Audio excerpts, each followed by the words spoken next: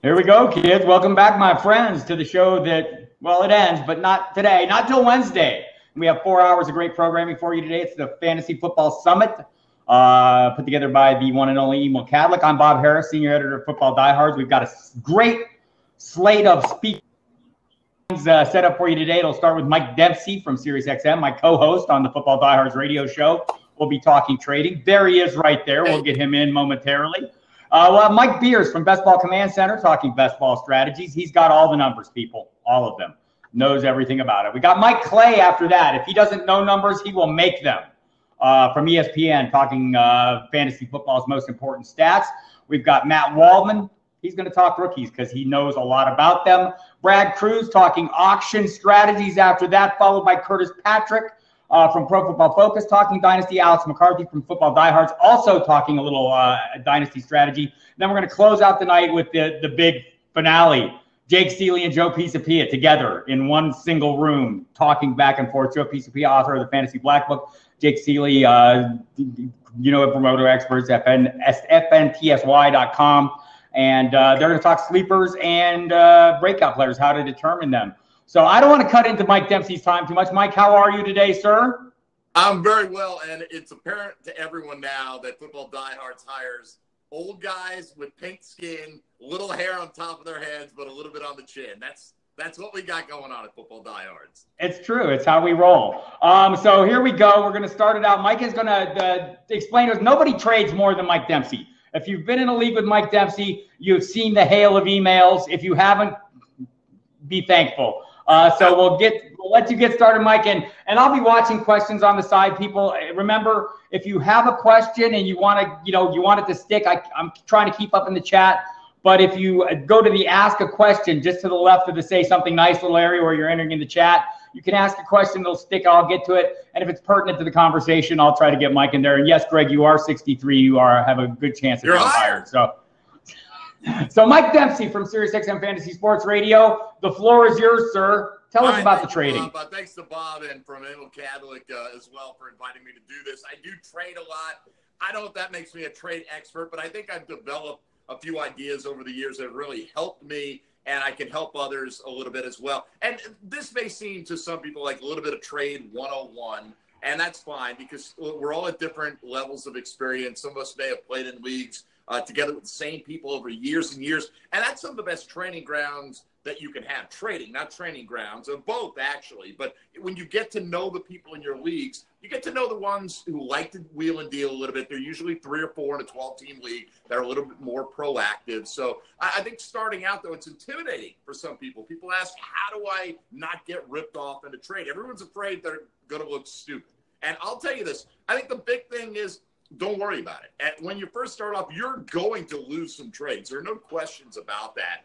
And what happens is you get a little bit better idea each trade you do about the value of certain players. Now, if you've been watching the National Football League for a while, if you've been playing fantasy football for a while, maybe you're playing no trade leagues and you're starting to get into a league that's a little bit more active with trading, you probably have a pretty good feel for the valuation of players. And I would say this, there's a lot of public information out there, whether it's footballdiehards.com or any of the other great websites that are out there in terms of players' relative values. And you can use that to your advantage. We'll talk about that. People like to look at that and use that as a guideline and say, hey, I don't want to get ripped off. I want to get the higher guy coming back to me. Well, you may feel those evaluations are not right, and you can use that to your great advantage if you trust yourself. That's the big thing. Once you start trusting your player evaluations, you're going to want to trade as much as possible because to me, it's a volume game. Yes, sometimes leagues are won and lost by one key trade, but over the course of seasons, multiple leagues, in dynasties in particular, where trading is a big part of getting ahead, particularly if you take over an existing team, the more volume you do, if you really believe in your evaluations and how you're executing trades, you're going to come out ahead. It's a percentage game in the end. It's like playing poker, right? You play the odds. Sometimes you get your chips in the middle and it doesn't work out for you, but you did it with the right information, knowing that you were at an advantage at the time it went down. You can't worry about unpredictable things that come down the line. So don't worry about getting beat occasionally, particularly when you start out. Sometimes, we'll talk about this later, it's even okay to purposely lose a trade, and I'll explain why. I'm not talking about collusion now. I'm talking about when you've got a surplus of something, it's okay to take a little bit less back if that ultimately that thing that's coming back helps your starting lineup. It prepares you for the push for the fantasy playoffs, for instance, more so than losing the commodity that may have been rotting on your bench helps the other guys. So, again, don't be afraid to get burned. Learn player evaluations and then trade in great volume. That's kind of the ABCs of getting started with trading here. Why trade? There are a number of reasons why you would trade, obviously, right? If you've got a need, right? You may draft a team and you think, oh, this is a great team, and it turns out your running backs aren't as strong as you think. So you look up and you're like, man, I've got one running back I can use every week. I need to go procure another running back. That's one reason. You've got a need. You've got a surplus at one or more positions. Maybe you drafted a couple of quarterbacks that, you know, came to you late and you thought, man, they're just too good a value to pass up, or whatever position it is. If you've got a surplus and guys are rotting on the bench early in the season, maybe you're going to hang on to them a little bit. But it gets closer to the trading deadline and you get closer to the fantasy playoffs. You want to maximize your starting lineup. Depth is good early in the season when you're going through all your bye weeks. But if you find yourself about halfway through the year and you've got all these running backs and they're always a hot commodity, or maybe you've just got a couple of elite tight ends or wide receivers, whatever the case may be, whatever's not helping you win on a week-to-week basis, you want to push that out there, at least start the conversation on trying to bring something back your way that can help you out a little bit more. If you've got a player that you feel his value is going to drop, or if you can identify a player on another team that you think his value is going to rise, for instance, at the running back position, maybe you like Royce Freeman in Denver. A lot of people do, right? Now, maybe, though, Denver has something invested in Devontae Booker, and they let the more veteran player, even though he's a young guy himself, start the season out, right? Well, if you see it coming that Royce Freeman is going to be the guy, maybe by week 5, week 6, that's a guy that you let somebody else draft him a little bit higher, and as he's not helping that team and they start to get into their bye weeks, people get frustrated. People get frustrated with players that don't help them out immediately, or in the case of a keeper or a dynasty league, maybe rookies that they drafted last year and they didn't perform the way they expected them to right away. When an owner feels like he's not getting an immediate return, that's a guy you can target. Again, if you've identified a player that you think is going to have more second half of the season value. It happens a lot at the running back position in particular. But if you're really in depth into your knowledge of the NFL and you see patterns changing, if you see rookie wide receivers or even young wide receivers start to come forward, if you see a quarterback who gets injured and his backup comes in, and this guy has worked with maybe the guys who are typically thought of as the second team wide receivers in practice, they may have that connection. Therefore, those wide receivers may increase in value. So again, reasons to trade, you've got a need that pops up. You've got a surplus that you want to maximize the value of, or you either think a player on your own team is going to lose value or a player on another team is going to gain value. These are all reasons why you would do that. So a couple of other things, obviously, when to trade. If you got a need, if you lose Saquon Barkley, he's the key to your season, and all of a sudden he goes down and you don't have a feasible solution, well, then that's going to force you to trade. But other reasons could be another owner losing a key player. I love it. Let's be honest, right? We love it when it happens to somebody else, right? I don't want anybody to get hurt, but if it's going to happen, you hope it happens to somebody who's on someone else's roster. So if that player loses a Saquon Barkley or an Ezekiel Elliott, even if you don't have a comparable player that you'd be okay parting with, they may just be looking for somebody to come in and kind of get them through maybe a 2 or 3 week stretch or a month stretch, or provide them 60% of the production that they were used to from the high-end player. You can't always replace that guy at 100%. So watch for other owners that lose players. The guy gets hurt and you go, wow, that didn't impact my team. Well, it could impact your team if you're proactive. And if the trading deadline's approaching, that's another big thing as well. That's something that pushes people to trade. Some people feel like they want to get something done before the trading deadline, so they feel like they're being proactive and trying to maximize the best opportunity they have to be successful in the fantasy playoffs. There are certain times of the year. Now, in redraft, it's a trading deadline. In a keeper or a dynasty league, if you've got a rookie draft, whenever the draft is on, that's one of the most fertile trading grounds because people are waking up from their slumber. They're getting into fantasy football again for the new year, so to speak, and during the rookie draft in Dynasty is when most of the action goes down. Startup drafts are great as well. People ask me a lot, how do you determine value when you're trading draft picks? Because you don't really know which players are going to be assigned to those slots. Well, there's still a sliding scale, right? We all see it, particularly in a rookie draft. In a dynasty league, the talent drops off pretty precipitously. But even in a regular draft, we all understand intuitively a first-round pick's worth more than a second-round pick. Why is that? Because there are more good players in the first round. So if you want to move up 5 spots in the first round, it's got to cost you more than a 5-spot drop in round 2. And this is a pretty basic formula for people trading draft picks that I think is tried and true over the years. If you're let's say it's the first round. You're dropping in the first round. However many spots you drop, let's say it's 7,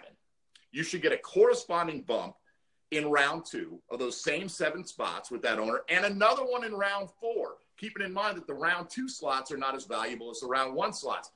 The round 4 slots may not be enough to make it up. It depends on the player that you're losing out on. Let's say, you're in a keeper league and you're in a draft and you feel like there are really 3 studs that are left out there to be drafted. You've got one of those top 3 picks. If somebody wants those, they're going to have to pay. They're going to have to pay me if they want to come get them. So a corresponding move up in the 2nd round and the 4th round, and then maybe even the 8th round. It's always the even-numbered rounds because your opponent, if you're dropping in an odd-numbered round, obviously has the higher pick in the even-numbered round. So that's a basic formula to get the ball rolling, and you should never accept something. If somebody comes to you and says, hey, I'll drop 10 spots here and I'll give you 10 spots later, well, you're going to have to give me 20 spots later at least, or you're going to have to give me 10 spots in round X, in this case, round 2, 10 spots in round 4. Again, that's just a rough guideline. I don't want to get you too tied up in the numbers. This is really, I think, what people are tuning in for. How do you trade? How do you be successful? How can you win more trades than lose them? Well, I go back to, again, don't be afraid to lose the occasional deal. It's okay. You got to let your fellow owners know you're open for business. And anybody who plays in a league with me knows that I'm constantly ready to deal. If I'm going to start up draft, every time my pick comes on the clock, I'll send out an email. I'll say, hey, I'm ready to pick, but I'll give you an hour. If you want to come in, if you got a guy burning a hole in your pocket, you just want to come up and get him. Those are the best times. The more deals I do, I feel like, again, I have a pretty good feel for what value is. So the more deals I do, ultimately, the more value I'm going to accumulate. So let's say you want to move player X, or you're in search of a position. I need a wide receiver. I want to move Ezekiel Elliott, whatever it is. Your trade bait option on your league website, use it.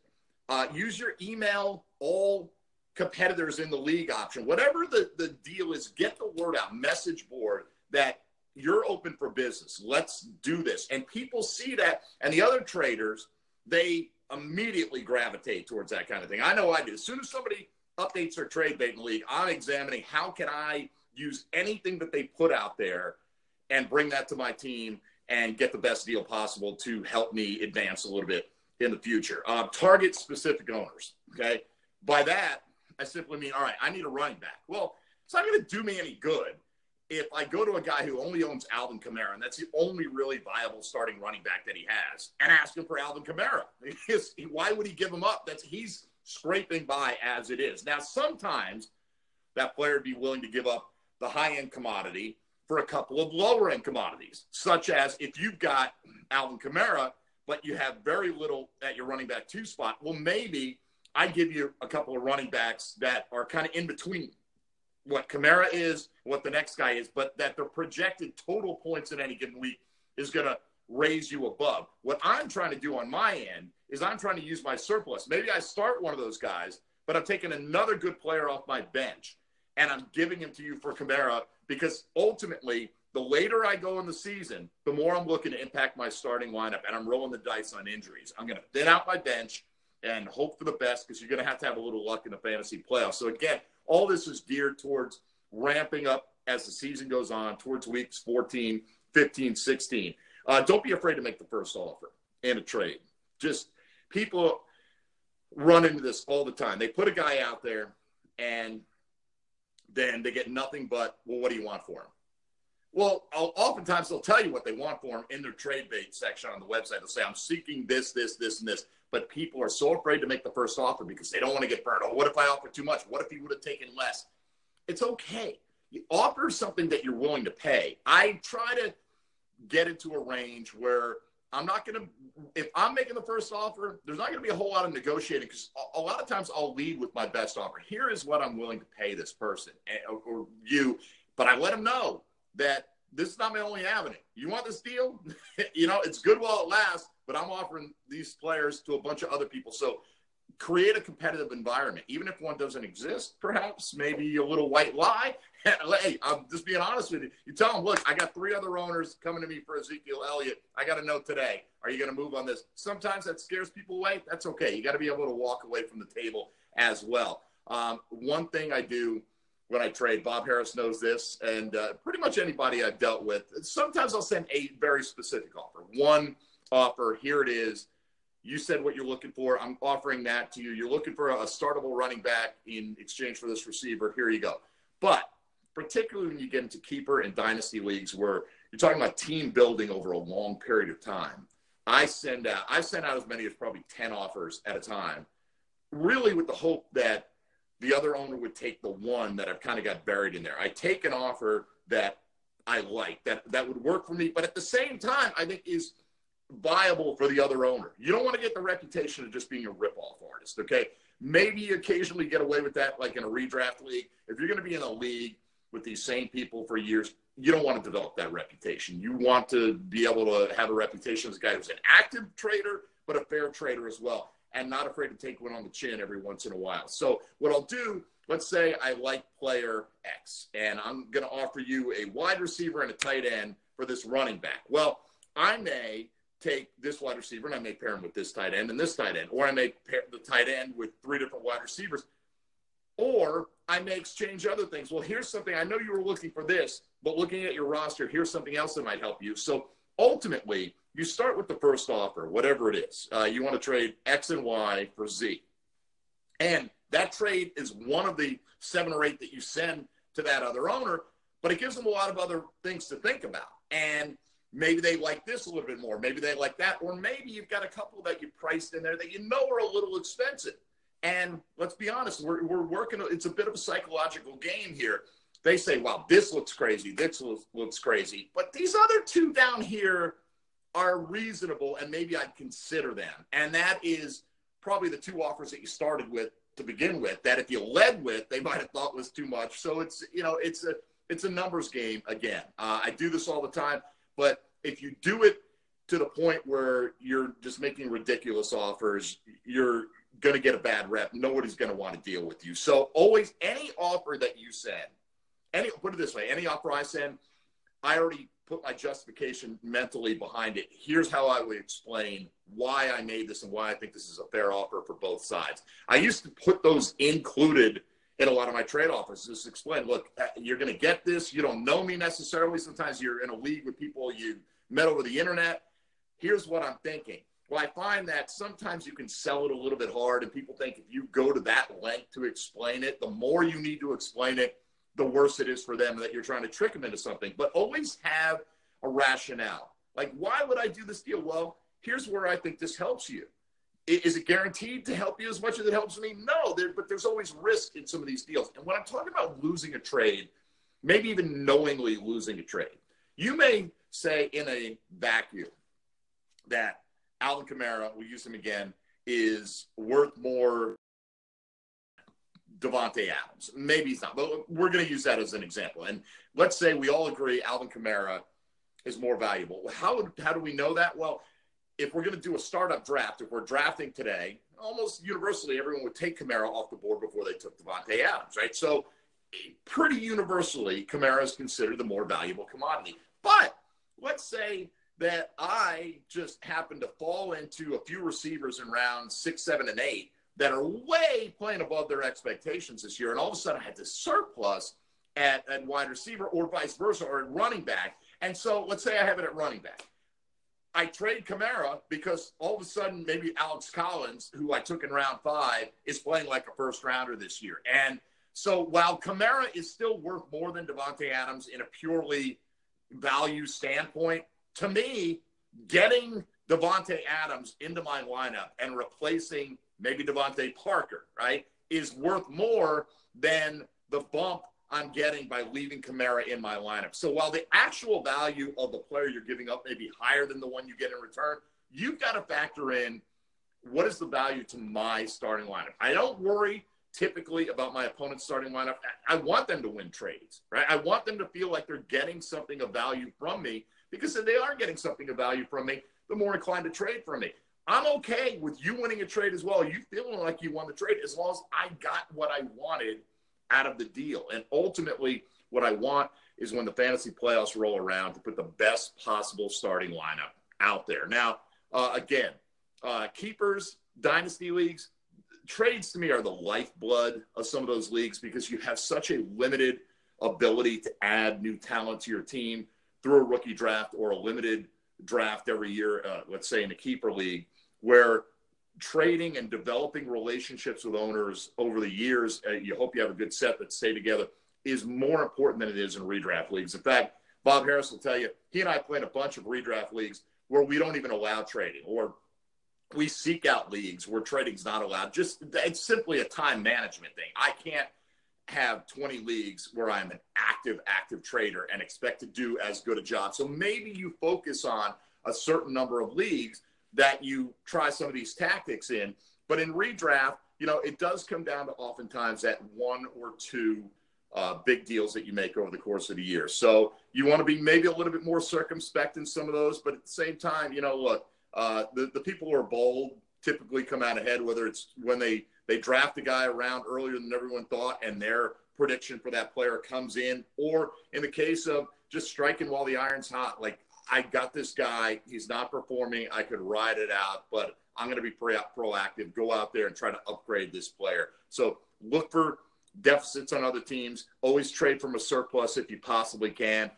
Try to be fair in your relationships. Nothing wrong with winning trades, but again, be able to justify at least the offers that you make. And, when I send what I call a carpet bomb of trades, when I send 8 or 10 at a time, there may be 1 or 2 in there that I know are a little bit on the high end of my own return.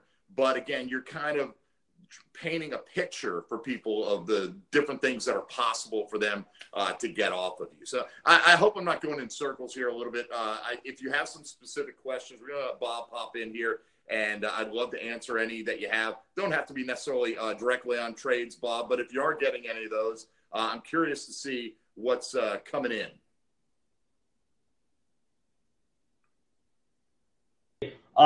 League recently that I felt was win-win. I think we both did, but it was a huge trade, right?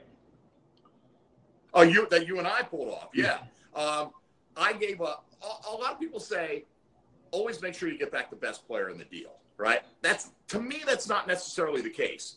Depending on, if you're doing a 1-for-1 deal, nobody wants to get the worst of the 1-for-1 deal, right? But at the same time, if you're doing a 1-for-1 deal, everyone pretty much knows what the values of those players are. It's hard to pull those off where one person really wins outright. What we did, I trade from a philosophy of, I look at all my teams in a big picture format. Not everyone does this. I mean, you may only play 1 or 2 leagues. I play in at least 20 leagues that I manage week to week, and a whole bunch more best ball leagues. So in those leagues that I manage a bunch, I may have in my dynasties, let's say I have 80% ownership of Levy and Bell. I had a lot of ownership of him this year, and I wanted to start divesting a little bit. He's still a hot commodity. He's still one of the best guys to own. So knowing Bob needed some running back help, and that I had pretty good running back depth beyond that, including Todd Gurley on this particular dynasty roster, I know Bell, I'm probably giving up the better piece in this deal right now. But what I was able to get back was, among other things, Amari Cooper, Sterling Shepard, a first-round pick. We had some other pieces in the deal, but Bob probably wins that deal in the short term. If he makes it to the fantasy playoffs, having Levy and Bell in his lineup is going to be a bigger addition to anything he does than any one piece that I got back for me. But that was kind of like a deal where I'm trying to stay competitive, but at the same time, build for the future. And Bob, I think ultimately, I mean, you saw, I sent you probably 6 or 8 offers in a variety of ranges, right? Maybe more. I don't know what it was. I saw that look. And ultimately there were a couple that you centered on and you said, you know what, I think this helps me. I think this helps me. we were both motivated at that time to make a move, and it worked out. Which is surprising that you and I work something out. Yeah, we rarely do. And we'll work through some of these other questions here. We're getting ready to hook up with Mike Beers momentarily, but having a little issue with him, so we'll just go as long as we need here, Mike. How do you feel about draft spot trading in non-keeper and dynasty leagues? Just draft spots and redraft. I don't do it unless I have a specific goal in mind. Like my specific goal may be I want to acquire one of the top 4 players. Okay, so I'm fine with that. All right, somebody's got a top 4 pick.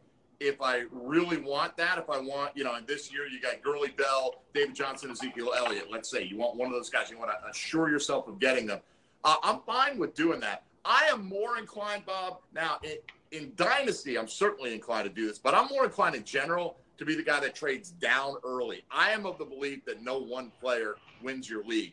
And when you find an owner who's looking to acquire that, quote, second stud player so he can corner the market or whatever, to me, I've always found that better depth and having just a volume of good players is the best way to go. So I don't have any problem doing a lot of draft pick trading. I find that in redraft leagues nowadays, you don't see many leagues that even do that. Some of the software out there doesn't even set your draft order until like an hour before the draft takes place. So I think it's taken some of that out there. But again, go back to the rule of if you're trading down in rounds X plus 1 and X plus 3, in other words, if you're trading down to round 1, rounds 2 and 4, you should get the corresponding move up in draft pick compensation at a bare minimum.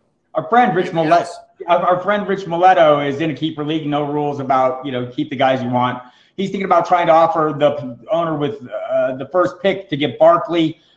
How do you determine what a fair offer is in a case like this? It's tough. I mean, it obviously depends on what you have there. And you have to, this is where it comes down to you trusting your evaluation of players. If you believe Barkley, and I'm presuming this is a rookie draft here, you have to rank him compared to the Ezekiel Elliott's and the David Johnsons of the world. And there's an unknown factor. Knowing that people go a little bit crazy for youth in leagues like that as well, you can use that to your advantage. But I think that's what it boils down to. Look, I may offer you Ezekiel Elliott for Saquon Barkley. You may say, that's crazy. Saquon Barkley's younger. Or you may say, you're crazy because Ezekiel Elliott's much safer because he's proven to do it. That's part of the deal, too. You're never going to know exactly what to offer. But I'll say this, Bob. Let me throw out my Twitter, which is @MD_10XL. Yes. As you know, we love to answer Twitter questions, line of questions. But if you send me what you're thinking of, I'm always happy to take a look at the trades that you're considering and tell you what I would do in a similar situation. Right. And in case you lost track, this is Mike Dempsey. You can just mouse over him and see his name, but my co-host on Sirius XM Fantasy Sports Radio, the Football Diehards. I'm going to hold you over a little bit, Mike. We're just making sure we get Mike Beers hooked up right. Yeah, and if you don't mind. And our friend Bill Zullo here, he's got a dynasty wish to keep. Amari Cooper or Allen Robinson. Or would he trade Bell in the same, and would he trade Le'Veon Bell in the same dynasty league? All right. So the first part is, who do you value more in a dynasty, Amari Cooper or Allen Robinson? Is that what we're at right now? That's close. I would say right now I'm drafting Cooper more in redraft. I'm drafting him ahead of A-Rob. There's some reasons for that. And I know redraft versus dynasty is not the same thing. Allen Robinson clearly has had a bigger single year than Amari Cooper has had. I do like what I'm hearing, though, out of Oakland about building the offense around Amari Cooper. I am a little bit worried that in Chicago, in a city where the weather gets nasty, the fantasy playoffs can be played in some bad conditions, are they going to lean on a high-powered passing game? Even though Matt Nagy is the offense coordinator there, Robinson coming off a torn ACL, I think I can see going either way with this. I actually think I prefer Amari Cooper by the slightest amount right now. Part of that is we also don't know. We have hopes for Trubisky. We don't know what he's going to turn out to be. So they're fairly close, and I can see people legitimately valuing one over the other. I would take Cooper at the moment over Allen Robinson. What was the other part about Le'Veon Bell in there? I wanted to know if it's a good time to trade Le'Veon Bell, basically, is what I think the question was. It can be, as long as you're not coming across panicked because Le'Veon Bell's holding out. I might wait till even he reports, right? We know that's going to be about a week before the season starts. I do kind of think it's a good time in general to trade Le'Veon Bell for the reason that there's uncertainty. Where is he going to go next year? Okay. Is he going to go to the highest bidder? What if that highest bidder is the New York Jets who want to make a splash and they say, you know what, we'll give you $18 million a year, and he won't turn it down. Now, maybe he's going to look for a contender. We don't know. We don't know what kind of offense he's going to be in. If he was going to stay in Pittsburgh, and I knew that for the next 5 years or the rest of his foreseeable career, I don't know if I'd be giving up on Le'Veon Bell. I'm not giving up on him entirely, but there is more uncertainty around him. Keep in mind, he's had 630 more touches than Todd Gurley in his career, and at the pace they were on last year holds up, he'll have about 700 more than Gurley did after this season, and he'll be 2.5 years older. So I do think the warning signs are there that if you want to sell high, now's the time to move Le'Veon Bell. I think that is a fact, and that is Mike Dempsey talking trades. Mike, I'm going to ask you to stay connected. We're working with Mike Beers to bring him on to talk a little best ball here, and if everything goes well, I'm going to give you the bums rush, and I'm going to thank you now in case that's the case. Great job. I think a lot of great information presented, and if I have to bring you back, more information will be presented. There's Mike Beers. Hey, Mike, and this is Mike Beers from Pro Football Dynasty Command Center, Best Ball Command Center, excuse me. You can follow him on Twitter at Beerswater. And if anyone has the data on best ball, it is Mike Beers. You look at the kind of information you have on at your fingertips is amazing. So I'm going to turn it over to you to talk a little best ball strategy, and you just holler as you need me.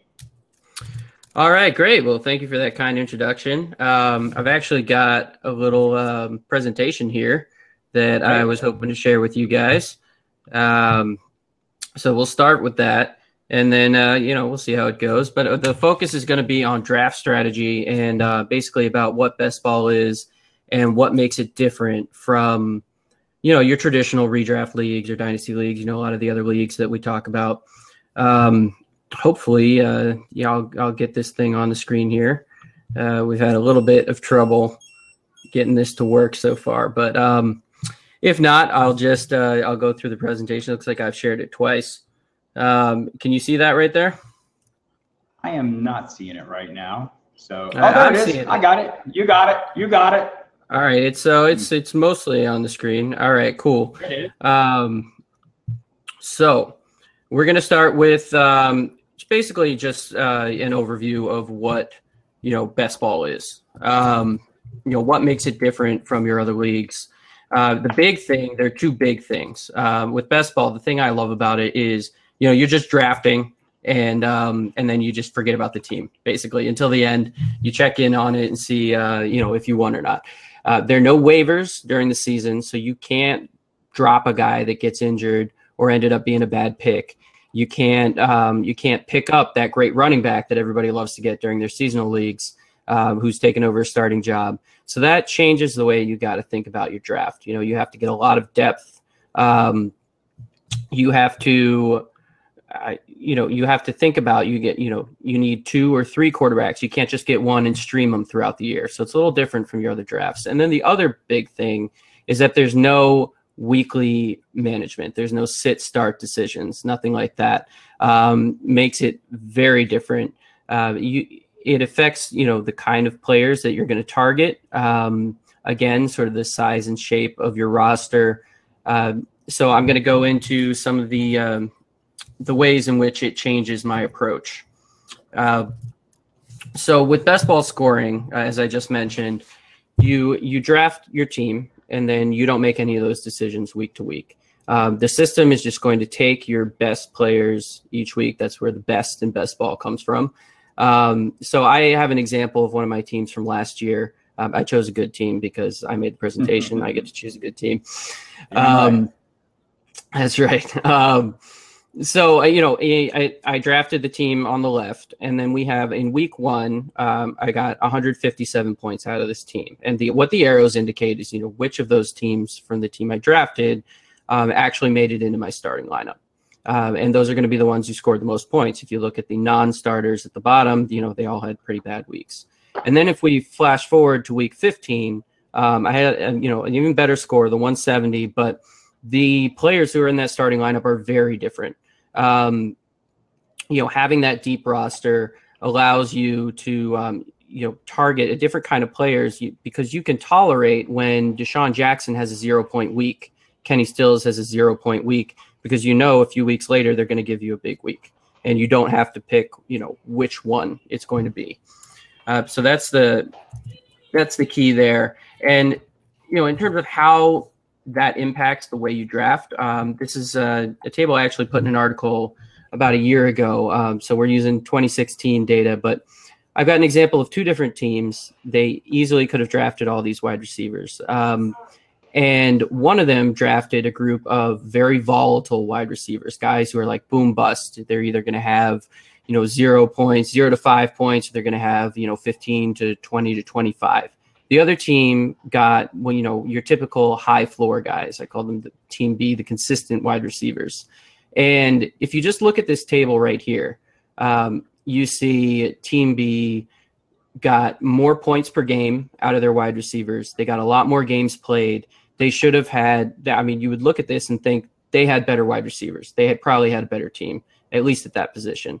But when you think about best ball and, the way that scoring is actually done, if we look at the 3 starting wide receiver spots that are in most rosters, Team A actually scored 47 more points in those positions because they went after those volatile boom bust type wide receivers. And the way that actually plays out is each one of these wide receivers, it's probably tiny on the screen here, but I've got charts of what they did each week. What percent of their games were more than 20 points, what percent were more than 15, what percent were less than 5. And these guys in the smaller charts at the top, the ones in green are from our volatile team. The ones in red are from our consistent team. And you can see across the board, we're getting more points, more weeks in the 20 plus range, the 15 to 20 range with that volatile team. And when you add it all together, you get a lot of weeks with high scores out of that team that really didn't score a lot of points total. And that leads to winning rosters. And one of the great things about it is those volatile wide receivers, those inconsistent guys, they are cheaper in your drafts.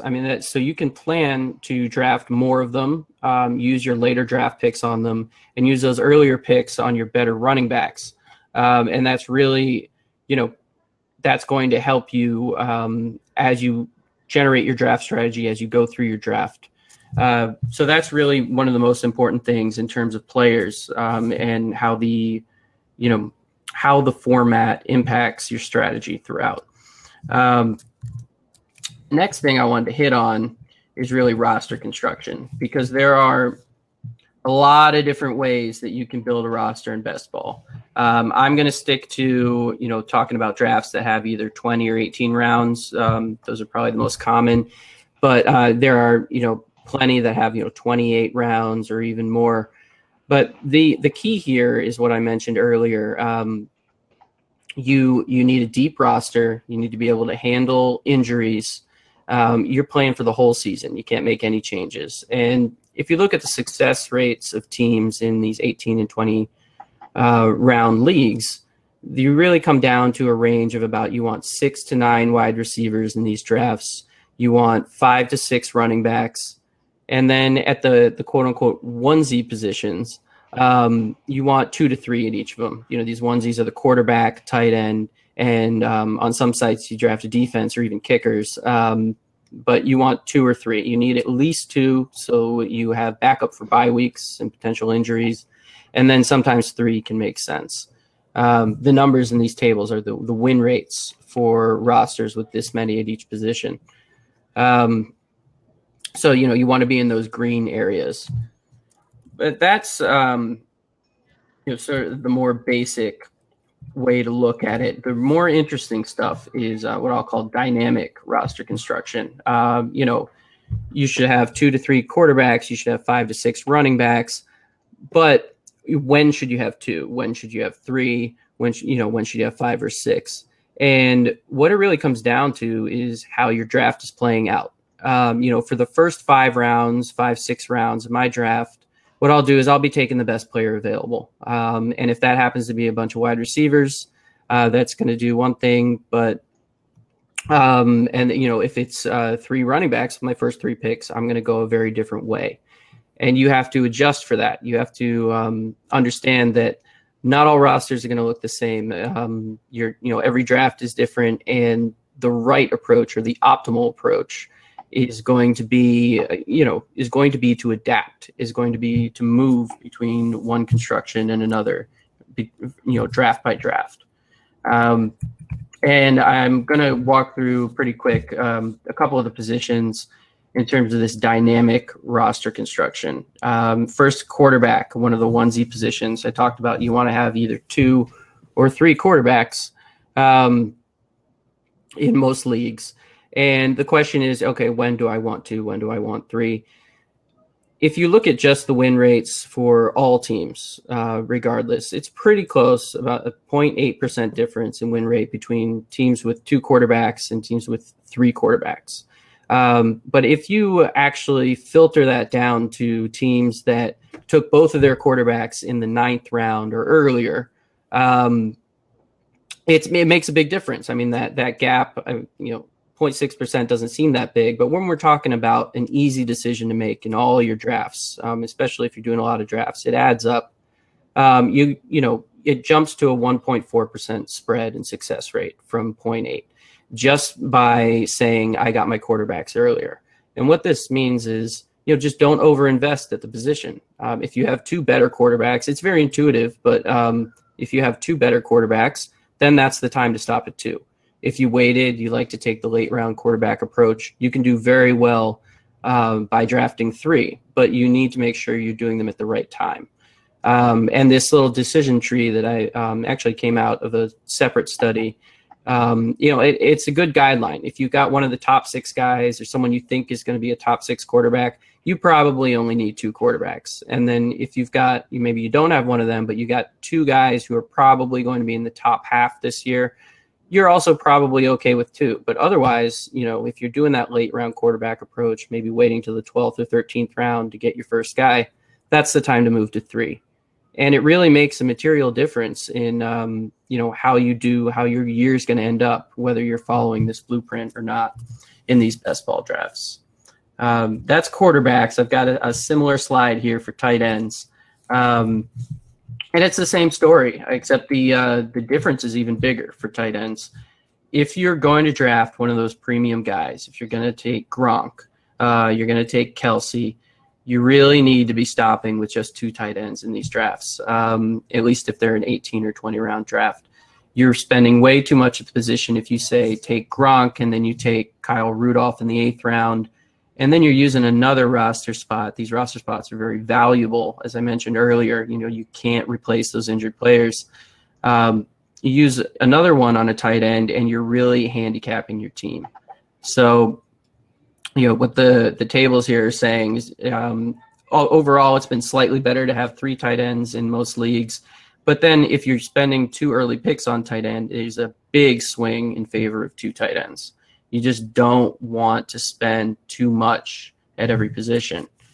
And that's really, when it comes down to best ball, a lot of the data-intensive work that I've done on roster construction, it's not about just looking at, what's been better, 2 or 3 at a position. We're talking about 0.5% difference in win rates most of the time. That helps you narrow it down to a range.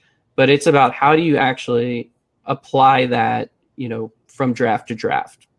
Because a lot of people ask me, what is the ideal roster construction? And my answer is always just, it depends. It depends on what you're doing, how your draft is playing out. And, I think, do we have any questions? Because I'm toward the end of my slides already. We do. And, I'd be happy to take questions. We have plenty of questions, and I have some of my own, but we do have one from Roger out there. You said the best player available first 5 rounds. How do you determine the best from the different positions? Do you use like a value-based drafting kind of approach, or what is your approach? Yeah, I mean, it's similar to value-based drafting. I mean, running backs, I'm going to push up the board because of positional scarcity. A lot of it has to do with, I track very closely. I pay attention to average draft position because I tend to do a lot of these drafts. And, if a guy is falling for whatever reason well beyond his normal price, I am more inclined to pick him in the first few rounds, because if I'm going to do, 30, 40, 50, 100 more drafts, I'm not going to have a chance to get that guy, at that same price next time around. So across my entire portfolio, I'm going to want to keep my average cost low. But really, I have my own rankings, and that value-based drafting, I mean, that idea of replacement level, points really comes into play. I'm not taking quarterbacks in the first 4 rounds, even if, I think Aaron Rodgers is clearly the number 1 this year. I'm not going to consider him before the end of the 5th round. But it's a lot like any other draft from that perspective, whether it's your season long or dynasty, whatever approach you take there. That's how you pick your best player. Yeah, and we have a question from Perry, who is wondering, about the onesie positions. Basically, he was looking at your tight end chat and, meant to spread it out to QB. And if you only draft 2 at the onesie positions, and you and I have talked about this before, how I do that depends on the level of risk I feel with the 2 guys.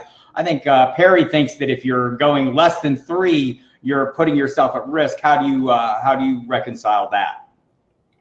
Well, so it's true. You're taking on more risk at that one position if you're only going with 2, but you're using that roster spot, and what that is doing, I mean, you're trading off that roster spot against another position. Maybe given that you've already spent a lot at tight end, in the examples I gave, say you got Gronk and Rudolph, that means necessarily either your running backs or wide receivers are going to be a little weaker because you didn't use those picks on those positions.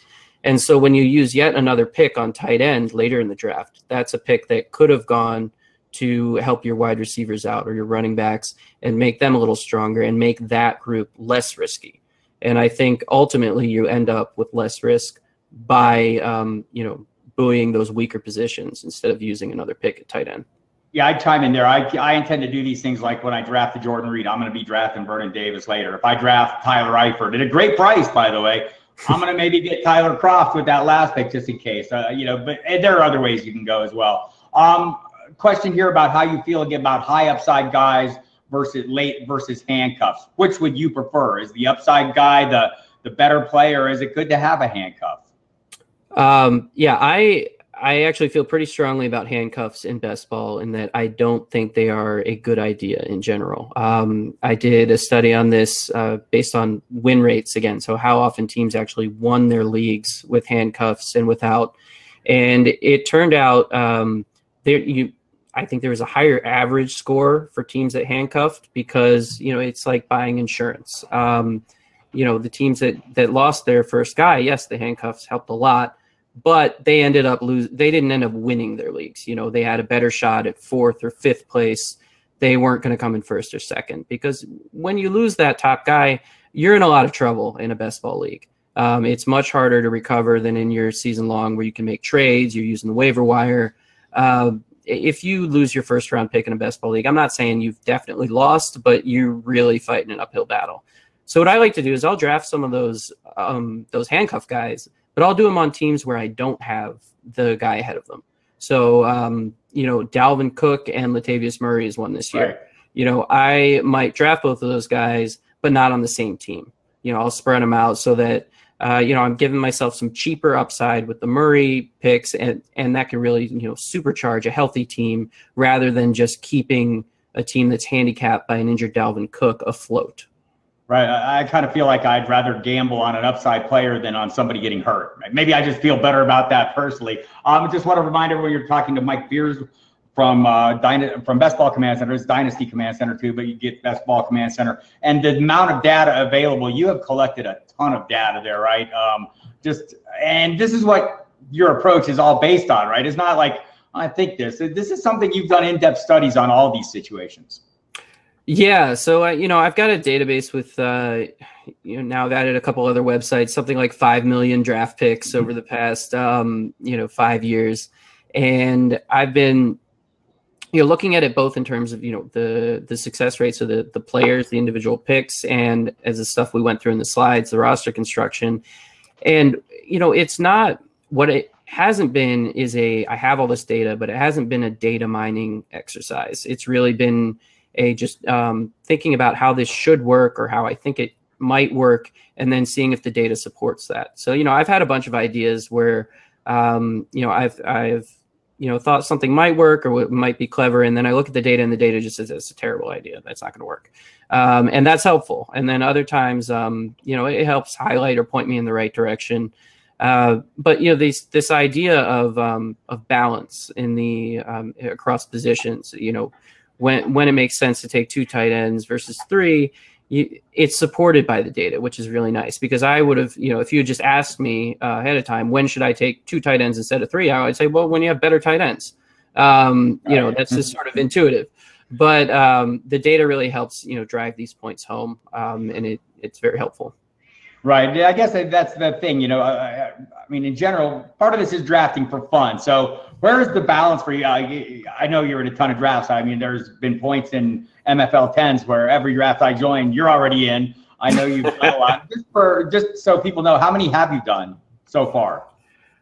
So I'm around 150 so far this year. I do them on MFL and FFPC and on Draft for the most part, a couple other sites. But I'm probably going to end the year a little over 200. That's kind of my target.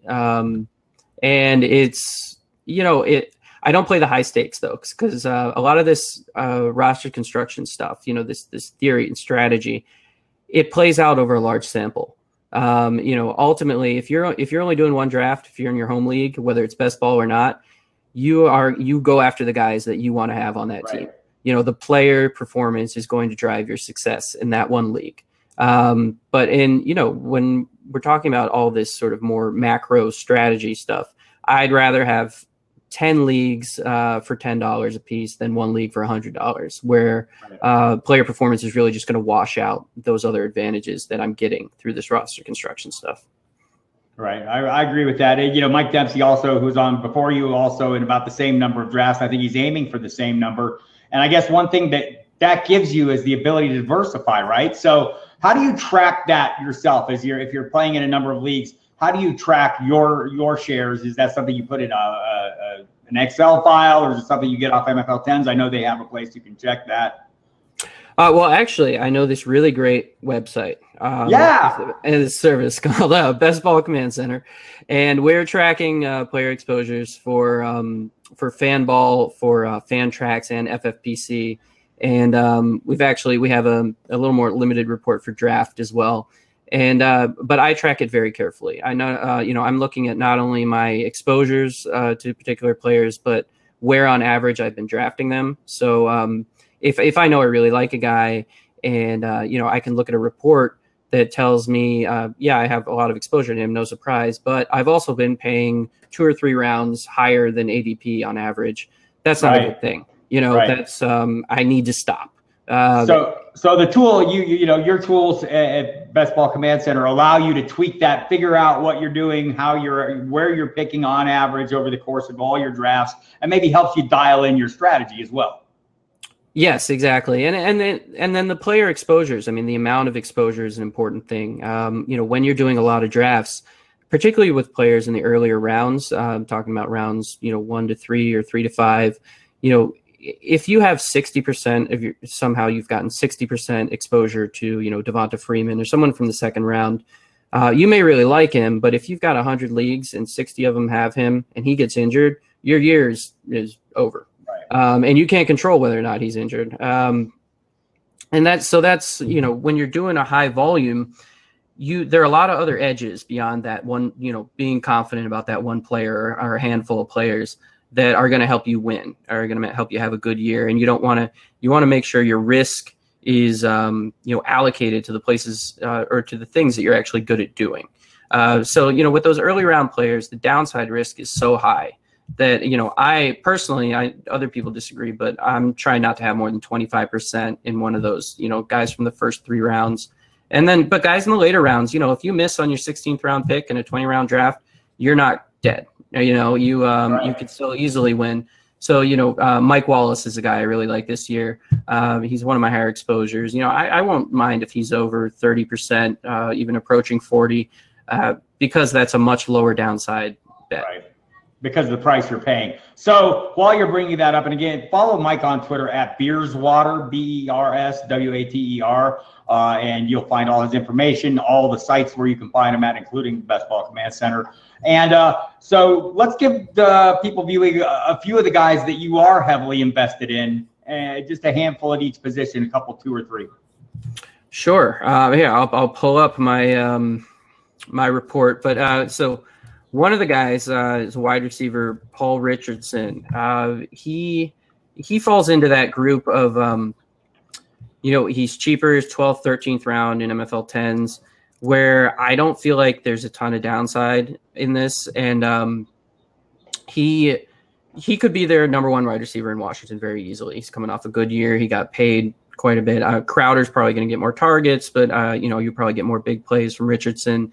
And it's just an inexpensive type, an inexpensive pick with a good amount of upside, especially for best ball. I think he's got that big play potential. So he's one of my guys for the top of my list, over 30% exposure, which is not, all that common for me. Another one that I've really liked, sort of that same mold, is Kelvin Benjamin. I don't expect the Bills to be good. I don't expect their passing game to be good. But what I do know is that Benjamin is one of the only people there who can catch the ball. And he's going to get a lot of volume. Again, he's in the 11th, 10th round. These inexpensive guys who are definitely going to get the ball and who, whether they're great players or not, are going to do something with it. They tend to be on a lot of my rosters. Another guy, going to a different position, running back. I already mentioned Latavius Murray. I've been getting him in the 13th, 14th round quite a bit. And I'm a little nervous about Dalvin Cook in that, I've heard he's healthy, but he's coming off a serious injury. Murray played well last year. McKinnon is gone. And, it wouldn't take much. It wouldn't surprise me if they eased Cook back in this year. And even if they didn't, Murray's probably going to produce every once in a while. The Vikings are going to be very good. He'll probably score some touchdowns. It's the kind of upside pick that I like in the 13th, 14th round that isn't going to kill me if he only gives me a couple of good weeks. But he has the upside to be one of those early round guys if Cook were to get hurt.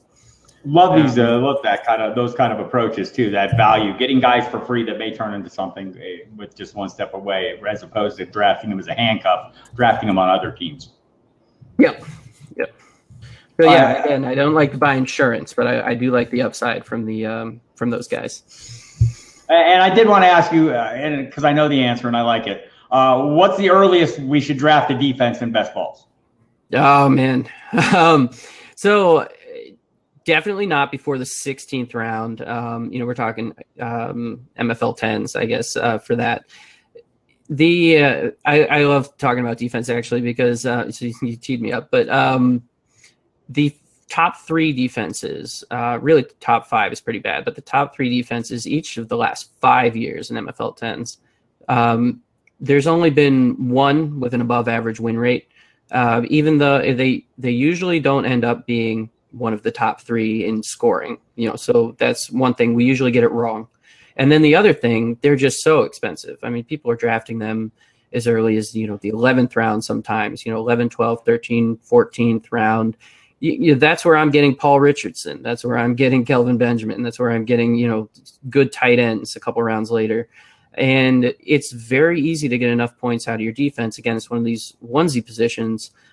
You could just take 3 of them in the 18th, 19th, and 20th round. And when I do that, I almost don't care which ones they are. Right. I know that it's very hard to predict who the best ones are going to be. I know that, working together, they're going to fill that one defense spot with enough points that I'm going to be competitive at that position. So really, I won't even look at them before the 16th and usually not the 17th. All right, and since I last talked to you about this, I have begun doing the same, and I like the way it's working out. Everybody, This is Mike Beers. Again, follow him on Twitter at Beerswater, Best Ball Command Center. It's a fantastic tool. Gives you a lot of abilities to track all your drafts, especially if you're in multiple drafts. Mike, really appreciate the time, and thanks for being part of the first ever Fantasy Football Summit. Yes, thanks a lot. I hope everybody enjoyed it. I was happy to be here. All right, man. And again, hit him up on Twitter. He's going to be there for you. He's got putting out tons of information there. And we're going to move on next to another guy that you might be familiar with. I know him as Mike Clay. You might too, because he's on my ESPN. He's on my SiriusXM NFL radio or SiriusXM Fantasy Radio, and he does a great work. You can find him also on Twitter at Mike Clay NFL. And many people find him there, and some of them disagree with his takes. You're going to be surprised to learn. Mike, how are you doing, man? I'm doing great. I'm just trying not to mess any of this up, Bob. I'm sure you're doing a great job. I've been keeping an eye on it. I'm going to do my best to keep it going smoothly. I have no doubt that you'll do that. And look, you actually got mentioned yesterday. I was talking about news and just information in general, and how we go through the news and how we put it in perspective, keep it in context. And one of the things I mentioned is finding analysts you trust. I cited you as one of those for me because you are. And there's a reason for that. I understand the process. I know the processes you use. And that's the key, right? Having processes.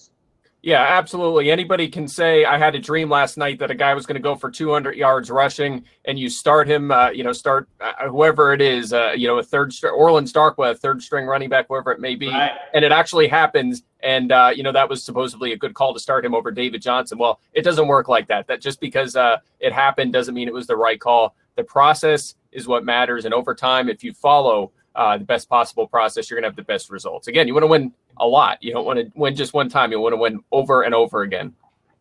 Yeah, and I think that's, that to me is a key. And as part of that, you've done a lot of research, and you've developed some statistics that are kind of unique to you. One of them, OTD, is become really popular. Explain some of this.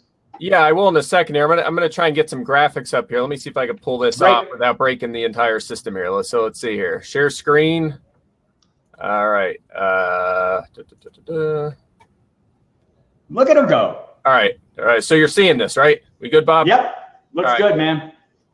All right, awesome. So what you're seeing here is the OTD leaderboard for last season. I'll explain exactly what that is in a minute, but you're seeing the top 25. So here's what you're looking at. If you're not familiar, OTD is something I created years ago because I was extremely frustrated with the usage of red zone touches, red zone targets, red zone carries, whatever it is. It just got to be old because they're very misleading. So again, I'll read the definition here. Follow along best you can. Again, we're going to nerd out here, so get ready for it. There will be math. So if you're not into this stuff, you don't want to get into the detail of this stuff. I'm going to do my best here to keep it running as smoothly as possible and make it as easy to understand as possible. But we're going to dive in here to some complicated things. But again, OTD is a statistic that weighs every carry and target, all of them, not just red zone, not just between the 20s, all of them, and converts that data into one number that indicates a player's scoring opportunity. So to put it another way, it's how many touchdowns a league average player would have scored with the exact same opportunity as the player indicated. And again, why is this important? Well, I mentioned the problem with red zone data. Consider carries from the 1 yard line. So a running back gets the ball at the opponent's 1 yard line. Last season, they converted 124 out of 235 of those. That's a 53% hit rate. From the 19-yard line, running backs converted 2 out of 124 into touchdowns. That's a 2% rate. So why are you throwing both of those carries into the same basket? And really, outside the 5 yard line, it's all over the place. Let me put that another way. The hit rate, the scoring rate is significantly lower outside the 5. So you should not really be worried about red zone touches or breaking it down that way. OTD takes every single touch and breaks it down. And by the way, it works for receiving as well. Consider the line of scrimmage, the 50-yard line. A wide receiver runs a slant. That's not going to be a play that turns into a touchdown very often. And if he runs a 9 down the sideline toward the end zone and the ball gets delivered we know Josh Allen can throw 50, 60 yards, right, guys? He delivers a deep one to Kelvin Benjamin in the end zone. Much better chance of a touchdown. So OTD will consider the line of scrimmage. It will consider the depth downfield. It will consider if it's in the middle of the field or on the sidelines, near the numbers, wherever it is. It breaks all that down and gives you the scoring opportunity for each and every player. So you're looking at the leaders last season. Bob, should be no surprise here, right? Todd Gurley at the top. Carlos Hyde, that's a reason. We're going to talk about Jerick McKinnon later. Obviously, a lot of people like him in that offense. Hyde obviously had a great opportunity. And you see the top non-running back is a guy we're going to talk about later too, Jimmy Graham. Right. And I guess, for all of us in fantasy, keeping, projecting touchdowns is the trickiest thing we do, right? Yeah, I think so. I know that it's often one of those things that many people will say it's just random, right? They're too hard to predict. Just kind of don't worry about that. Focus on volume, and obviously volume is the most important thing in fantasy football. But I think with the stat like OTD and modern statistics, analytics, whatever it may be, location software and technology, everything the NFL is doing, we can really trace where these targets are on the field. And using regression to the mean, which, again, we'll get more into this in a second, we can find the players who are most likely to score more touchdowns or fewer touchdowns in the following season. And based on the opportunity going forward throughout each week of the season, we can say, okay, this guy may not have scored yet, but he's getting a lot of looks down near the end zone. And history suggests that guy is going to start scoring if his opportunity stays the same. So that's why it's really important. And more so than ever before, I think we can predict touchdowns. So we set the table for some of the most important information then. Who scored fewer touchdowns in 2018 than they did last year? All right, so I'm gonna change slides here. I'm gonna show you a very similar chart, but instead of the OTD leaderboard for last year, again, the guys with the best scoring opportunity, it's going to be the guys who had the largest gaps in we'll say a positive manner between their touchdown total and their OTD. So, for example, you have Alvin Kamara here, scored 13 touchdowns on 218 looks last year, looks being carries plus targets.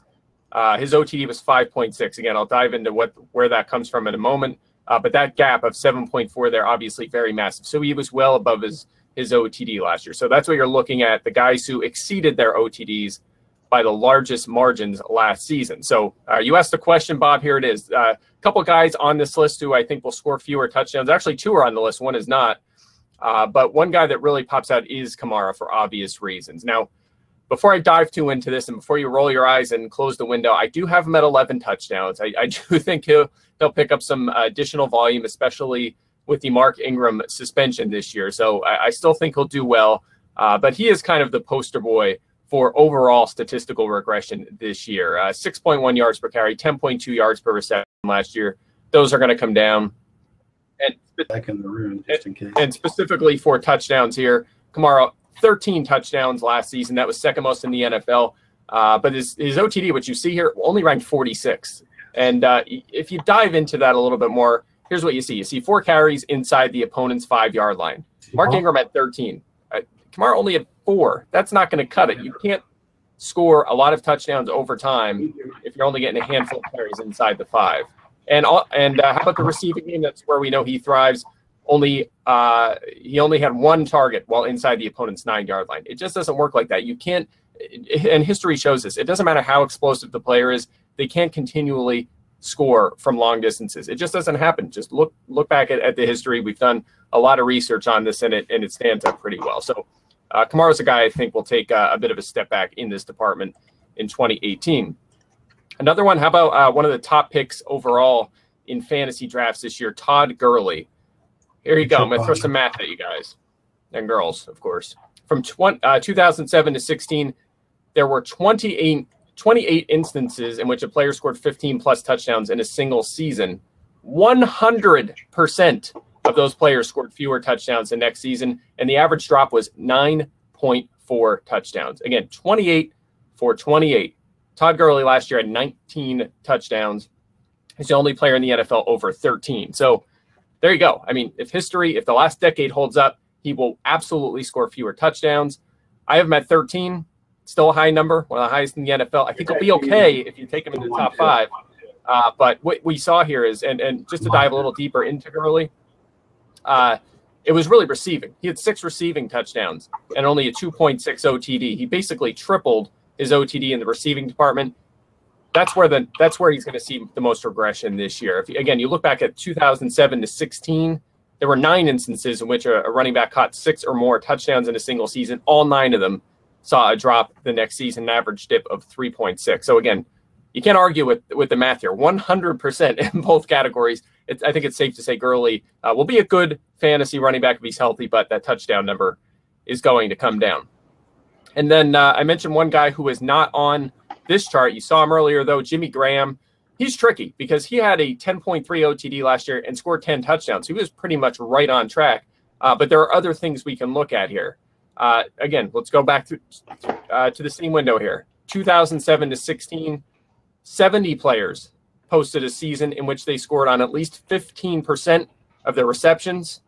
Of those 70, 64, so it's 91%, scored fewer touchdowns than next season. So pretty good odds that Graham will take a step back. And listen, I get it. He's in this Aaron Rodgers offense that you look back at the last 8 seasons, Rodgers has played 15-plus games.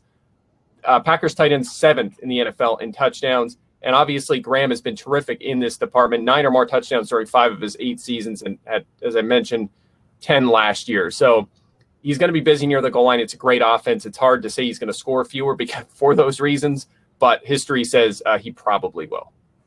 So there you go, Bob. Right, I mean, I'm with you on all this, and a lot of people talking about opportunities. That is a big part of it. What about some players who are likely to score more touchdowns this year? Those are the guys we really want, right? Yeah, absolutely. And I'll switch graphics now here for you. We'll bring up these guys. There you go. I mean, I mentioned Alvin Kamara, the poster boy this year for overall regression in the mean statistically, while Julio Jones is absolutely the poster boy for touchdown regression to the mean. And that's good news in this case, because now we're talking about the guys who are going to find the end zone more. And again, this is another one where you just roll your eyes and say, no, Mike, no, he just hasn't scored. It's been so long. It's year after year after year. But that's what I'm talking about. That's what I was talking about at the beginning. This is why you need to dig deeper than raw touchdown totals. And Julio is a great example of this. Look back at the history of Julio Jones. His first 2 NFL seasons, he had 18 touchdowns. So he was getting it his first couple of years. His OTD was just under 12. So he had 25 end zone targets. He was exceeding expectations in the category. Then you go to 2013 to 16, those next 4 seasons, 22 on a 20.3 OTD and 20 end zone targets. So the usage near the goal line came down. He was still exceeding his OTD, but he was not getting enough work in that area. That's why he wasn't scoring touchdowns. Last year, only scored 3 touchdowns, but he had an 8.6 OTD. That was 4th highest among all wide receivers, 16 end zone targets. That ranked 7th. That gap, 5.6 is a difference. 5.6 gap between his touchdown total and OTD, easily highest in the NFL. Only caught 1 of 16 end zone targets. And actually, if we include the playoffs, you may remember that important one against the Eagles that he didn't come down with, and obviously that led the Eagles to the win. And by the way, is that a long-term issue for Julio? Does he struggle with end zone targets? It is not. He entered the season 14 of 45, which is about right. It's about average in the NFL. Again, 1 of 16 last year. It's just a total fluke stat. The Atlanta was, for a good offense, was historically bad down near the goal line last year. That's something we're going to see bounce back this year. I love Julio. I know a lot of people like him in round 2. I would take him at the end of round 1. Another guy here, Mike Evans. Again, large gap. This guy's been all over the place with his touchdowns, 12. 5. That's been his 4 years. It's really tough to rely on him in that category, but his OTDs have been about the same, 7.9, 8.3, 10.4, 9.3. They've been relatively consistent. He has 73 end zone targets in his 4 seasons. That is most in the NFL. He's been top 10 all 4 seasons. So he gets the ball near the goal line. He's been inconsistent actually converting them into touchdowns, but it's safe to say this guy's 6'5". He's huge. And I know Jameis Winston suspended 3 games, but the guy is big and gets a lot of work near the goal line. You should project him for a lot of touchdowns. I have him at 8 this season. And jumping in on that real quick, Mike, if you look back to last year, the games he played with Ryan Fitzpatrick, it was like 6, 12, and 10 targets, I think. So it's not like he was getting overlooked there without Winston last season. Yeah, no doubt. I mean, with Winston out, the 3 games, I could see Evans scoring twice during those games. Maybe efficiency is down, but Evans has been inefficient across the board. Right. I actually have a project coming out in a few weeks here that's going to dive more into that. He's been really considering, if you consider his volume throughout his 4 seasons, he's really underachieved, and that's been very disappointing. You wonder really how good this guy is. I think he's a pretty good player, but for whatever reason, not everything has clicked. But you're right. He's always going to be busy near the goal line at his size, so I'm not too worried about him in the scoring department. And then I'll give you 2 more here, Bob, and everybody's looking at the list. You can see a few other guys as well. How about the 49ers top receivers here? Marquise Goodwin, Pierre Garçon. This is kind of incredible. Through week 9 last year, so we have a pretty good sample here. Through week 9, Goodwin and Garçon had combined for 121 targets, 62 catches, 917 yards, and 0 touchdowns. None. That is crazy. That was that line between those 2 guys. The OTD 4.3. So again, they should have had probably 4 or 5 touchdowns, but they had 0. Garçon obviously went down with the injury at that point. Goodwin scored twice the rest of the season, but obviously they were both very lucky. In fact, if you look back at the 40 players who handled 8 or more end zone targets last season, only 1 did not catch any of them. And that was Marquise Goodwin. He had 10 end zone targets on the season. So just very fluky. And listen, I know he's 5'9". I know Garçon has never had more than 6 in a single season, but when that opportunity is there, eventually you're going to score some touchdowns. And of course, the big quarterback upgrade in Jimmy Garoppolo should mean more visits to the red zone and visits to the goal line that should help these guys out as well. Sounds good. I bet, and I love this stuff. This is the kind of stuff this is why you're here. And everyone loves the math, especially me. But I think when we're looking from fantasy perspective, we're all keyed in on the running backs. Recent years, you've been pretty successful at this. You projected Jeremy Langford, Matt Jones, Paul Perkins would struggle. You predicted successful starts for guys like Jordan Howard, Kareem Hunt, Chris Carson. So what are the key stats you're looking at when you're evaluating running backs? Yeah, and there's quite a few here. I think, and again, I don't say this to pat myself on the back. I know Jim Day's in the chat there. He knows I love to pat myself on the back. Of course, you do too, Bob. But I'm not doing this to appear that way. I'm just trying to point out that this stuff works. Okay, it's not me. I'm just delivering the message. This is just stats, and all you got to do is look at them, and you'll make yourself better decisions. And recent history has shown that it works pretty well. But first of all, the graphic here, what you're looking at is the top 12 and bottom 12 rookie running backs in yards after contact since 2009. So just what they did as rookies. And there's a clear trend here, okay? Not necessarily all the superstars in the left and all the worst busts on the right, but there is a trend. Again, look at the top 12 producers. Got a couple, a trio of rookies, actually, Alvin Kamara, Kareem Hunt, Marlon Mack. We'll get to Mack a little bit later. And so 3 rookies, 7 of the other guys on there, LeGarrette Blount, Sean Green, DeMarco Murray, Jeremy Hill, Jordan Howard, Johnson, and Ivory, all pretty decent careers. I would say some better than others. And then Thomas Rawls, and he's been injured. He's been a disappointment. And Carlos Williams off-field stuff there. Pretty good hit rate overall. On the other hand, look at the bottom 12. There's really not much there. Only 2 of them really positioned for big 2018 roles, and one of them was a rookie last year, McCaffrey, and Isaiah Crowell, who has bounced back in a pretty nice way as well. So, I over time, this has been a trick I've used to kind of project young running backs going into their second season forward, and I think this chart shows you a little bit of why that is. That's so yards after contact's one stat, forcing missed tackles, elusiveness. A lot of that comes from Pro Football Focus. They do a great job with that. Guys forcing missed tackles and their elusive rating. That's something that goes kind of hand in hand with yards after contact. So I like that one a lot, and you usually see the same players near the top and near the bottom, so that helps as well. Another one, Bob, I would go to, I'm going to change graphics here for you and show you something a little interesting here. I did a project recently that kind of dove into this, looking at box defenders and how important that is to driving yards per carry. So just something to consider here. If you look at running backs and their yards per carry across the NFL against 5 or fewer box defenders, the yards per carry is 5.8. 7-man box is 3.9. 9 in the box, it's 1.4. So from 5.8 to 3.9 to 1.4 across the NFL, it is it is a strikingly large difference and certainly a drop as the box gets larger. So why is this important? Take a look at Leonard Fournette and Todd Gurley on this chart.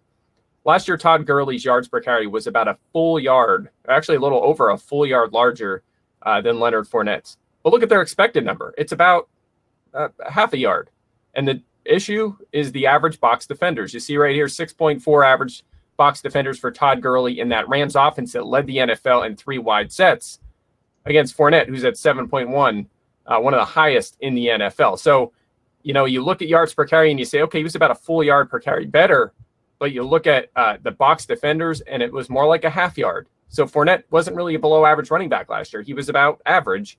Todd Gurley was still very good, but it shows you these guys are closer. And again, as you do this across the entire NFL, it allows us to project yards per carry better going forward, especially with players who change teams. So go ahead, Bob. Well, I mean, you know, you've done the math, you've done the hard part for us. I want to know what this means. I want some players. I want names. Who should we be bumping up in our rankings right now based on the research? Yeah, I think I'm going to kind of lean on rookies here. And I think there's a lot of guys that really jump out in that regard, looking at some of the stuff we just talked about in this year's rookie class, especially, and as well as some other categories. So negative run rate, 5 and 10 plus yard runs, first down rate, third down conversion rate, volume and efficiency as a receiver. These are all interesting things I look at when evaluating rookies on top of what we already just discussed, some of which are readily available, some aren't. You know, obviously NFL coverage has gone to a new level in recent years. College is still a little bit of a step behind, but we are getting there, especially with the help of my former employer, Pro Football Focus. So what you're looking at now is all of the rookies who are drafted this year. If they played in D1, their stats are there. I included Josh Adams for a reason. I'm going to mention that here in just a second. But this gives you, again, some advanced data here, some advanced stats. And you can see if it's green, that's good. If it's red, it's not good.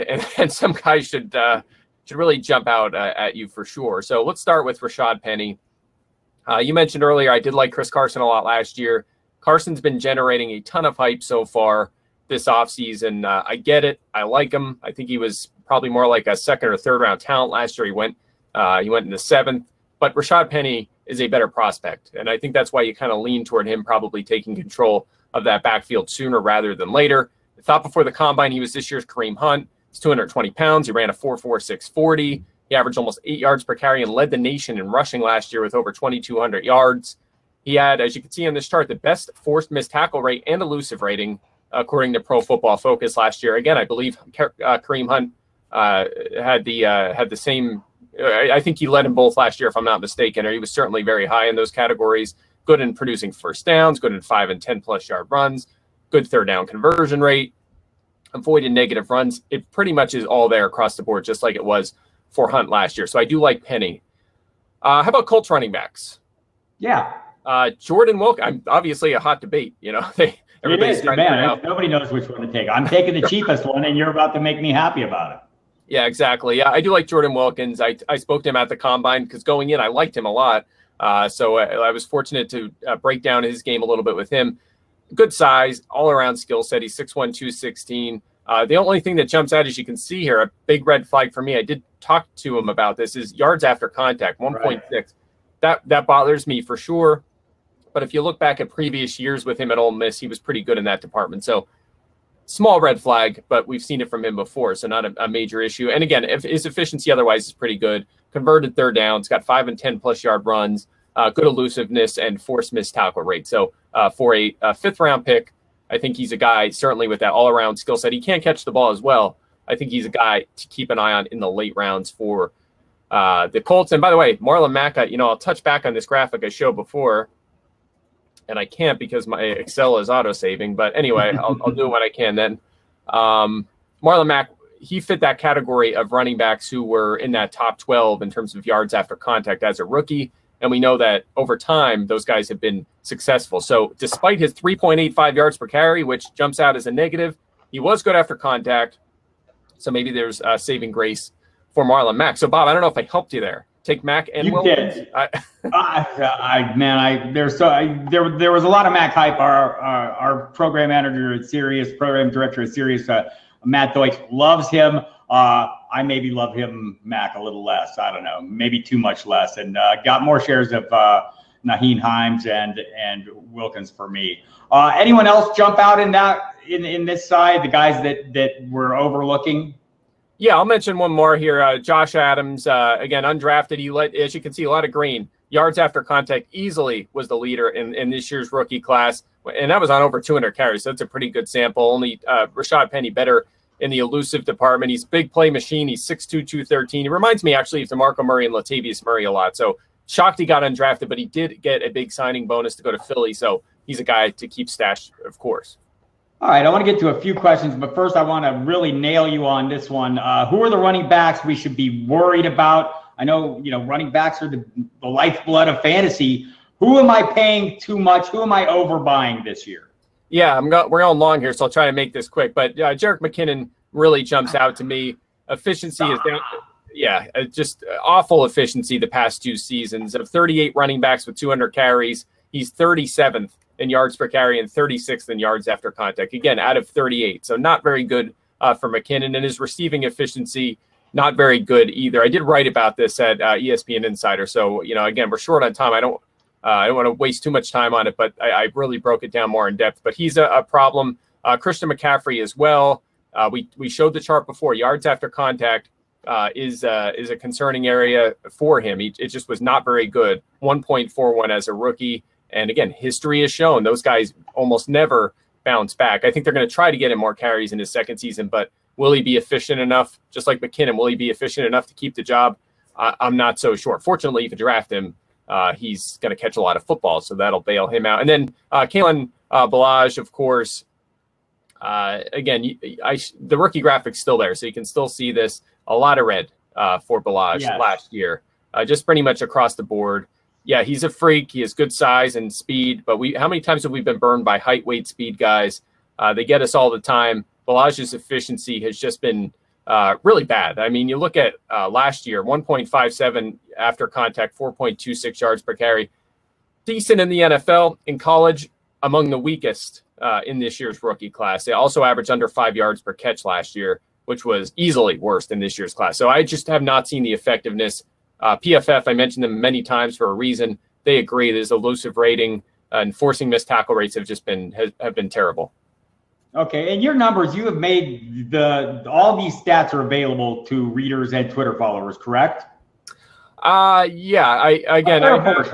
I share a lot of it. I have content, of course, at ESPN and ESPN Insider once in a while. If it gets really deep in depth, it goes behind the paywall. But for the most part, it's accessible. And what you're seeing there now is just I couldn't get it up before, but that's Jerick McKinnon's stats from the past couple of years. But yeah, I'll do my best to keep getting all of this data out there, of course. So all the shares I don't have of McCaffrey, I should feel great about until I look at all my shares of McKinnon. Yeah, I don't know. I guess you feel a little better. You feel great about the McKinnon opportunity, right, in San Francisco. Right. He can be inefficient like Hyde was last year and still have a good fantasy season. That's good news. But will he keep the job long term? I would hesitate on that. And McCaffrey, again, I think they'll make an effort to get to 200 carries. I don't know if he'll get there. I think C.J. Anderson will just prove to be the better rusher. But we'll see. I mean, there's always exceptions. Couple quick questions, quick hitters. Mike Clay, ESPN, ESPN.com, ESPN on my television all the time. You find him on Twitter at Mike Clay NFL. Tyreek Hill, negative TD regression this year?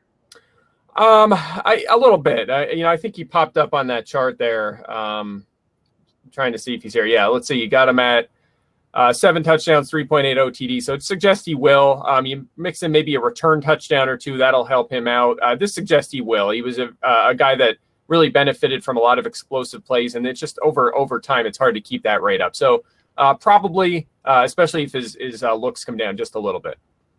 2 people asking about Boston Scott, one noting that he looks good on the graph. What kind of touches can we expect the first 4 weeks of the season and beyond? Any expectations for him, Mike? Yeah, I'm currently projecting him to take that 2 job. So we'll see, though. They have Terrence West and Shane Vereen, a couple of vets who could take it as well. But, yeah, Scott was kind of one of the PFF gem guys this year that snuck up on everybody. But his efficiency was through the roof. So, yeah, you're right. If you see a lot of green, those guys I love, and he's definitely one of them. Excellent. And all right, I don't want to get too tied up in here, and just throw me a couple guys that you're drafting that you're most investing in this season so far. Yeah, I think the Denver wide receivers, Emmanuel Sanders, I think, he was so good for so long in Denver, especially before that injury plagued year last year. So I think he bounces back with a quarterback upgrade. And Demaryius Thomas, I mean, he's been top 16 each of the past, I believe it's 7 seasons off the top of my head. So just super reliable, and you can get him in the 4th round. I like him a lot. Delaney Walker, Greg Olsen at that 6-7 spot. In ADP, I love that as a spot to go after the tight end position, and a lot of rookie running backs. I feel good about these guys. Early round guys get the ball a lot, especially first rounders. 6 of the past 8 running backs selected in the 1st round have been top 10 fantasy running backs as rookies. And one of the guys who wasn't, Bob, was Melvin Gordon. He was well over 200. Right. Just didn't find the end zone that rookie year. So these guys get the ball. I'll happily invest in them. Ronald Jones, good situation in Tampa Bay. Same thing, of course, in Denver there with Royce Freeman. So I think those are guys that have popped out quite a bit. Pat Mahomes, I would say, a quarterback as well. All right, there you have it, Mike Clay. Thanks so much.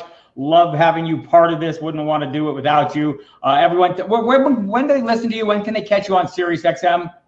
Yeah, SiriusXM. Actually, tonight I will be on from 9 to 11 p.m. Eastern, and then Fridays 10 to 12 I'm with Brandon Funston. So you want that one more. Brandon Funston, obviously a superstar in this industry for a long time. So I have him, holding down the fort for us. Yeah, just like I bring you on when I need someone to help me hold down the fort when I do something with Dempsey. Thanks very much, Mike. Really appreciate it. Yeah. Just try not to mess it up, Bob. Thanks a lot. Appreciate it. As always, you did not mess it up. And so we're going to move on now to the next segment. We've got a great guest lined up here as well. The one and only Matt Waldman, another good friend of mine. We're going to talk it. I'm going to just let everyone know at the top of this segment, we have a break, a computer-generated break at the bottom of the hour or at the top of this next hour. So 29 minutes from now, we'll go and you'll go black or go to gray for 30 seconds. You don't have to go anywhere. You don't have to click anything. You will be brought back just like no problem. So if you're in here watching, don't worry about it. That's how it's working. I'll let you know all that. So here he is, the man, the myth, the legend, Mr. Matt Waldman, author of the Rookie Scouting Portfolio, one of the most impressive talent evaluators I know. And he also has a great fantasy mind as well. So, and you can follow him on Twitter at Matt Waldman. So don't forget to do that. And Matt, I'm going to give you the floor and let you take it away as you talk about assessing rookie talent. That sounds great. Thanks a lot, Bob. Thanks for having me. And can everybody hear me okay? We good? We good? Yeah. Okay, good. All right. So I'm going to go ahead and pull up a presentation here. It's probably going to take about 15 minutes, and we'll probably have about 15 minutes of questions after that, hopefully. And we can go from there. So let me see if we can share everything that we got going on. Get that set up. And let's see here. All right. Let's see if that's going to work. Let's try one more time here. All right. Let's get this thing started here from the beginning. All right. Can you see? Are you seeing the screen, or are you seeing? Okay. Are you seeing just the presentation, or are you seeing all the slides? I can see all the slides, Matt, but the presentation's front and center. Okay, so we'll probably try and do it this way, and we'll see what we can do, because I have a feeling that's probably going to be the best way to make that work is go from there. All right. Still be able to see it? Or are you seeing bring it back up. You need to share again. All right, we'll try to share again. All right. I think it takes 2 times every time. I know, right? I know. So let's do that. And where are we at here? Here it comes. There you go. Okay, so let's do that. We're probably not going to be able to animate it, but that's okay. So we'll just kind of go from there and do that. So still everybody can see it fine? We're good? Yes, sir. Okay, good. So listen, readers often ask me for advice on how to watch football with a more critical eye. So my answers are in this presentation, but if you take my advice, you're going to lose some of your football innocence doing this. And I know most of you aren't trying to become a film analyst or NFL scout. But you're still going to have to give up some of your football innocence if you're going to cultivate a deeper understanding of the game. And if I had a few weeks to spend with each of you, I could definitely help you become a serious student of the game. Half hour just isn't enough time to instantly make you a better film watcher. However, I can share quick tips on how to help you gain a more astute eye and where you should begin to dig deeper. I've spent 15 years studying quarterback, wide receiver, running back, and tight end as a full-time job. And some of the insights on this list are going to help benefit your fantasy game immediately. Others are going to require a little bit of a deeper dive. So for the next 15 to 20 minutes, I'm going to cover really broad insights about studying film and share some specifics about quarterbacking as an example. And I'll try to leave those 10 to 15 minutes for questions about the rest of the offensive skill positions and how that has a fantasy impact. I want to give you a little bit of an idea about the rookie scouting portfolio, though, just because it bridges fantasy and reality of football. I've spent 15 years in operations and quality management before this. I learned best practices for evaluating performance, and I published the first RSP in 2006. And one of my target audiences has always been fantasy football players, but the primary audience I aimed for was the NFL. 5 years in, I had an NFL employee with extensive experience working with personnel managers, analytics professionals, and scouting reach out to me. He and others had been buying my work apparently since 2007. They wanted me to know that the process behind the analysis was, quote, light years ahead of the NFL. And that was the greatest strength of the publication back then, because Lord knows I wasn't at the skill level of a top scout. But one of the signature elements of the process has been designed to encourage growth and evolve as my knowledge grows. And as a result, I've not only earned dedicated audiences among fantasy players, but also draftniks, football media, and also players, coaches, trainers, scouts, and even a GM or two. And their feedback for me is, and I'm going to brag a little bit here because their feedback for me is have some memorable stories that has really kind of become my equivalent of a fantasy football championship for this side of my business. I've had a member of an SEC staff write me from the NFL Combine because he and a pair of scouts were talking about the RSP, and they thanked me for helping him learn about the game to help him get his job. I've had players contact me recently. One of them was CJ Precise. He saw my analysis of decision-making between the tackles when he was at Notre Dame, and he took that film work to his position coach to see what the coach thought about it. And after his coach agreed 100% with me, he asked me to recommend a position trainer for him, who we worked with prior to the draft and between minicamp and training camp of his rookie year. And I've even had a couple of NFL players who were former players recognize me in line at a Starbucks and break off a conversation with a pretty bewildered and knowledgeable and recognizable NFL GM to share their admiration for the RSP as an educational resource. And while they're fun bragging points for me, the takeaway that I'm trying to provide here is that the RSP is a valuable resource for learning about the game because it lays out its entire framework for personal use to develop your own curriculum. And it's a way of objectifying really something or quantifying a qualitative part of the game that is very important because football is filled with a ton of variables. So really, in lieu of creating a formal film process, and you're going to need to at least develop some shorthand framework in your mind of how to break down a player's film if you're not going to get the RSP or create something or work towards that way. And I look at it as that football is kind of like a book or a novel. Movement, you start with that. You know, that's probably one of the most important things. It's the most basic element. It's the alphabet of football language or any athletic endeavor. Every movement has a degree of pace, range, intensity, and precision. And types of movement are like letter combinations, you know, TION or ING or IVE. These are types of movements that, you know, that are building blocks for techniques, which are the words of football. So like actual words, you don't want to get too dogmatic about technique and what is or isn't good technique. We often see that a lot on social media and on film analysis on YouTube. Football is a performance-based medium. And like all other performance-based mediums, we're always adopting slang. And today's conventions were yesterday's slang, and it's the same in the NFL, where the NFL is both the standard and the exception to the rule when it comes to player technique. The very best at any craft aren't the same with their process. Some follow the rules to the letter. Tom Brady would be a good example of that. Others create new rules because they couldn't fully adapt to the old rules. Drew Brees is an example of that type of player. And then sometimes they do a little bit of both. You can look at maybe Brett Favre or Patrick Mahomes as examples of guys who could do a little bit of both, or even Russell Wilson.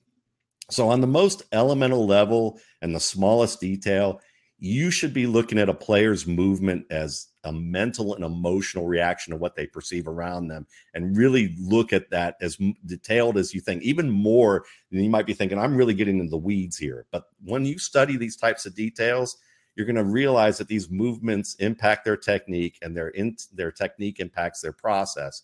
And processes, I'm talking about things like dropbacks or carries or a route run or a release. These are like sentences made up of techniques, which are the words of the game. And some of the sentences might be short, others are much longer. Then you can look at plays and say they're kind of like paragraphs, and the game's the book. And so when you analyze tape, you have to understand that it's like analyzing a novel. And there's things like language and plot, rhythm, mood, foreshadowing, theme, and a whole bunch of other variables that all have importance. So if you focus on things like movement, technique, and process, and examine them to the smallest detail that you can, you're going to begin to see how these variables relate, and you're going to start to see context to things where maybe the data points don't always fit in, where you see, data can be very valuable. I mean, obviously Mike Clay did a fantastic job with his presentation, but you can also look at things like yards after contact, and you could say, well, if somebody plays patty cake on your thigh and you get credit for a 50-yard run because they slapped your thigh, that's not really an indication of power, So you start to look at things that may be able to create your own context and say, maybe we want yards through contact, and we define that as a wrap, of the leg, or a wrap of the body where the defender actually has a grip on the player or disrupts that player's movement and they regain balance. Maybe that should be redefined. So when you're studying film, that can also help you really formulate and structure stats.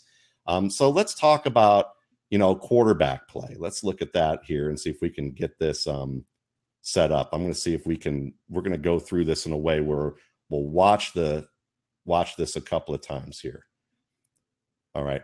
So can everybody see the movement here on the slide? You're going to see Drew Brees throwing a deep pass here, Bob. Okay, good. All right. So when you first watch this play, I mean, like, any fan's going to look at this and say, okay, this is a drop back from, 5-step drop from center. It's a play action pass. He goes deep on this play and the receiver catches it. So that's the most elemental thing that you're going to kind of see. And then as you watch this several more times, maybe you're going to see a little bit more here. One of the things that you might see is that he throws the ball 50 yards in the air. Okay. And that the receiver has to actually slow down a little bit to catch this ball. As you can see here, he's kind of has to kind of slow down there, and that doesn't quite work out. All right. The other things that you might see is that Brees actually doesn't look to that receiver immediately. He's looking elsewhere. So, these are things that a lot of you have obviously noticed. You've been watching football for a long time. But when you have still now, Matt, just so you know. So if you're explaining it, I do. We're good. Right. I'm going to stop and make it go. So if we're good now, right, we're going to be fine. Yeah. So, some of the things that we're going to look at now is really, if you have a process, it helps you consistently notice things in greater depth. And then you start to unpeel the onion a little bit and all the different layers that are in it.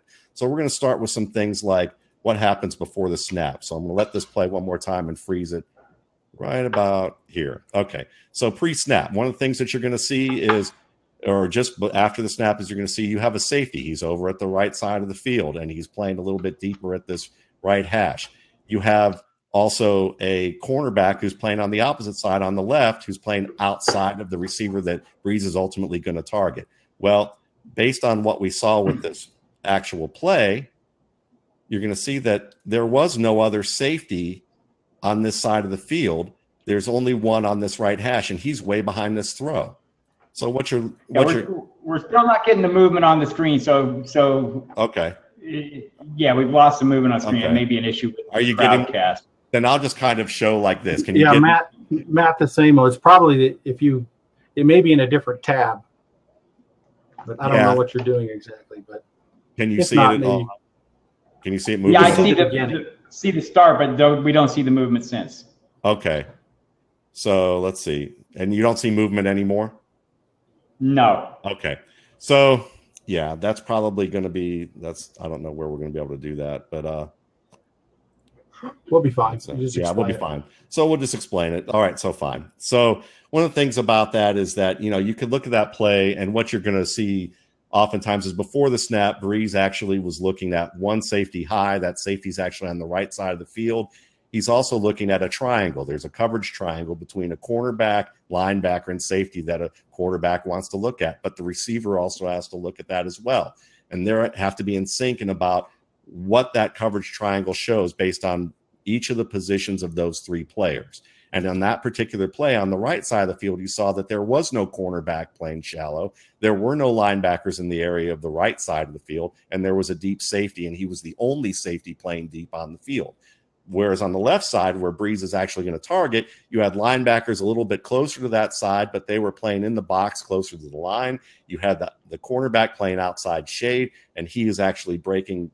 That means that outside shade allows routes to the inside. That's the technique that defense allows. So the quarterback's reading those types of things and saying, okay, then my plan needs to be that when I'm going to execute this play action, that I need to look off to the right. And he looks off to the very right side of the field to hold the defense there. He wants the players playing off in the flat to basically declare their zone. And that holds the safety there. It also holds the cornerback there. And then you're going to see, really, as a result of that, Breeze then, as he continues to take his steps back, he's able to do this all in rhythm, looking from the right and then to the middle to where the receiver who was on the right side crossing to the middle. That further holds the safety, and then it allows him to be able to slide a little bit to the left as pressure comes up the middle, and then in one solid throw, in one solid step, be able to throw the ball downfield.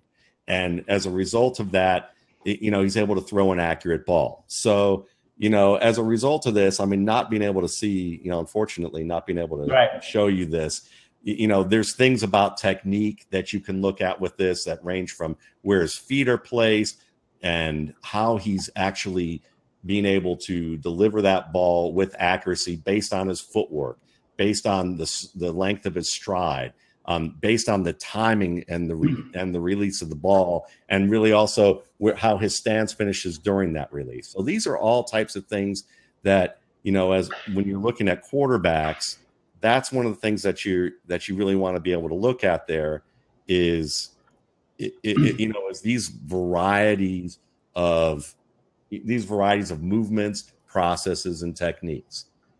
So, when you look at quarterback as a whole, you find that it's not just a physical position. It's not just a technical position. It's not just an intellectual position. But we saw those things on tape where he's having to do in movement, really create a strategy and bait the defense, but then do that all within technical harmony of his footwork and his arm motion, and at the same time diagnose the same things as his receivers so that they know which routes of the choices that they had on that play to run.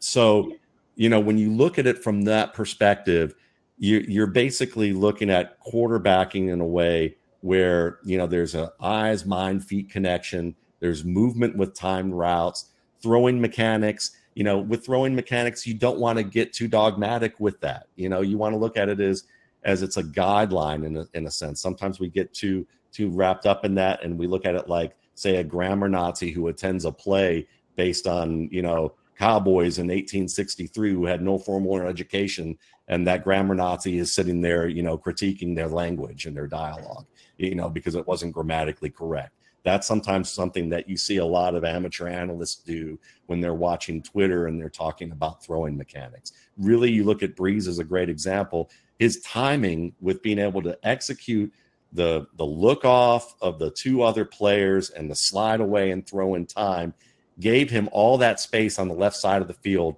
to target that receiver. And the receiver didn't have to throw it pinpoint 50 yards down the field. It gave the receiver room to make a catch without being hit. And then the same thing goes with pocket play, where he was smooth enough to be able to negotiate and play it within time. And then it comes down to coverage types as well, where you're looking at, what routes beat certain types of coverages and what the coverage triangles look at on each side of the field.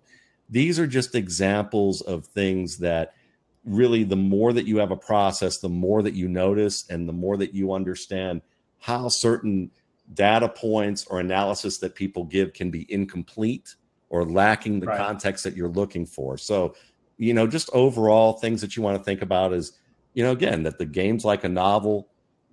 Movements, you got the movement, you got the range, intensity, and precision of the movement, the types of movement, the techniques, the processes, the plays, and the players and how that work at the game. And I think that if you analyze the players in the game by examining these tools, you're going to gain a little bit nuance for the story. And, I would just say, if you have a chance, take the time to think about movement as a way how the players perceiving and reacting to information, learn about defensive and offensive structures where you can. And that while physical skills and techniques are important, they can be overvalued in lieu of some of the soft skills that can be defined if you actually have a really nuanced level of tape analysis. If you want to learn more about this, obviously, you can go to the Rookie Scouting Portfolio website or my YouTube channel, where I show a lot more video breakdowns, as well as a podcast I have. I also do work at footballguys.com, where I do a lot of this work as it relates to fantasy football and show video work. And I recommend a couple other resources that you see here on the screen that are great from the standpoint of learning about the basics of football and strategy. So, right. And I guess one of the things that, this brings to mind, Matt, is when you're watching a game and we see so many times the analysis or the analyst, say, oh, that was a bad throw. Well, no, the throw was exactly where it was supposed to be. It was a bad read by the receiver, who's got to read the same thing the quarterback is reading to make the route adjustments that are required in the play call. Things like that people it's easy to overlook, right? Yeah, it's absolutely easy to overlook. And what you think about is, oh, well, the wide receiver succeeds or fails because he's tall, he's fast, and he can catch the football, when as opposed to the fact that maybe he needs to be able to be on the same page to read what the defense is doing and how it's adjusting last second with his quarterback, or the same way the running back has to understand he may be fast and he may be able to break a tackle, but can he set up his blockers? Does he understand the blocking scheme that the team is actually using? And what people don't understand a lot of times is that football coaches do not coach up players in those techniques and skills nearly at the rate that you would think in the NFL. They have to learn that on their own. They're really learning more about scheme and how to execute that scheme, and not the techniques that make them the craftsmen that they will eventually become, like Antonio Brown. Yeah, and that's not to say guys can't improve and improve quickly. We've seen it with Kenyon Drake's pass blocking. Look, we've got about 8 minutes left here, and I want to remind everyone again, at the top of the hour, the video is going to, the Crowdcast is going to shut us off for about 30 seconds. We'll come right back. You don't have to do anything. Stay where you are. It'll jump you right back in. But there have been some questions, some specific questions about players, and mostly having to do with quarterbacks. Quick opinion on Josh Allen in terms of his skills as a quarterback. Yeah, I mean, he's someone obviously that he fits the NFL's ideal of looking at the physical and the intellectual in terms of memorizing plays and having a big arm and a big body to break tackles. But you also have to understand that in terms of his ability to maintain poise in the pocket and throw the ball on time and to be able to do a number of those things, his ability is spotty there. And that's where it was easier at Wyoming. He's going to have more of an adjustment. And this year early on with that offensive line, it's going to be more of a struggle. So tell everyone about my favorite, most pro-ready quarterback. Are you talking about Josh Rosen? Is that your man? Yeah. Yep. So there you go. And I would say that he is. And that's because you're looking at a guy that understands how to read defenses, move around the pocket. He's more mobile than what you would expect when you look at him at UCLA. He actually does a very good job of throwing on and off platform. His biggest issue is, like a lot of young players, whether they're running back, trying to bounce it outside and be the hero and make people miss and play schoolyard ball. Josh Rosen sometimes will try and throw across his body and do it in the red zone and try and fit passes in that he has no business doing. And he often does it in the fourth quarter of games or when they're close, trying to be the hero. So if he can mature a little bit on that end, you've got a guy who has a very high intellectual level of processing the game, as well as great deep ball accuracy. Right, and something you mentioned to me and I keep in mind is, if Mike McCoy, the complaint against him as a coordinator is his offense is too complicated. Hello, Josh Rosen, this guy that's too smart. So I know we're going through these things quickly, and we're not giving some of it the attention it deserves. But there's a couple players that I know that Nick Chubb is a guy. Tell us why quickly he's as talented, maybe as capable as Saquon Barkley, if not more so, in your estimation? Yeah, because when you look at his athletic ability, it's really on par with Saquon Barkley in every area but deep speed. When you look at, and most important with a running back, is how he processes the game in terms of reading blocks and setting them up, but also his short area quickness. Short area quickness is king. It's the 20 shuttle, it's the 3-cone drill, it's that vertical leap, it's not the 40 time. And when you look at that, and in every area that I just mentioned, he's on par with Saquon Barkley. And he was actually probably even a little faster before the knee injury, and he hasn't lost really much of that superb athletic ability, and he's a better decision maker. When you look at what he does between the tackles, he takes what's there and then makes a little bit more out of it. He doesn't try and do more and incur losses in the way that Barkley did over and over and over again, where, some players get out of that and they do fine. Jamal Charles had that issue. LaShawn McCoy had that issue. Then again, Lawrence Maroney and C.J. Spiller did too, and they weren't able to correct it and they didn't mature. So Saquon Barkley, we're going to want to see how, good of a decision maker and how wise he is between the tackles. With Nick Chubb, it's already there. So it's just going to be a matter of time before he earns that gig full time. And maybe they'll use Duke Johnson in a certain way, but I wouldn't be surprised, even with that contract Johnson size, if Chubb stays healthy, he could be every bit as good as any back that came in this rich class of rookies. God damn, I love Matt Waldman. Someone wants to comment on Christian Kirk, his talent versus opportunity and possible results this year. Yeah, I think for him, they're talking about that they want to see Chad Williams, the wide receiver out of Grambling, who, reminds me a little bit of Des Bryant in style, his ability to go up and win the ball, and he is a very physical player and very fast. If he can make that adjustment to year two, we're probably going to see Christian Kirk more as a sub-package player. Think of Taylor Gabriel, who played a little bit in the slot for Atlanta, a little bit outside, and they had targeted plays for him, and they'll alternate him with Larry Fitzgerald. I think that's what you're going to see. What wide receiver has landed in the best spot? And, Matt, if you follow him on Twitter, please do at Matt Waldman. If you read the rookie scouting portfolio, go to the MattWaldmanRSP.com. You're going to find a lot of this information. But which rookie wide receivers landed in the best spot? I think Kiki QT, and I would say he's probably one of the main ones that has landed in a great spot, because the Houston offense has adapted a lot from the Clemson offense, which uses the slot receiver intensively. And Braxton Miller is an athlete, not a football player on the level that he needs to be a receiver, and hasn't proven that yet. And Kiki QT is just a faster, better deep route runner than Bruce Ellington. And so he's already earning opportunities to see the field. So I think that he's in a great place where that he can be a deep ball threat, as well as a guy in the middle of the field that can work with Deshaun Watson on plays where he has to scramble out of the pocket. I would say, while that's not a marquee name, for early production, like say Calvin Ridley would be a top guy, and DJ Moore are guys that you definitely want to draft. I would say Kiki QT in the later rounds or first call on your waiver wire, depending on the depth of your league. You really want to watch him.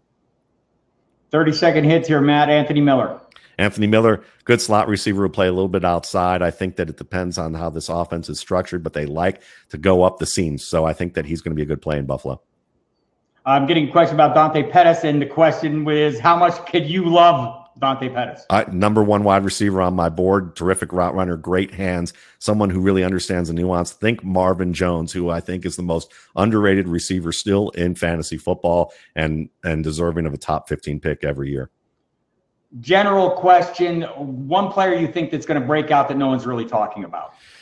Wow, that's a great one. And I think, a guy that I'll just say is kind of on the border. Let's just say Richie James is an interesting player. I've liked him a lot. And I think along with, when people talk about the next Antonio Brown, they talk about Antonio Miller, they talk about Kiki QT, but Richie James actually is closer in terms of how he was used and how his metrics were when you look at his athletic ability, and he can catch the ball. Might take him a while to come out of nowhere, though. We're looking at the future in San Francisco between him and Pettis, right? Or maybe he and Pettis, and Goodwin and Garcon gone. So exactly, that's kind of my thought. All right, we're going to get cut off in about 90 seconds, so I just want to take a minute here to thank you, Matt Waldman, and just one of my favorite people on earth and one of the best in the business is what he does. You need to follow him on the Twitter at Matt Waldman. You need to go to his website, Matt Waldman RSP. I have been reading the rookie scouting portfolio my entire life. Okay, not my entire life, but it's been pretty long. But does great work. Matt, thank you so much for being on. Look forward to doing much more with you in the future, as always. Well, I appreciate you might have been reading it all your life because you're looking younger than me every year. Get out with that. All right, Matt, thanks so much. Thank okay, you. everybody, we're going to reset here. Remember, at the top of the hour, this thing is going to shut down on you. Basically, you're going to still be in the site. You'll be there. The chat will go. And it will pop back up for you in 30 seconds. So don't go anywhere. Stay right here. We're going to come back. We're going to have Brad Cruz, a renowned high-stakes player. He's going to talk auction strategies. I think it's an interesting aspect. It's a fun thing to play in if you haven't done it. Pretty time-intensive, but very enjoyable and rewarding. Then we're going to have Curtis Patrick from Pro Football Focus come on and talk Dynasty. Alex McCarthy is going to come on and talk Dynasty. Then we're going to finish out tonight's festivities with Jake Seeley and Joe Pisapia from Roto Experts and FNTSY. Joe is the author of the best-selling Fantasy Football Black Book. So hold tight. We're going to shut down for a brief moment. Stay in the site. It will come back up, and you'll be allowed right back in. Hang tight. Good. You probably can hear me, Emil Cadlick, for the summit. I am now bringing up Bob Harris, if we can find him. You see Bob? All right. He's hiding right now, but it may take a sec to find him. We had a little trouble earlier before, but hopefully you guys are enjoying the show. Just got to get Bob up here in a minute, and we'll be hitting Brad Cruz with auction, which is a blast. He's got some great view graphs and some analysis. Let's see. Maybe I'll bring Brad. While he gets this done, I think I'll find Brad and bring Brad up. Okay. Okay, he says he's in the chat now. And let's pop Brad Cruz up while Skip gets Bob up back in the room.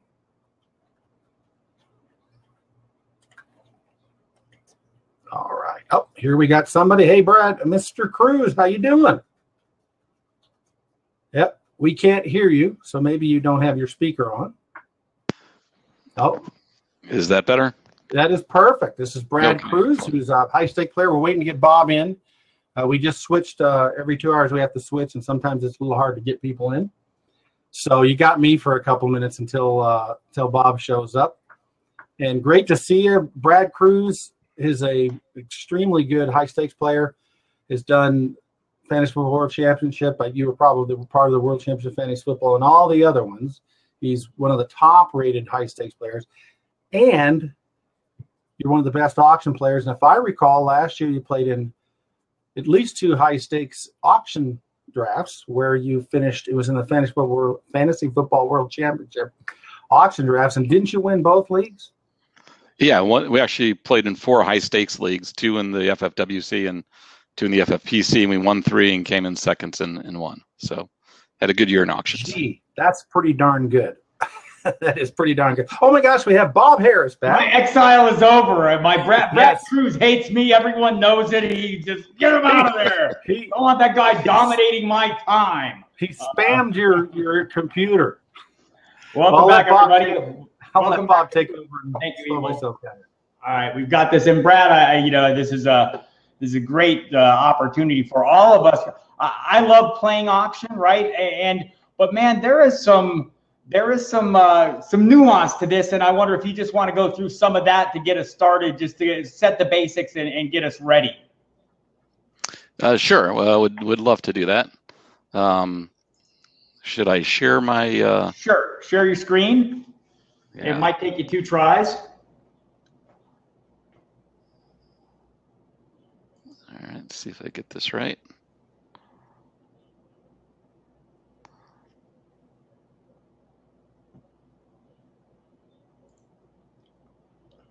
While you're doing that, a lot of people are very excited. for this segment. Let me know if you can see it come up. And it is coming up, and there you have it. Have at it, sir. Right. The floor is yours, Brad Cruz, renowned high-stakes player and auction master. All right, we'll give this a go here. Have me following Mike Clay and Matt Waldman, so those are tough acts to follow. All right, so basically what I prepared to talk today about is the basics of a fantasy auction, with some of the preparation that's needed and some in-auction strategies. Review a couple of the 2017 auctions that we won last year, and then take any questions, and feel free to hit them up as we go. So the first thing to know is you have to know the rules. All right, so the typical high stakes auctions have 12 teams in a league, 20 players per team. You have a $200, each team has a $200 budget, so that's a total of $2,400 that's to be spent. You have to bid at least $1 per player. You have to acquire all 20 players at the auction, and then you bid in increments of $1. And you can acquire as many at any position as you desire, up to your obviously 20-person cap. So that's one thing. Make sure you come in there understanding the rules, understanding the format. The next thing is kind of have in mind a strategy, but be flexible, because you're going to want to let the auction dictate to you a little bit. But you tend to pin them into a guy going for the studs early and then a bunch of $1 players at the end, or having a relatively deep team. Some people like to get an early quarterback. Some people like to follow the zero RB strategy, or the stud running back strategy. But kind of know what's your preference? How do you want to structure this? And then understanding what your brand at the auction table is important too. You want to know how you want to attack the table, but how you're being perceived is also of interest, right? Are people thinking you're an active bidder? Are people thinking you're only going to bid when you're interested to buy? That could leave you vulnerable to someone bluff bidding you up.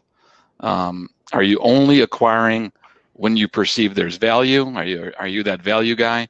Or are you a get your player guy? And what was it, draft day, where no matter what, I want Antonio Brown or whatever, right? So understanding what your brand is and how you want to react is definitely important. When you prepare for the auction, there's really a couple of areas. One is you want to understand the market for the player, or what you perceive everyone else is putting on the market. And that's more difficult in an auction than in a draft, because in a draft, there's ADP lists all over the place. There's certainly average auction data that can be found as well, but the problem with that is it could be a 16 team or 16 players on a team, 10-team auction. That all varies, and that all changes the amount of money that's chasing players. And so that data is a lot more difficult. So really, you want to have a good understanding of what the ADP effectively is, or what people are going to spend at the auctions in the format you're playing in. So you really need to look at more site-specific ADP if you want to translate it, and then get a feel. And then no better way than having done a few auctions. So the x-axis here is the rank in bid order up through 8 rounds, through 96 players.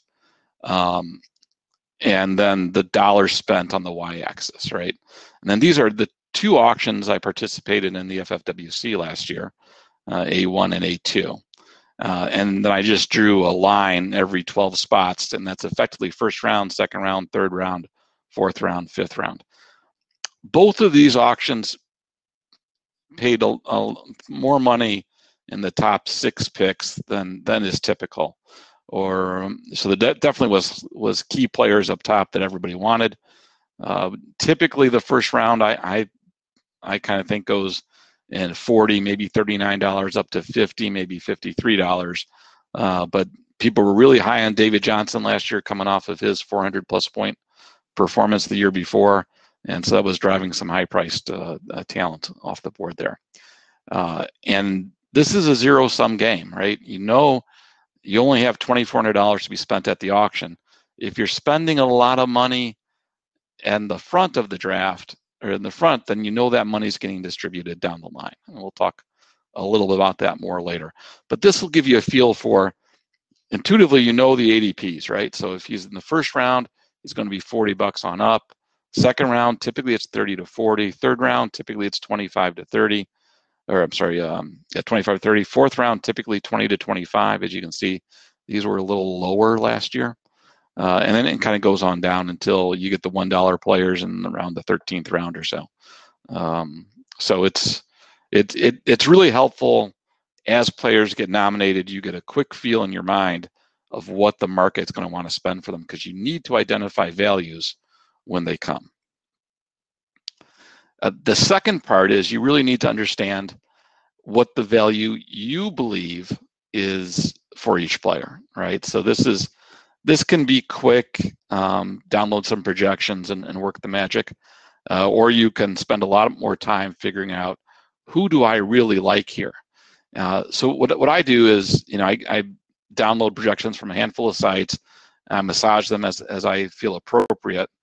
Then, based on my history doing auctions, I know, the 18th quarterback's going to be $1, the 50th running back's going to be $1, the 60th receiver is going to be $1, the 18th tight end's going to be $1, or to that extent, the 5th defense is $1, and the second kicker's $1. So I plug in all those values, and that basically gives me half the values of $1 players, kind of. And then points are points, right? So I calculate how many fantasy points are available above those $1. And then once I subtract out the $1 players, I know how much money is available, and I figure out how many dollars per point and apply that to each player. And so now I've got a set of projections. But not only that, when in this spreadsheet I fill in the amount players are auctioned for, that changes the math each time, right? If they go for $5 more than I say they're worth, that's going to take $5 out of the pool. It's going to lessen the price for everybody else, those kind of things. So many people don't do this step, but I find it very helpful to keep me aware of how the auction's changing the values of the players that I went into them for. So that's kind of developing your own auction model. A lot of sites have auction tools that do similar stuff to this. I like to do it myself because then I really trust. I know the math behind it. I trust what it's doing.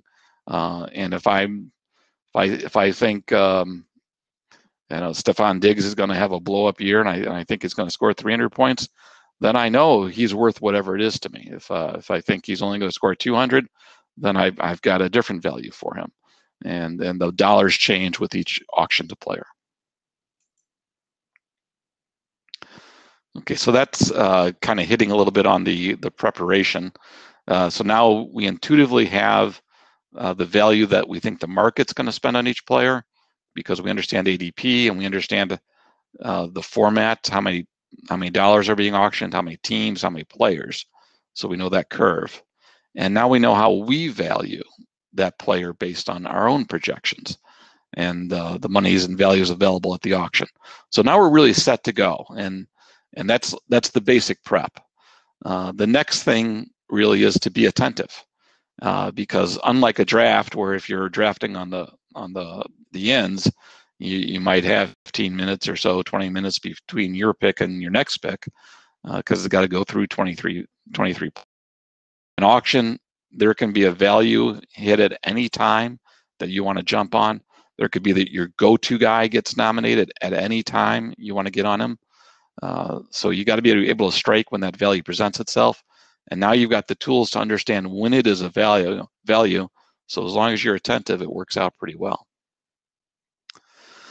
So some of the in-auction strategies are kind of interesting. So this is where the fun begins, right? I mean, the first time I sat down at an auction, I was a little overwhelmed. I did the first 2 steps, and I was just trying to acquire the players I wanted at the values, and sometimes they weren't at values, and I let them go, and it was more haphazard. I'd say I did an average job because I did the preparation, but there are some tricks you want to look at going into an auction to really help move the auction go in your direction. Okay, the action's nonstop. There are no breaks between picks.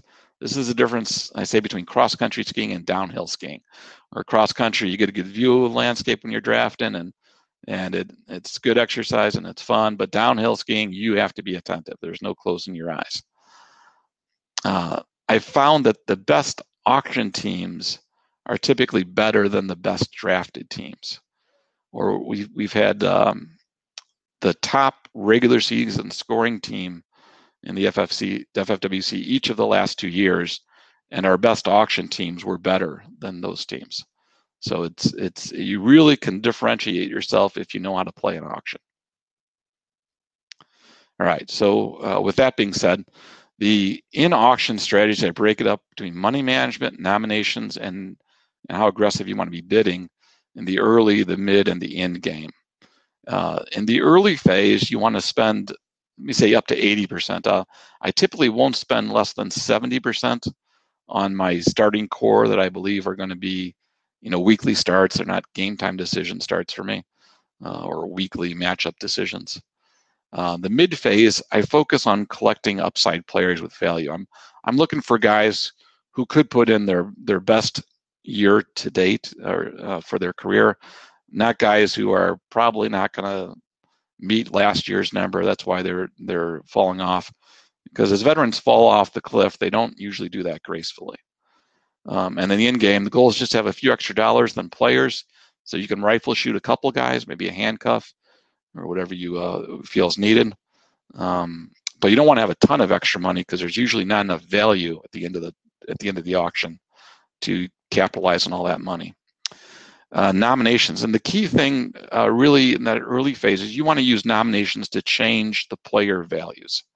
You don't want to just nominate a guy in order.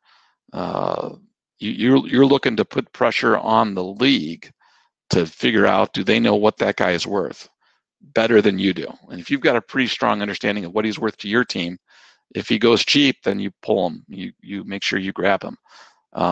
Or if he goes more expensive because the way you've nominated him, better too, because that's going to make your players cheaper, other players cheaper. The mid phase, good time to acquire a kicker or defense for $1. Usually, if you wait too long in the auction, all the defenses that you really covet are going to be gone. Kickers, there's probably always good 18 to 20 that I'm happy to have, so that doesn't matter as much to me. And at the end of the game, the important thing is you got to nominate players you want, because there won't be a lot of people taking them from you.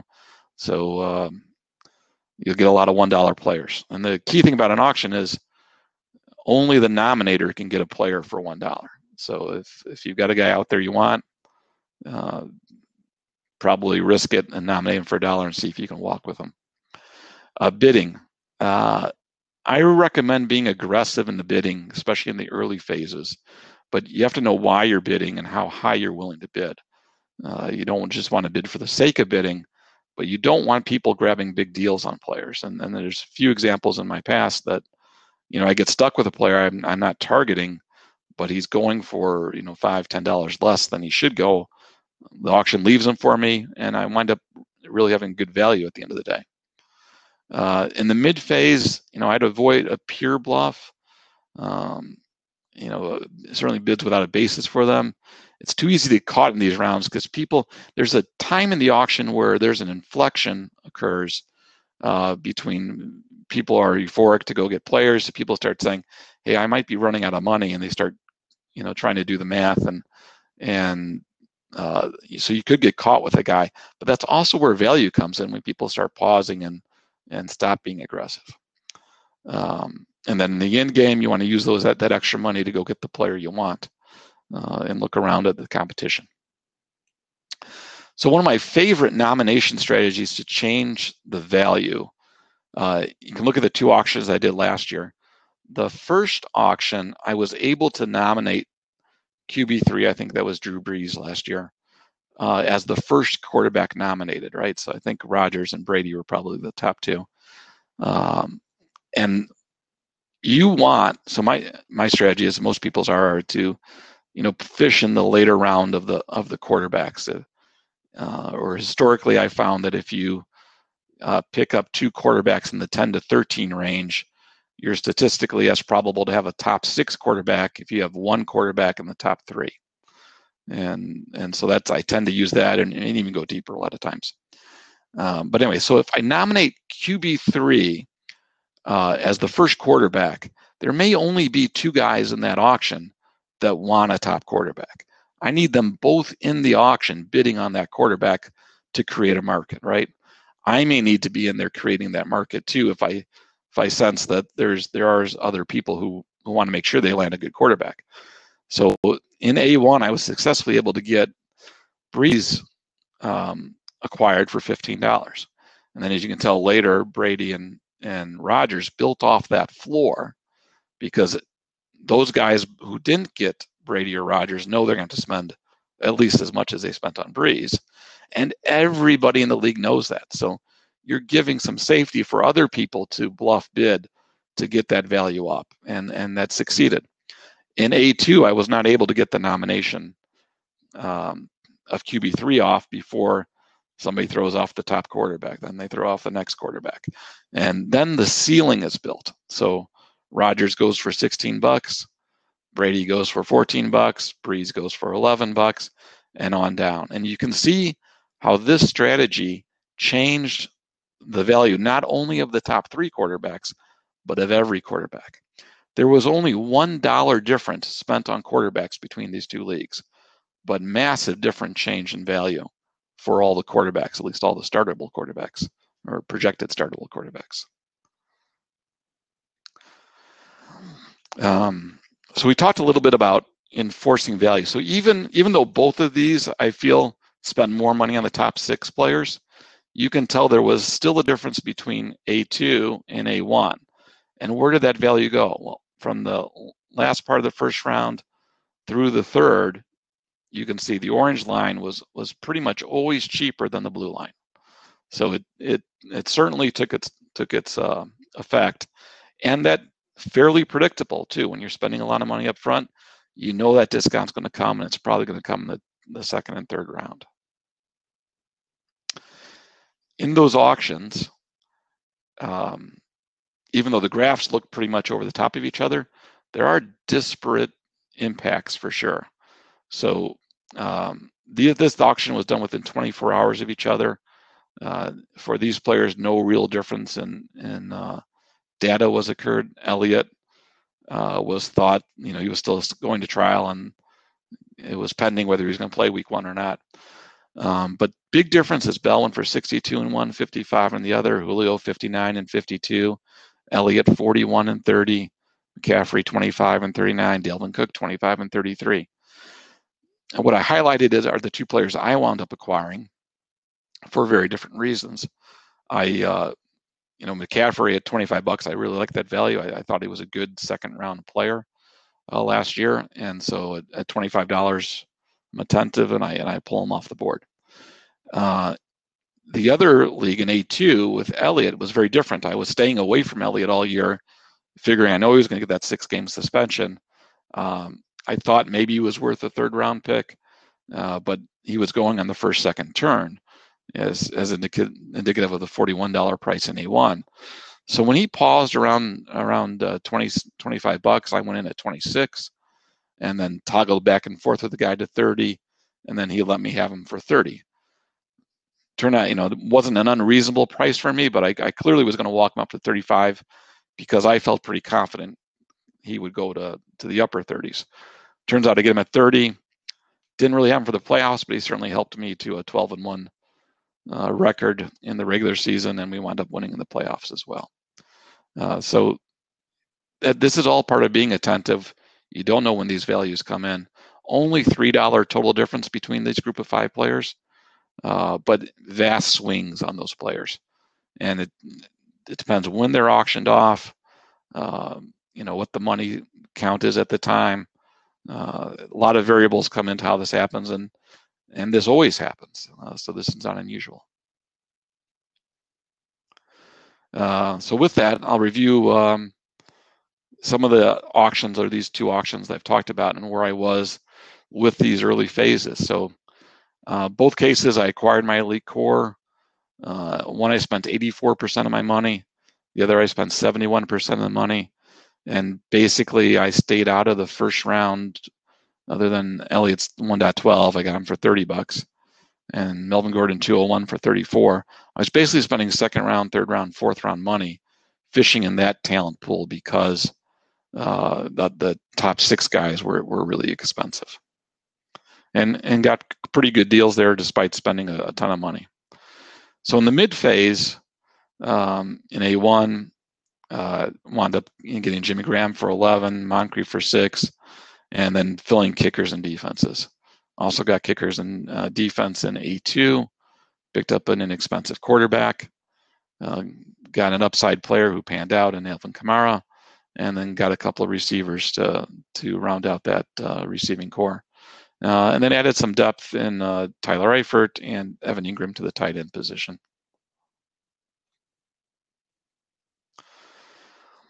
And then in the final game, you can see I spent 84% of my money on the starting core, and so I was basically left with $1 players for this league.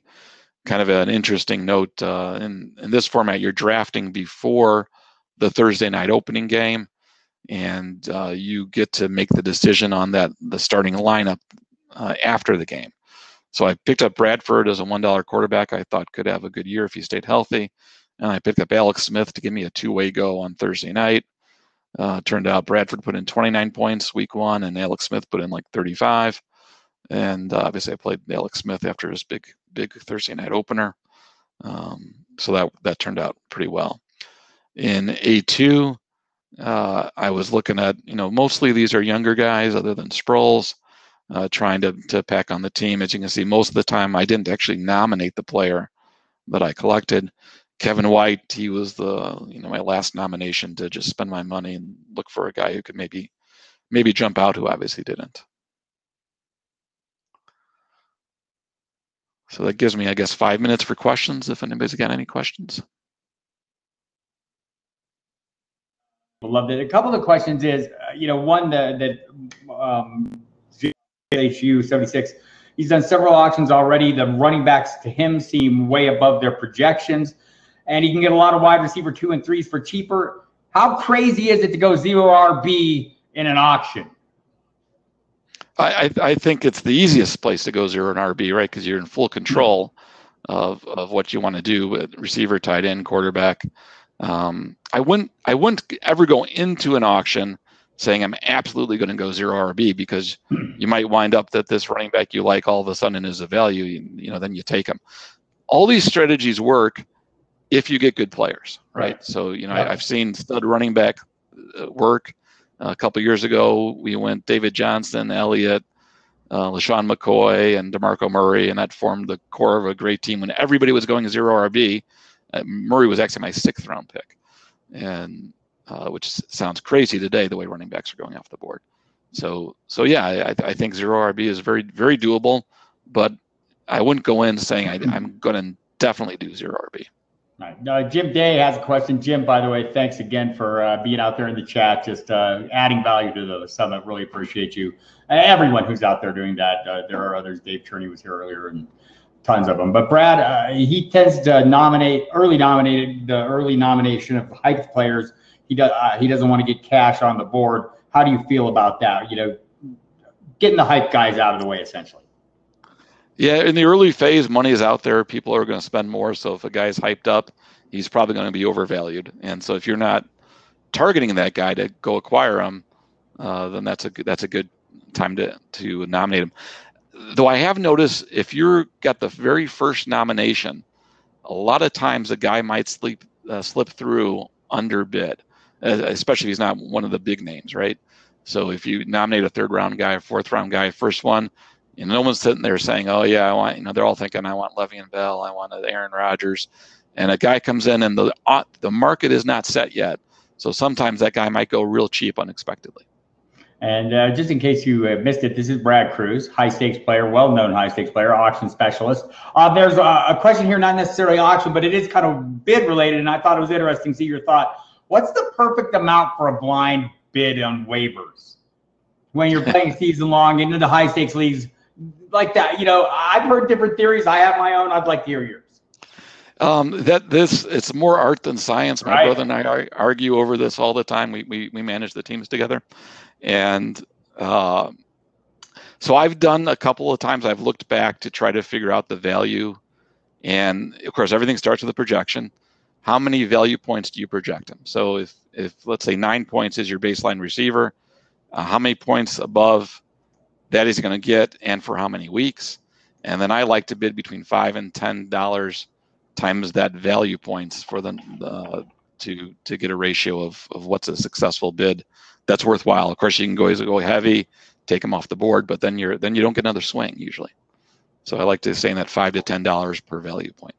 All right, I'm with you. And by the way, in case you don't know about Brad, he wins generally more money playing high stakes fantasy in a year than I've made in writing about fantasy in 25 years. So I'm sure that's not true. It's the money he does. A comment, Brad, great stuff. Always enjoy seeing other people's processes, but no way around it. Brad puts his money where his mouth is and wins. And that is what you've done.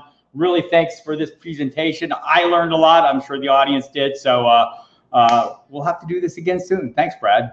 Yeah, thank you very much for the opportunity. All right, next up, we're going to go with a little dynasty talk. We're going to bring in Curtis Patrick from Pro Football Focus. You can follow. I have his Twitter in front of me. Damn it. This is the first time I've screwed up a Twitter. I don't want to say it wrong, Curtis. So it's CPatrickNFL, at CPatrickNFL. You can follow him again on Twitter there, and you can see him at Dynasty Command Center. Does all kinds of great stuff.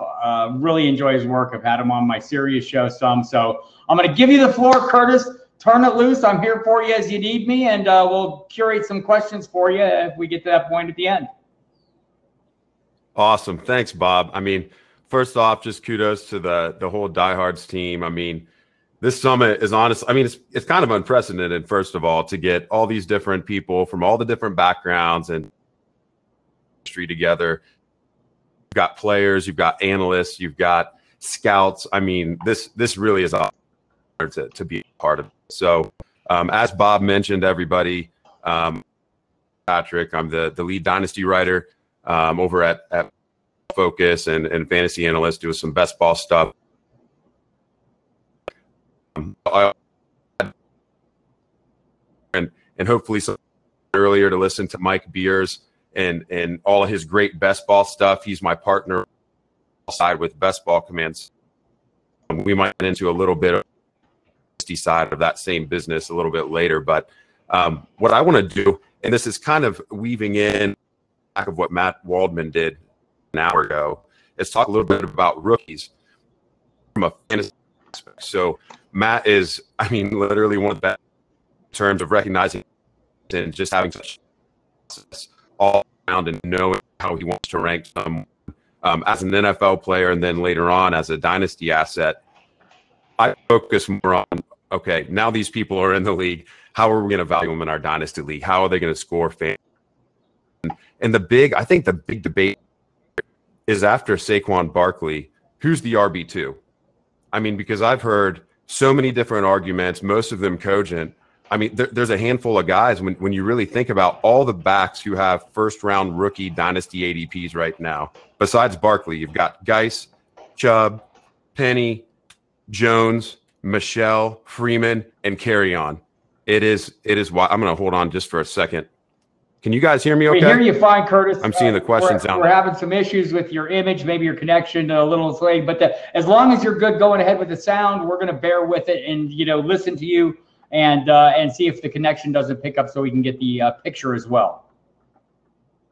Okay, great. Okay, we'll keep going, and maybe when I flip over to some slides, we'll recover there. But as I said, Geis, Chubb, Penn, Michelle, Freeman, Johnson, all these, you can make a decent argument why they should be the RB2, and you can make a lot of arguments why they shouldn't be the RB2. And I want to argue against each of them, and we're going to arrive at who I think is the number 2 back in this class from a dynasty perspective, also probably from a rookie production perspective. Okay, first part of the presentation here. So, Barkley, I think he's obviously the unanimous 101. He's going to have 300 touches this year. That's boring. Everyone understands that. Darius Geis, so there with him. Well, best pass catching backs in the league. Last year in 2017, top 4 back with targets who also averaged more than 2 yards per route run. Yards per route run is one of our signatures pro football, and it's to the efficiency of a certain player anytime he goes pass out. A little perspective on how good 2 yards per route run is as a running back. There were only 14 who averaged per pass route run targets last year. And all the guys that you would expect, Antonio Brown, Keenan Allen, Odell Beckham Jr., Chris Thompson, when you sit out, he's given you that type of efficiency. And so while I'm the last person to sit a back who didn't display a trait in college or a skill in college, can't learn it in the NFL.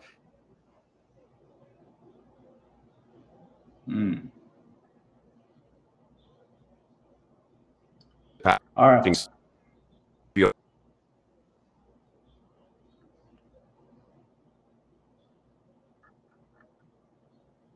All right, Curtis, we're blacking out pretty bad at the moment with the audio.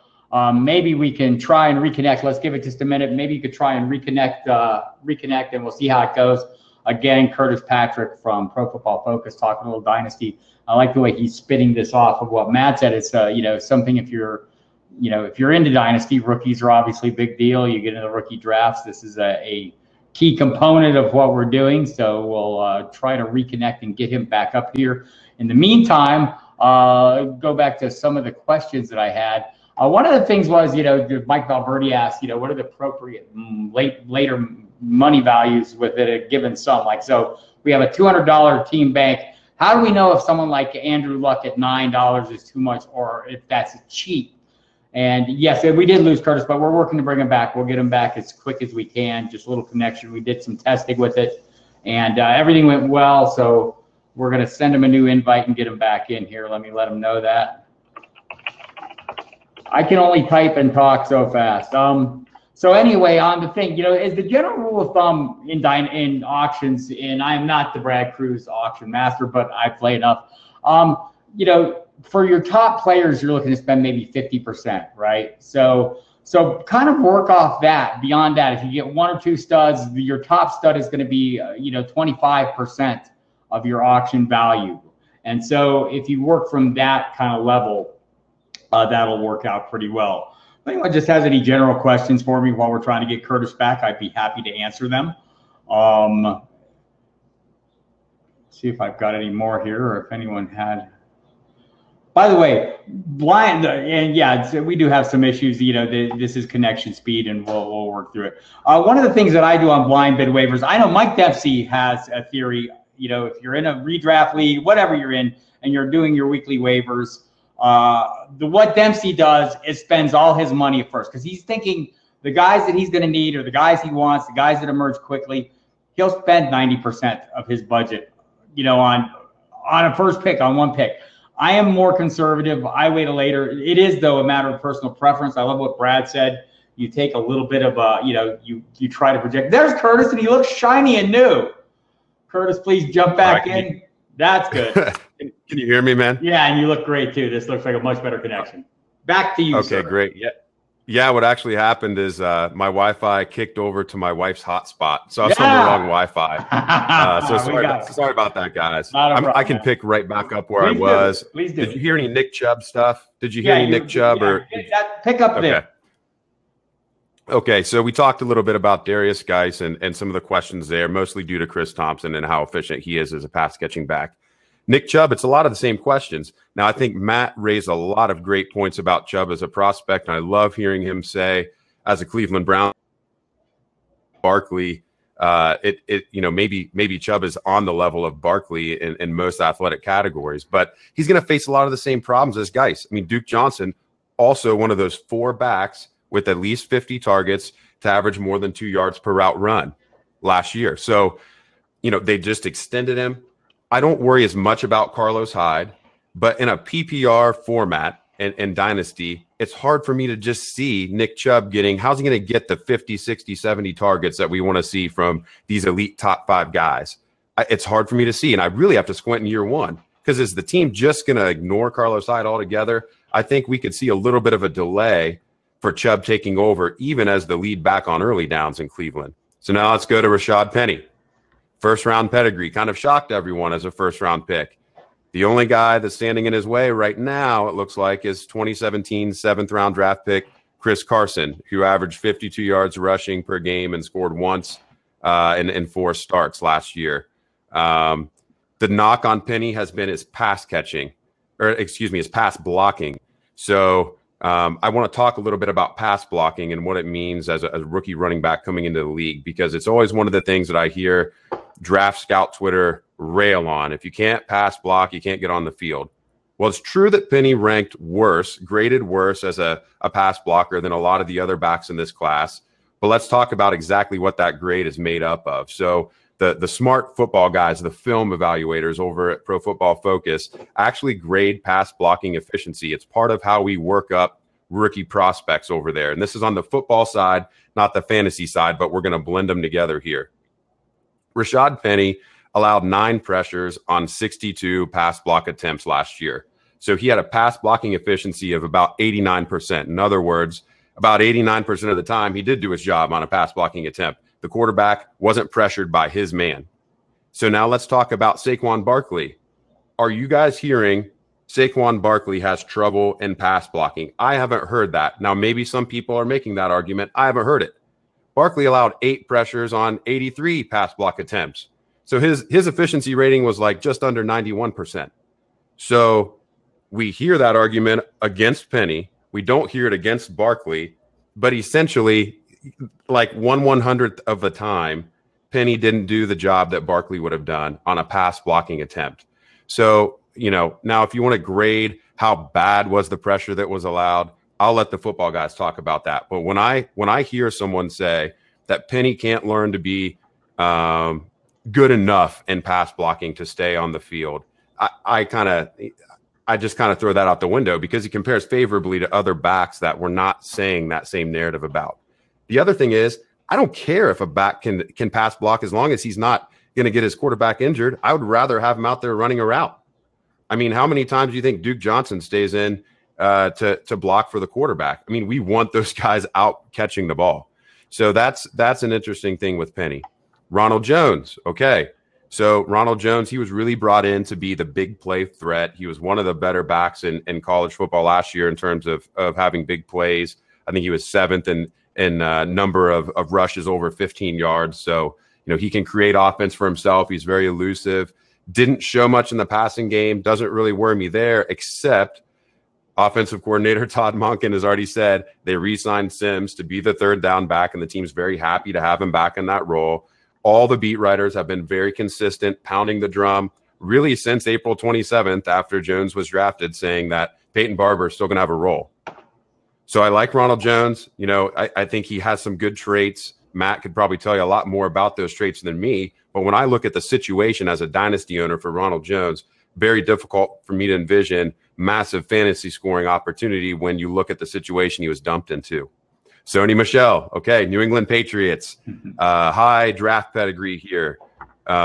He is objectively a good pass blocker. He only allowed 2 hurries on 48 pass block attempts in 2017. He's kind of renowned out of these top backs for being good at that. That's very Belichickian for him to like that trait. But Rex Burkhead was RB15 in PPR points per game last year. Rex Burkhead is still in New England, last I checked. One of the most efficient backs in the league last year from a fantasy scoring perspective. And the thing I don't like in weekly fantasy leagues is the Patriots' backfield is so difficult to project. Who's the lead guy going to be that's going to go win the week or lose the week for me? I mean, we've seen this for several seasons. It's not necessarily that New England Patriots is a bad landing spot for a back that's going to score fantasy points. It's just very hard to predict. So Best Ball Dynasty don't have as much of an issue with Michel. And even for redraft, don't have as much of an issue for Michel. But if I'm going to hitch my wagon at the RB2 pricing in a dynasty rookie draft, I have some difficulty with that with Sony. Royce Freeman, I think we're starting to see the narrative reverse a little bit on Royce. I was very much pro team Royce in terms of him immediately overtaking Devontae Booker. I didn't really look at Booker as much of a threat, even though he started his career with consecutive 30 reception seasons out of the backfield. But I mean, I've yet to find a beat writer that says Freeman's the early favorite to start week 1. Everyone's saying it's going to be Booker. So I think it might take some time for Royce to be the unanimous, I guess, bell cow in that backfield. And then is the team really going to take all of Booker's pass catching work or enough of it away from him and give it to Freeman for him to be as dynamic of a fantasy scorer as some of these other guys? Hard to see that. He was also the lowest drafted out of all of these running backs we're talking about. Lastly, Kerryon Johnson. So Kerryon Johnson lands with a Matt Patricia coached team with an existing offensive coordinator who's employed running back by committee with sometimes 3 backs for multiple seasons here. So as much as I like Kerryon, as much as I like him as a pass catching threat and really like his talent, they just brought in Blunt, who scored had one of the best rushing seasons in terms of rushing touchdown production when Patricia was in New England a couple seasons ago. Very difficult again for me to see Kerryon stealing a lot of pass catching work from Theo Riddick. So, maybe you guys are all hating these running backs now because I've diced some of the reasons to fade some of them, but let me share, see if I can share some images here and make an argument for the guy that I'm taking at 102 and that I think that you should take 102 as well. I'm going to try to share my screen here.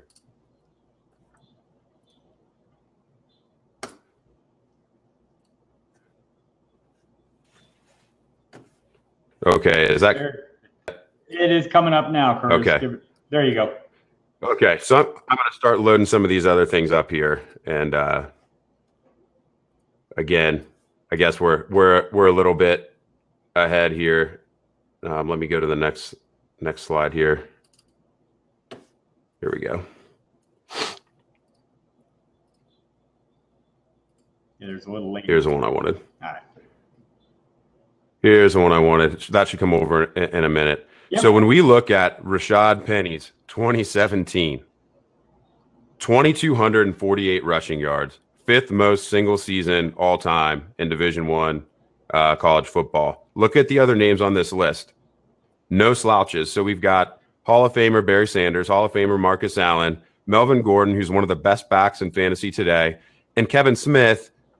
Those of you that have been playing for at least a decade might remember that as a rookie, he was PPR running back 15, and then he followed that up his sophomore season as PPR running back 21, eventually got derailed, but was very productive. So the 4 guys that we've seen, rush for over 2,200 yards in college football history, I mean, it's 4 for 4 so far in terms of being a fantasy hit. So I feel pretty good about that with Rashad. Let's go to the next visual that I've got here. And this is an excerpt from our Pro Football Focus. Where is it at here? Our Pro Football Focus rookie draft guide. And I want to hit a couple metrics here that are really important in terms of why it doesn't matter to me necessarily that Rashad Penny landed on a team that doesn't have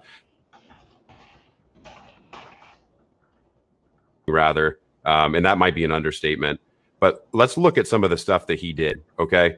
So he had the 3rd most rushes of 15-plus yards in college football with 30. He gained over 1,100 yards on those 30 rushes. So when he hits it big. These aren't 15-yard chunks. These are 20, 30-yard chunks, 40-yard chunks. Can house it easily. He caught 18 out of his 19 catchable targets last year. In the Senior Bowl, he had 64 yards on 9 carries and 73-yard receiving touchdown. So when he did have a chance to get in there with a lot of these other Power 5 players, if you're somebody that wants to say he wasn't from a Power 5 school and didn't face the same competition, well, in more of an objective environment where everyone's adjusting to a new playbook and playing the same competition, he still did dominate. The one that I love, 42.8% of his rushing attempts, he was not tackled on first contact. This guy is better than anyone in college football last year at creating his own yards. So he's a match made in heaven for a team that doesn't create a lot of yards for their backs on their own. That's what I really love. And you also see that he was number 1 in breakaway rate in terms of big runs for college football. So that's the type of thing that you get if you buy the rookie draft guide at Pro Football Focus. We've got these types of profiles on all the different players, but some great stats that our metrics team pulled in over there. And so, Penny for me is a guy that he's only fighting a player in Chris Carson that has 4 games under his belt and really only had one great fantasy showing out of those 4 games. And he had a horrific injury last season. I'm not buying that he can't usurp a 7th round pick from 2017 as a first rounder. The team has said he's going to play on all 3 downs. They want him returning kicks even just to get the ball in his hands. So for me, I have the most probably confidence in him achieving early ceiling out of the guys here. And I think he's got the least amount of competition in his way. So for me, it's Rashad Penny at 102. So Bob, who's been your 102 this year? And did I sway you? I don't know that you have look, I have the concerns you mentioned about Penny, I think are interesting because those are the concerns you hear. He's not a great pass blocker. Something I mentioned to I think it was Matt Waldman in the segment before. Kenyon Drake was as bad a pass blocker coming out of college as there was. He improved. He worked on his game. He got better. So I think that's a situation.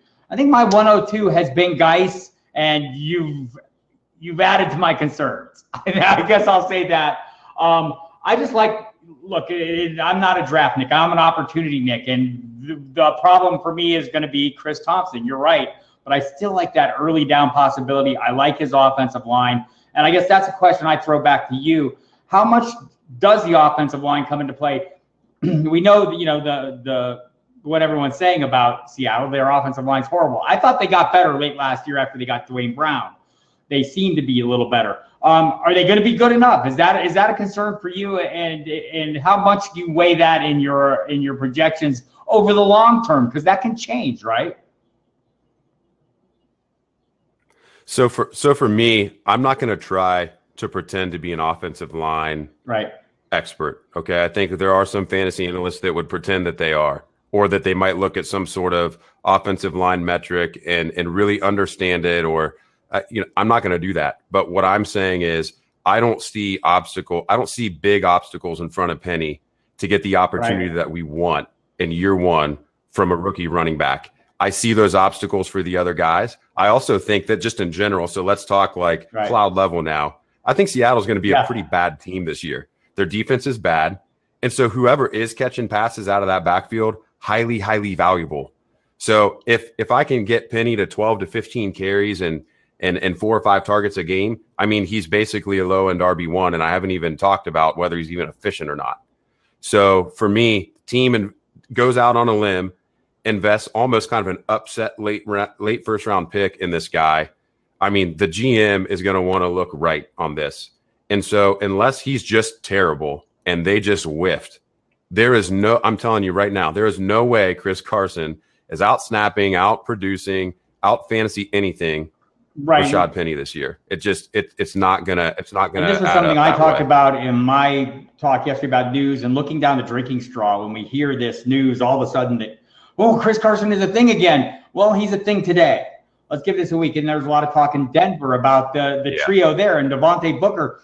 He's going to be the lead back. He has a better grasp of the offense. Have we not seen this movie before? And did it not end badly with the Devontae Booker? The Devontae Booker size peg being pounded into the feature back size hole. Yeah, I mean, okay, and so you got that, and then you also got Pete Carroll, who's like the least trustworthy guy out there. Okay, I mean, has Pete Carroll ever had a player on his roster that he wasn't happy with, that wasn't making the Hall of Fame tomorrow? I mean, that's just who he is. I mean, that's who he is. That's his personality. He's rah-rah. I mean, we heard it with C-Mike forever. We heard it with Procise. I mean, it doesn't matter. I'm following the draft pedigree. I'm going to invest in the fact that the GM understood the type of running back the team would need if they did pull the trigger early. Has to be somebody elusive, has to be somebody that's dynamic with the ball in his hands, because we're not going to give him a lot of open field, or push at the line based off of what we saw last year. And they did, at least from that standpoint, hit a home run in terms of picking the right back. You can argue they shouldn't have taken a back there, and that's a whole nother discussion. But from a fantasy perspective, I think they pulled the trigger on the right guy based off of their team needs and where their skill sets are. So, what we could do now, I think, is either look at a couple of the Dynasty Command Center tools, if you guys are interested in that, or I'm happy to answer some user questions. Go ahead and bring up some of the tools. Let's take a look and see what you got. Okay, great. So I mentioned a lot of our Pro Football Focus tools, guys, and that stuff's great. But I also do a kind of a consulting business, but it's almost more like ongoing coaching. So for those of you that saw Mike Beers do his deal earlier, he's my partner over on the best ball side, and me and Ryan McDowell run the Dynasty side here. And I want to share with you some of the ways that we help our subscribers measure their team. So I don't know if you can blow that up a little bit, or you guys can maybe squint. But this is called a league landscape analysis. And what we do, this is especially easy if you play on My Fantasy League as your dynasty, as your dynasty host for your league. But we take your team, we look at dynasty ADP and trends in that ADP, and we give a value to your team. We value each position, so you understand what your total value over here.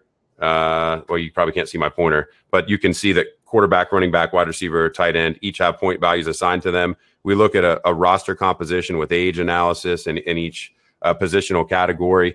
And then if you see the line chart there, we track your team value over time. So this particular league landscape analysis I pulled, this player in just 4 months went from being by far the least valuable dynasty squad in the league to now being the 5th most valuable, just through making trades, through making the right rookie picks, and making some very timely waiver pickups. So this is what you can do if you're willing to grind. Now, not all of you dynasty players are willing to grind. A lot of you want to log out from like February to August, and that's fine.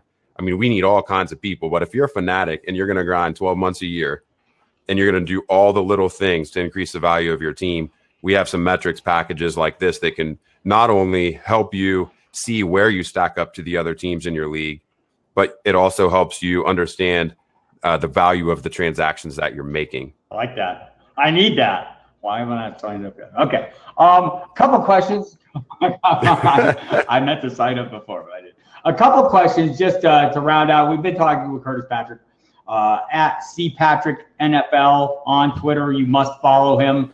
You will be glad you did. You must read all his work at Pro Football Focus and Dynasty Command Center. Just for the name, the Dynasty Command Center. I love it. And you have like Slack channels there, right? And I mean, this is a pretty in-depth, pretty in-depth assistance if people want it. I kind of like that as well. It seems like we have a lot of questions here about, the running backs, obviously, but there was one about wide receivers. Just wanted to know how you rank the wide receivers: Ridley, Gallup, Miller, Sutton, Washington. Everyone's excited about Miller because, again, we're looking through the drinking straw. Jake Seeley doesn't do that, and neither do I, and neither should you. But how do you view these guys? Who are the guys? Can you say them again? Because I'll give you my order. Gallup, Miller, Ridley, Sutton, Washington. I think we could throw more in there. They didn't, but I will. Just the top wideouts this year. So are we just assuming that DJ? Yeah, so we're assuming. Well, I'll just start at the top. I mean, because I think there maybe are a couple people out there that don't have DJ Moore at the top. And again, we're talking dynasty here, guys. I'm not talking year one redraft impact. This is dynasty. So I've got DJ Moore 1. I've got Christian Kirk 2, Calvin Ridley 3. And I've got a tier of guys right here that's 4. Whoever you want to make your argument for, because I think there's good arguments for all of them. And it's Gallup, Washington, Sutton, Miller. And so with Gallup, the argument is maybe he has a chance to be an alpha earlier than others. With Washington, he's in a great offense. He's going to score some touchdowns for sure. We've seen Martavis Bryant and others be relatively effective in that role. With Cortland Sutton, you got to wait a year. But if he takes over and Manny Sanders or Demaryius Thomas leaves, he could immediately be a very productive wide receiver too. And Anthony Miller, I mean, I haven't heard any more positive stuff about a rookie, I think, probably over the last 30 days than Miller. It seems like those guys are really smitten with him. So that's kind of how I rank those guys. And I think what's really important to understand too is in Dynasty, make sure you're keeping these arguments that NFL draft Twitter or NFL draft websites are going to make against slot receiver. Well, he's just a slot. We love slot receivers in Dynasty, okay? The slot receivers score a lot of fantasy points.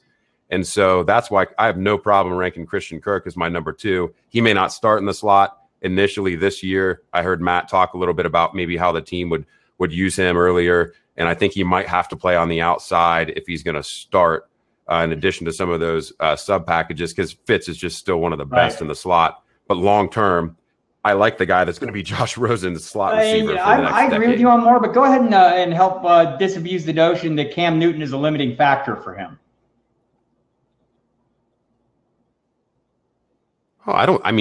Now, if you want to say Cam Newton can't support a wide receiver one, okay, he doesn't have Steve Smith anymore, so there's no Hall of Famers there. But Greg Olson's almost near the end of his career. Greg Olson is a really good NFL player. He's probably going to be a borderline Hall of Famer when he's done at the tight end position when you look at everything that he's been able to rack up. So, as Olson phases out, it's really just a Moore versus Funchess argument.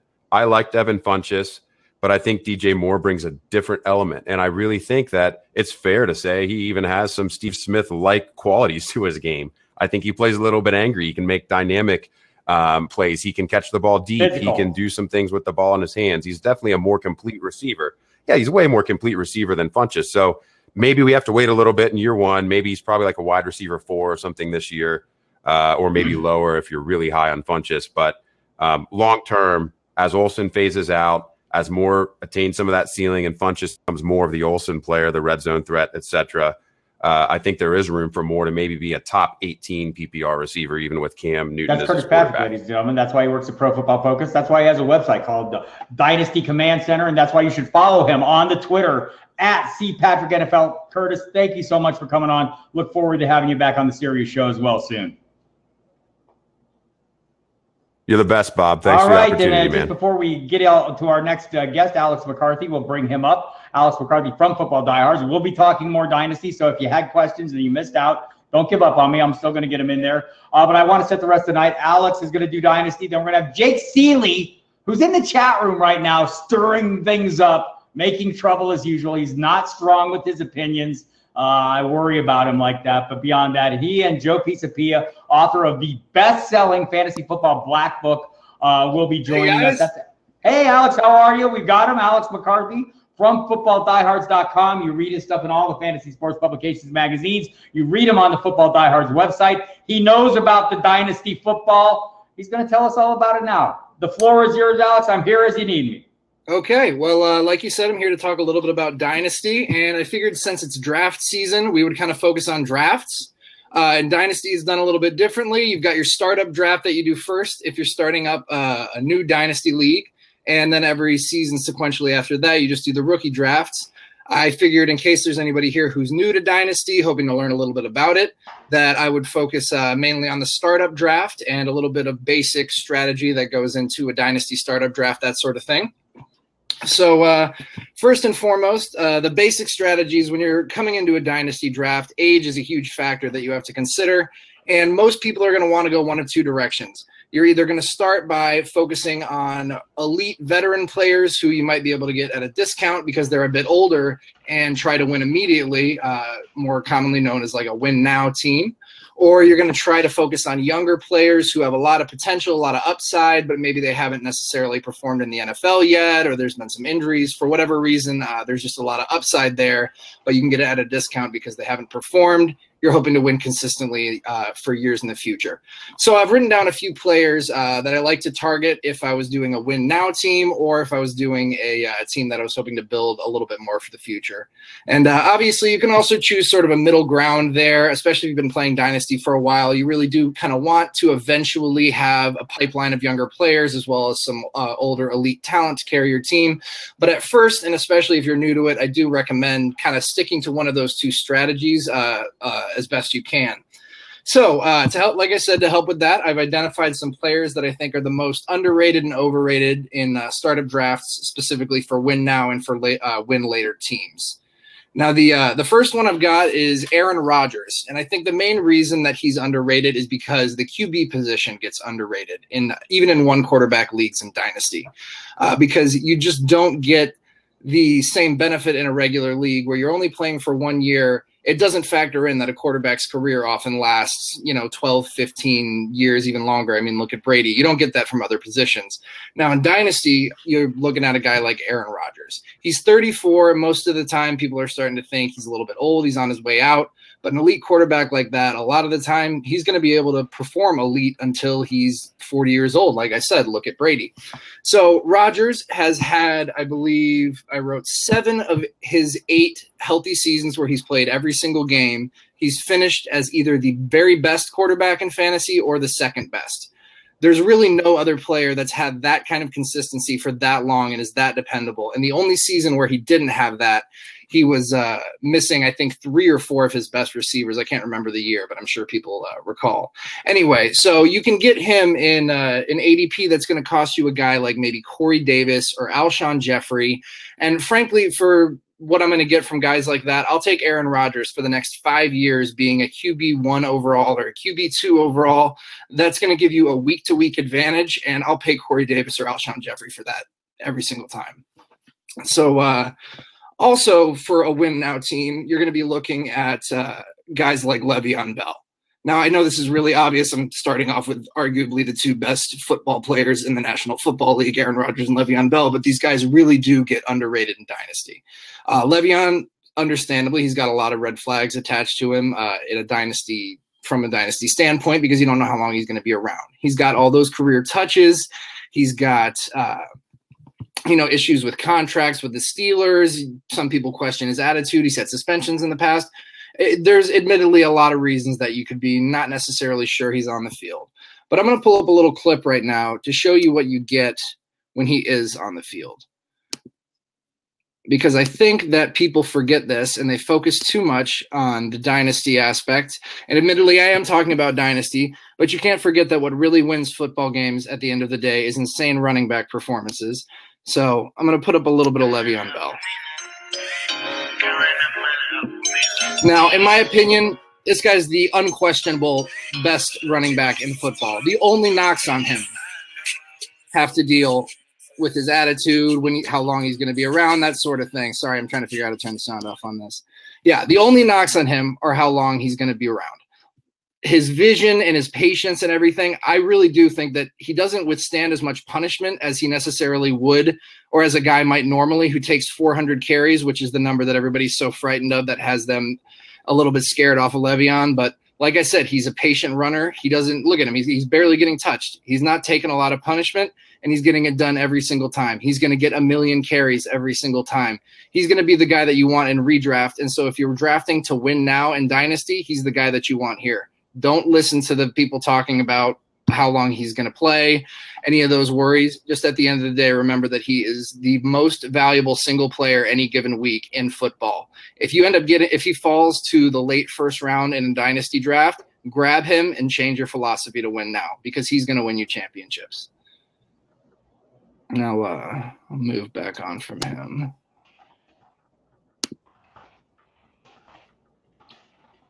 Bob, I'm not totally sure how to switch. It's a nice little moment there with Le'Veon celebrating, but I'm not sure how to switch off of it.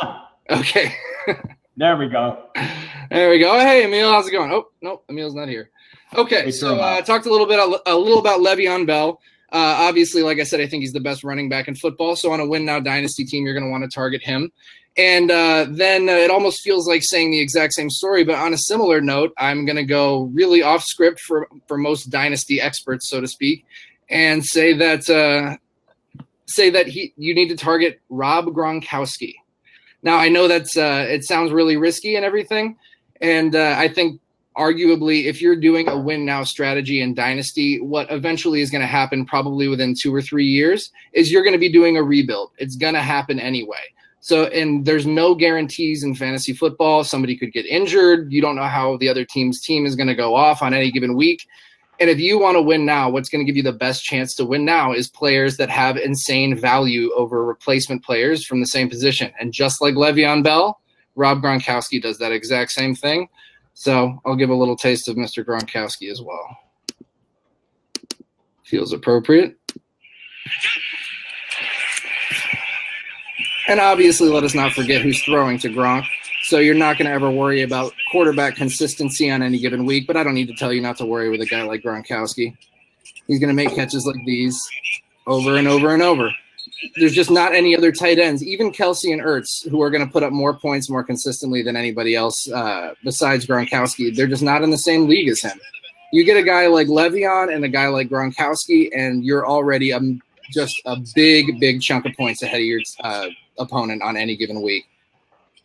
So I'm starting off a little bit unusual for dynasty recommendations. I obviously understand that. It'll come back around a little bit to younger guys and everything. But I just really want to emphasize that I feel strongly that when people are doing dynasty drafts, or they're sometimes when they're new to it, sometimes when been doing it for a long time, they worry too much about red flags and they forget about who's good at football. You've got to focus on who's going to win you games week to week, just like you do in a redraft, even if you also have to take other variables into account. If Rob Gronkowski and Le'Veon Bell are available at even a decent value, they're worth changing your entire team philosophy around and trying to win. The championships are all that matter at the end of the day. But I think that's enough of Mr. Gronkowski for now. Anyway, I've got one more guy, and if you have any questions, I've never done anything like this, so feel free to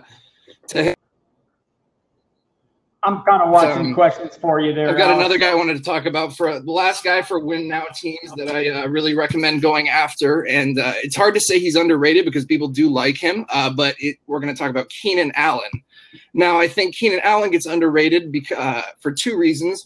One, sort of age to some extent. He's only 26, but like I mentioned, people really put a huge age premium in Dynasty, and I think it can be a little bit too much. But also they're especially worried that he might not play that long because he's had a lot of injuries in the past. But what I think is worth noting is that his injuries have either been freak things like a lacerated kidney or spleen, I believe, which isn't something that really repeats. And he's also had just like your run-of-the-mill ACL tear, which nowadays guys recover from that. It's not as big of a deal as it used to be. So I think he hasn't had any recurring injuries. It's just been freak stuff and kind of miscellaneous. But he's only 26, and his game is built around being a elite route technician. And those are the kind of guys that are able to stick around and play into their 30s. And I think just like Antonio Brown is going to do, I think Keenan Allen is going to play well into his 30s. I think he's absolutely elite. I put him in the tier right below Antonio Brown, who's in a tier by himself. I've got him as my wide receiver 4. I think consensus is around wide receiver 8. I've got him ahead of Mike Evans. I don't trust Jameis Winston, and Evans is shown to be a little bit inconsistent. Obviously, I still like him. I just think Keenan is going to be better week to week. I like his route running. He doesn't have Chris Godwin breathing down his neck. I don't think Mike Williams is going to really threaten too much. He's not very similar to Keenan Allen in style, and he's not the player that Keenan Allen is either. Anyway, I just think you can get him for a great value. I think if he slips to the second round, he's an absolute steal. But that brings me to the end of the guys I wanted to talk about for win now teams, and brings me to the guys I would recommend for someone who wants to build a dynasty in a more traditional sense, which is kind of from the ground up, starting with your younger players, usually starting with wide receivers or at least rookie running backs, that sort of thing. And the first guy I've got is not really all too much of a surprise. He's a guy I've been high on since last year and was telling people to buy in the late first last year, and that's Juju Smith-Schuster. I think the big reason that he's a guy you need to look at in Dynasty is it's simply just pure talent. That's the first thing you're going to look for when you're analyzing any Dynasty player, because eventually talent will usually out. Bad situations come and go, especially at a player who's going to be in the league for a long time. Juju Smith-Schuster came into a situation where he was buried on an incredibly talented depth chart, including Antonio Brown, basically including Le'Veon Bell, because he's essentially a receiver, Martavis Bryant. He was buried under all these guys, and his talent, he forced himself into getting a role in this offense. And that, I think the only reason that he's not already showing himself to be elite is because he's behind Antonio Brown, and he's the best in the league. But I think the minute that Juju Smith-Schuster is in a situation where he can get number one volume, I think he is number one talent. His ADP right now, average draft position, has got him in about round 4 in dynasty drafts. And if you are committed to winning later and building a team from the ground up, getting Juju in the 4th round is an absolute steal. It's perfect. Okay, I'm seeing a question from George Reed. Would you be how much value you should place on draft picks if you're in win now mode? Would you be willing to deal future picks for agent talent that can help you win now? That's actually a great question, and I tell people all the time, yes. That's a great idea. Personally, I love using picks in the sense that I like using them as bargaining chips. I like to buy draft picks right at the beginning of the season. So, for example, I would be trying to buy 2019 draft picks right now, or I would if the draft class wasn't bad. But normally I would try to buy 2019 draft picks right now, and then I would sell them right before the draft next year. I absolutely guarantee you, without fail, you will get a bigger return. The hype builds, people fall in love with certain players. That is the only strategy that I will say in fantasy football is going to be without fail every single time in a dynasty league. Buy the picks early, sell them later. It's a guaranteed investment. And in terms of selling them for aging talent, I think people undervalue aging talent, and I think people overvalue draft picks. So yes, absolutely. That's a pretty basic strategy, but it's an extremely viable one. It's a good one. I've done that myself. What was I doing? I'm trying to become a contender this year. I was short one running back, and I just threw a first round pick, hopefully a late one, on top of Allen Robinson to get Kareem Hunt to fill that spot. So, okay, I'm seeing from Blunt Force Trauma opinions on Alex Collins versus rookie RBs other than Barkley. So I assume you mean like how he'll do in comparison to rookie RBs on other teams, not rookies on his own team. I don't even know who his competition is. I do like Collins, and I do kind of hate all of the rookie running backs except for Saquon. I mean, I guess I should say I think they're overrated. I don't hate them objectively. There's some good runners and everything like that, but I just, the values that people gave for the picks that became those players, at least in most of my leagues, just not worth it as far as I'm concerned. I think there will be probably 2 or 3 rookie running backs that finish above Alex Collins. Other than Barkley, I couldn't tell you which ones they are. I've really been pretty disinterested in this rookie running back class as a whole. I know that's crazy. A lot of people thought this was a really deep one, and this is a really deep class. But like I said, I've been disinterested just because of the level of general interest. I think every year rookies get overhyped, and because of the massive success of Fournette and Dalvin Cook and those guys, people think that's going to happen every year. I only really believe in rookies if they are a Barkley-like talent, and Barkley was, he was just way too expensive. I sold Saquon Barkley for Keenan Allen, Jordan Howard, and Zach Ertz. I sold Barkley and Geis, and thrilled with that return. Absolutely thrilled. Anyway, back to about the thing on Collins. I do like Collins. I think he'll probably be a high-end RB2, mid-range RB2, maybe low. I don't know. It's tough to predict with guys like that. I don't think he'll crack RB1, but he's definitely a valuable second running back to have. Okay, anyway, so back to the win later targets. I'm going to go a little bit deeper and talk about a guy who I was high on last year as well, and I am doubling down despite the fact that I really got nothing to back me up this year through no fault of his own. I'm talking about Cam Meredith. I did an episode of a podcast last year where I did essentially a dissertation on how much I liked Meredith, and I thought he was going to explode for the Bears. Unfortunately, I can't even remember the exact injury, but he was hurt at the beginning of this in the preseason, didn't even get to play, et cetera, et cetera. And now he's on the Saints, and I think that was a good move for him, and I'll tell you why. I think he is a highly underrated as a talent. 2 years ago, Pro Football Focus rated him as having the best double move route in football. I know that's a little bit niche, a little bit specific, but that's a route that guys like Antonio Brown and Keenan Allen, who I was just mentioning, are absolutely fantastic at. Those are elite players. Adam Thielen, also a great double move guy. But anyway, Cam Meredith was rated by Pro Football Focus ahead of all of them. He has serious talent. And the reason I think that talent is going to show up is because he is not going to be playing against serious defensive talent. He's playing on the Saints now. I think he's going to force his way into that wide receiver 2 role. Michael Thomas is going to continue taking the first cornerback every single time. And then the rest of the defensive attention is going to be given to Kamara. I think between Kamara and Michael Thomas, defenses are going to be committing their absolute worst guys to Cam Meredith. I think he's highly talented, and I think Breeze is a guy who obviously knows how to distribute the ball. So when he sees Meredith consistently open against these lower quality defensive players, he's going to get him the ball and he's going to get points. He's going to make a name for himself next year, and I think his value is going to go way up. I'd say now is the time to buy Cameron Meredith because I don't think he's going to really cost you very much, and I think his upside is huge. So anyway, moving on from that, a running back that I think is good building block. Maybe not like your running back one or anything like that, but Kerryon Johnson representing my Lions. A good win later target, I think. He's tended, for whatever reason, to be kind of lumped at the back of the pack of these first-round running backs that are going after Barkley, that second tier. Some people even having him in the third tier. And I can understand that because I think, he's going to be playing with Blunt this year, and he's still got Riddick there as well. So you've got a short yardage guy, you've got a pass catching guy. Abdullah will get a couple carries. So he's not going to get a ton of volume this year, I don't think, but I think the talent is there. I don't think that Riddick and Blunt are there permanently. The Lions have been building their offensive line, and their run game, I think, will follow. And I think that because of some various worries this year, he's maybe slipping a little bit down people's boards, especially in a startup draft. I don't know what his ADP is. And George Reed, I hear you, not a fan of Lions RBs. You see my jersey. You can, if you think you don't like Lions RBs, then you're preaching to the choir, man. But I just think now I'm seeing Blunt was hurt yesterday. I haven't heard any update. But anyway, as I was saying, yeah, they've improved their O-line, and I think that red flags for this year are preventing people from seeing the eventual potential of Kerryon Johnson. I think he will be great in 2019, 2020.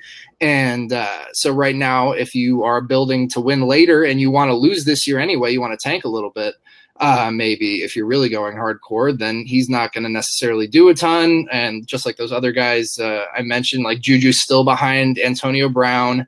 Cam Meredith is still behind Michael Thomas. I don't think he'll necessarily overtake Michael Thomas, but he could go elsewhere and improve his situation. My point is all of those guys, I believe, have better days ahead of them. And so they won't stop you from getting a good draft pick this year, and they have just a ton of upside for the future. Anyway, so I've also got a couple players to avoid. At least at their ADP, it is worth mentioning that now most of the players I'm talking about are pretty, other than Meredith, are pretty high up in ADP, so they're fairly elite. And this isn't to say that I necessarily think they're bad players that are going to hurt your team. I just think that they're overrated at their current ADP. First one being Christian McCaffrey. Now, I think I saw that he was rated, I think his ADP was 20. So that's got him in the mid-late second round. And I think the reason that I'm a little bit worried about him is the trends that I've seen from the Carolina management in terms of the offensive line. Now, the big one that everybody knows is that they lost Andrew Norwell over this past offseason, who was the best guard in football, arguably, and I believe the top rated according to PFF. Unfortunately, they also just lost their fourth round pick, a tackle, to injury yesterday. And even before that, they were very, very thin. They had a lot of injuries last year. So I think McCaffrey lost his best blocker. They just lost some more depth. They were already injured last year. They've done almost nothing to address it. I think McCaffrey's going to be running behind a beat-up, second-rate offensive line. That's going to be a lot harder than last year. I think he's just going to be running. There's going to be less room for him to run than there was last year. I think C.J. Anderson is at least as good as Jonathan Stewart was last year, so he's not going to see an uptick in volume. And I do believe he's a talented player. If you're in a PPR league, he's going to catch passes, and that's always going to have value. But I think he's going to be a little bit overrated until the Carolina management shows some commitment to improving the run game in the form of the offensive line. So I'd be a little bit worried about that, and I would at least avoid him at his current mid-second ADP. Second guy, another guy, it's important to say, he's a pretty good football player, but I think Michael Thomas is being hugely overdrafted, and I know that seems crazy. You're supposed to believe in the production. He comes in, he puts in 1,000-yard seasons immediately, wide receiver one numbers from very young age. But I think, and I know it's a very simple take, and I'll probably catch hell for it, but I think it's just very, very Breeze dependent. And I think he can only play for so many more years. I think he will continue to be a productive wide receiver. Absolutely. He'll be a productive low-end wide receiver 1, high-end wide receiver 2 maybe. But right now he's, I think, the consensus wide receiver 4 overall. And for that to be at all worth it, he would have to continue putting up the same kind of numbers he's putting up now for the rest of his career. I don't see him ever doing it again once Breeze leaves. So I'm not buying him at his current ADP. In dynasty formats, I would be selling Michael Thomas now if I could, getting as much value as possible. So up to the last thing, I've got a list of what I call my 10 Dynasty Draft Commandments. In case anybody is new to this, these are just commandments for the startup draft. And without further ado, I guess. So the first one is thou shalt draft the best player available. That has less to do with age and more to do with positional needs, especially in dynasty drafts. It's tempting if you've already gotten, a bunch of good wide receivers and there's not too many running backs left on the board. Even if there's some great wide receivers left, it's tempting to just grab a running back because you feel like you need one. This is just simply saying, don't do that. A good dynasty owner can take the value of whatever players he's gotten and flip that somehow, turn it into a pick that turns into a player. Dynasty is about maneuvering through trades and things like that, and you get the most value you can right from the get-go, and then you do what you can with it. So you always draft the best player available. The second thing I would say is, I mentioned this earlier, but you should pick a winning window. Once your team's drafted, you kind of can get a sense of that. You look at your core players and you see what kind of age they are. Really, you should be deciding at the beginning of the draft is what I should have said. But I usually decide if I'm doing a new dynasty, I'll decide based on what player falls to me in the first. Who's the best value player that fell to me in the first round and what are they like? If it's Antonio Brown, I'm going to build a team that can win immediately. If it's Saquon Barkley, actually Saquon's going too high. I probably would not draft Saquon anywhere where he's going. It's worth mentioning also, I'll go off the topic of dynasty for just a moment, but I wrote an article for Football Diehards magazine about strength of schedule, and it's worth noting that Saquon Barkley's schedule is absolutely absurdly difficult. And I'm not even a person who normally would say that strength of schedule is necessarily a huge deal. I recognize that it's difficult to predict from year to year. I did put quite a bit of effort into making qualitative adjustments to my strength of schedule based on off-season roster changes and coaching changes, and really doing a lot of legwork to try to project defensive quality. Anyway, I still understand that it's not always going to be too predictive, but Barkley's schedule is more than twice as bad as anybody else's schedule is good. It's a complete statistical anomaly at the amount of difficult matchups that he is playing. If matchup quality existed on a bell curve, the statistical chance of him having a schedule this difficult is incredibly low. I tell you this because I think that actually the buy window on Saquon Barkley is going to be at the end of next season.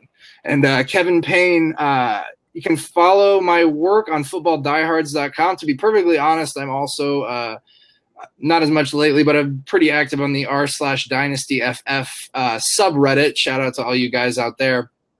As u/Jan Michael Larkin. I know it's a strange name, so I'll go ahead and just type it in. But you can follow me on Reddit under this. I posted a decent amount of football-related things. I've got some previews up right now on Reddit for my magazine articles that's got some of the content from those. And, again, you can pick up the magazine as well. It's got the rest of my strength of schedule analysis. But moving on, I've got a few minutes left with my draft commandments. So I've got thou shalt not project more than 3 years ahead. Which I know I've been talking about a lot of players like Juju who are going to be playing far, far in the future, more than 5 years. But I still think that it's a fool's game to try to project anything more than 3 years in advance, and you should never build your team that way because football is just such an unbelievably unpredictable game. If you make a move based on the fact that you think your running back one is going to be healthy in 3 years, that's 3 years of just tempting fate. It's just foolish. And it seems like a foregone conclusion that guys like Zeke Elliott maybe are going to be around, but look at his suspensions. You really just, you never know. So anyway, next commandment is thou shalt buy low. Now that's more really something to do with the trade market than actually with the dynasty draft. But players who are coming off of a bad season but who have had elite seasons, target them. I know it sounds simple, but people forget recency bias is a huge thing. People forget when as soon as a player, like think about DeAndre Hopkins 2 years ago, he played with Brock Osweiler arguably the worst quarterback in NFL history, and had a very average season for a former wide receiver one. Comes back a year later with other guys. Even before he had Deshaun Watson, he was already absolutely killing it. If a player has multiple seasons of elite production and they have had a bad season, buy them immediately, because the odds of them bouncing back are much greater than the odds of them failing to. And did you want to mention something? I noticed you just popped up alongside. No? Okay, never mind. I'll continue moving on.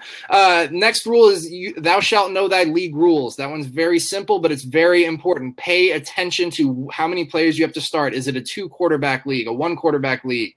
Are there points per reception? Do you need defensive players? You need to know your rules inside and out, because they have a huge effect on player values. So you need to know your rules inside and out before you start the draft.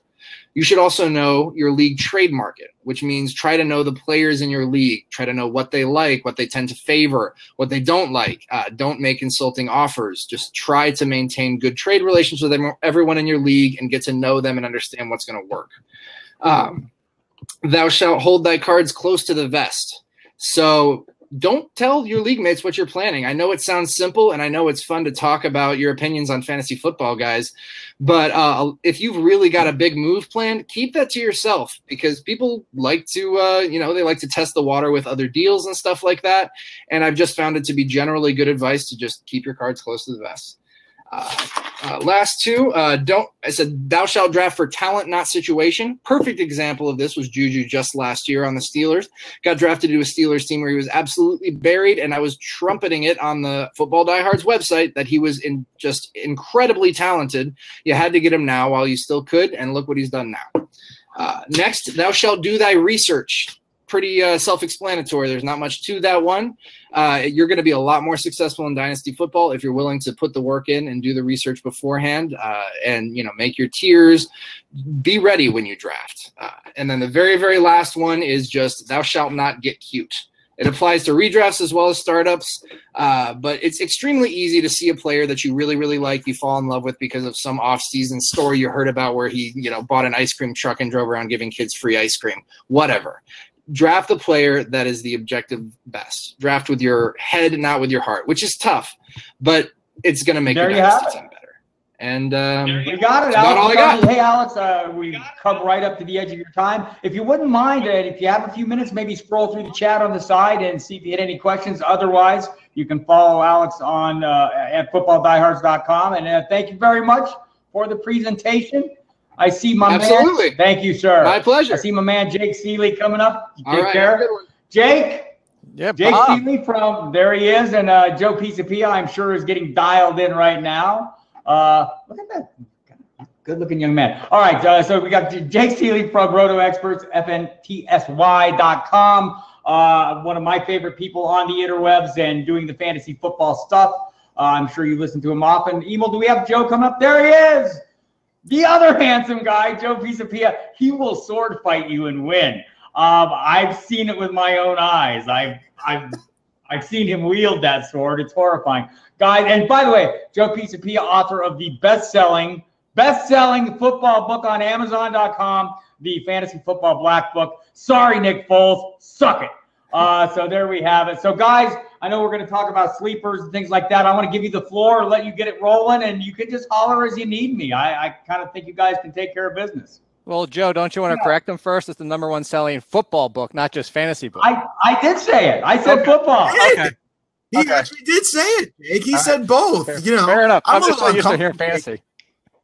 Well, you got to listen to Bob Harris like I listen to Bob Harris. And I'm starting my little Funko collection here behind me. I'm nowhere near as crazy as you, Jake, but I just want to say I'm a little uncomfortable. I'm used to being the best looking bald guy in the room, and now Bob's here, so I'm second. So I'm a little pissed off, but we can start anyway.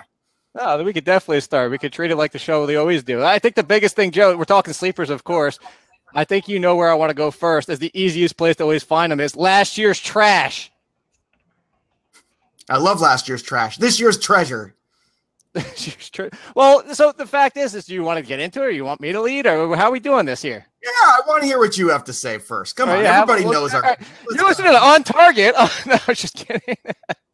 The fact is like last year's trash is the fact that it was where I love to go for my fantasy sleepers because everybody's pissed off from the year before. Everybody's ticked off and they ignore the people that they had excitement for, the hype last year. The perfect example are people that are hurt, the 2 rookies, Corey Davis, Mike Williams. Everybody's, oh, we got to draft them. They're going to be the breakout wide receivers. Oh, we got to get them in the 6th round, the 5th round. Can you imagine all the potential? Another one, Chris Hogan. Actually, this is kind of heading towards injuries at this point. But all these kind of guys that everybody was excited for last year get burned by these people and then don't want to go back because they're like a scoring lover. Yeah, and that's always a problem too. I mean, look, what happens is in football, you have to take calculated risks. And I think that goes with fantasy, just generally speaking. And this is why I think you and I always like to practice what we preach, which is when you build your team early on proven entities, it's easier to take these kind of risks. It's easier to take a Mike Williams later on. It's easier to take a Corey Davis and say, okay, I believe he can live up to this. It's also a problem too when you build your entire roster on those kind of guys. And I don't like when people do that. I always use this phrase, and I use it a lot with you too. It's, carrying over from the DFS world, it's the idea of when you have a cash game lineup in season-long fantasy football, it's a good thing. When you have a tournament-style lineup in season-long fantasy football, it's a bad thing because you're taking out too much risk there of things that you need to have happen every week to give you a good floor of points. And that's the problem. And I think that a lot of people, if they would just be more calculated when they took the risks on players like this, there could be reward. But the problem is everybody, sometimes gets drunk with this idea of the upside, and instead they don't factor enough into what the downside of a player could be. They don't factor into that roster construction enough.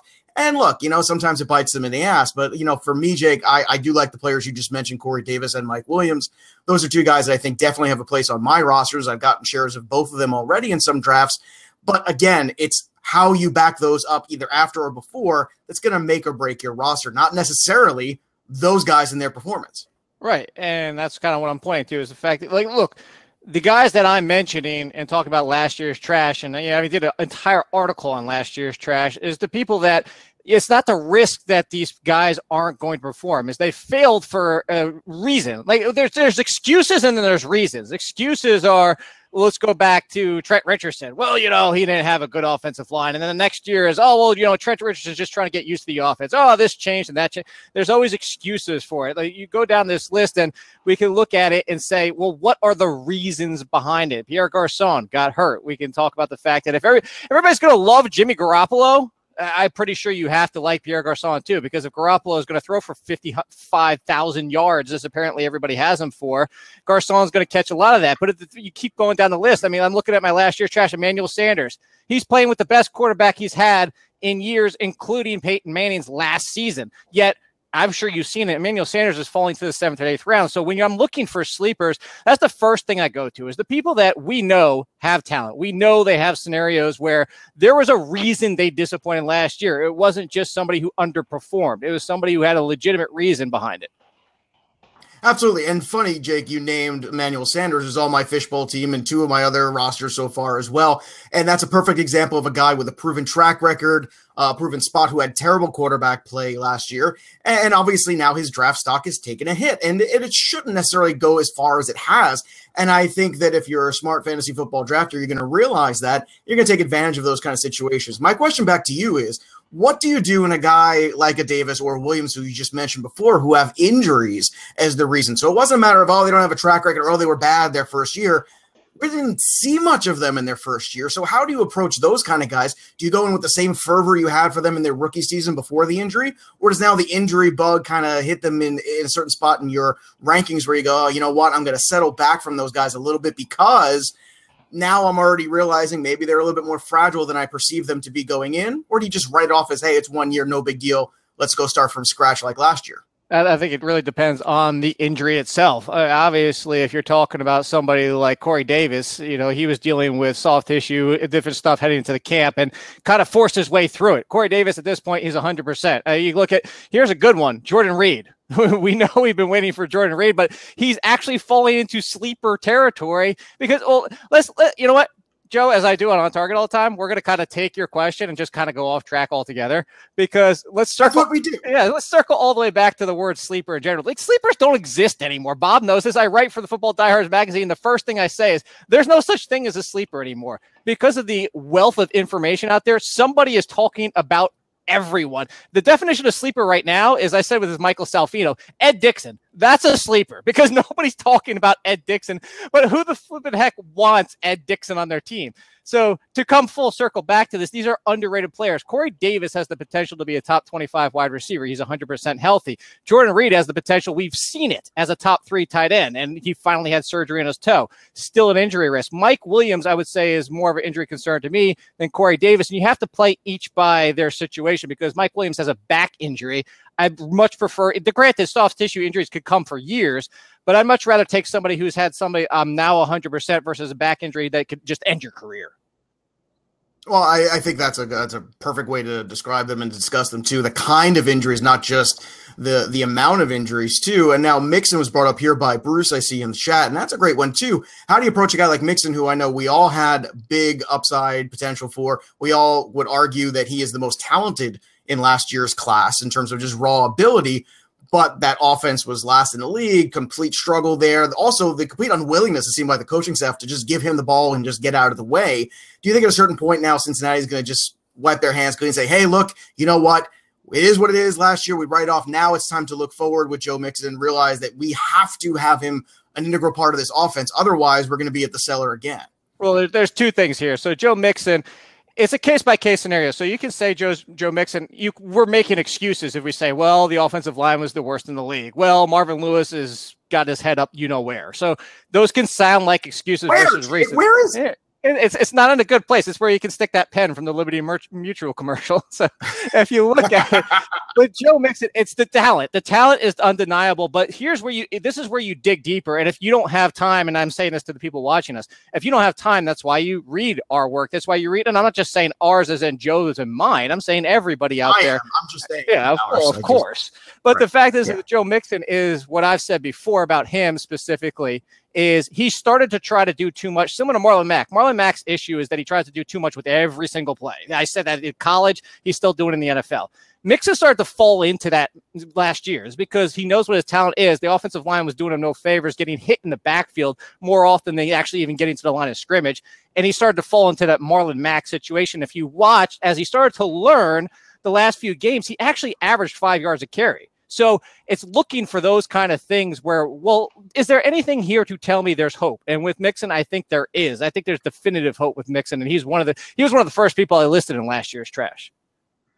And I would agree with you. I think that there's a lot of upside there for Mixon also. But my problem is, this is where people go wrong, I think, in fantasy football. When they, especially early on, we drafted a bunch of wide receivers early instead of the running backs early, instead of going for those true number one bell cow guys that are on the board in the first round or two. And then after that, you have to rely on a guy like Mixon either figuring it out, not reverting back to some of those bad habits that you pointed out last year, or being given the ball and everybody just, get their head out of, I guess, where Marvin Lewis has it. Head might be.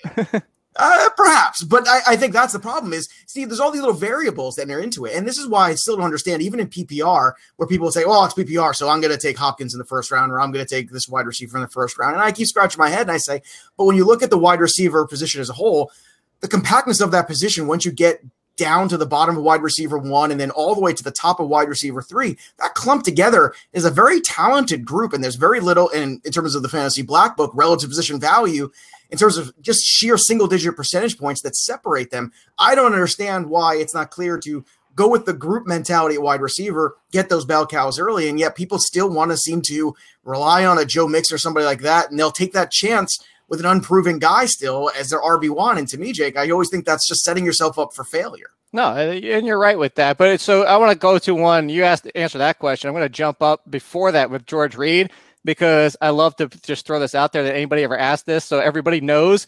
He asked, what about people in their last year of the contract? Contract year is a myth. It's been proven by myself. It's been proven by Tristan Cockcroft. It is a myth.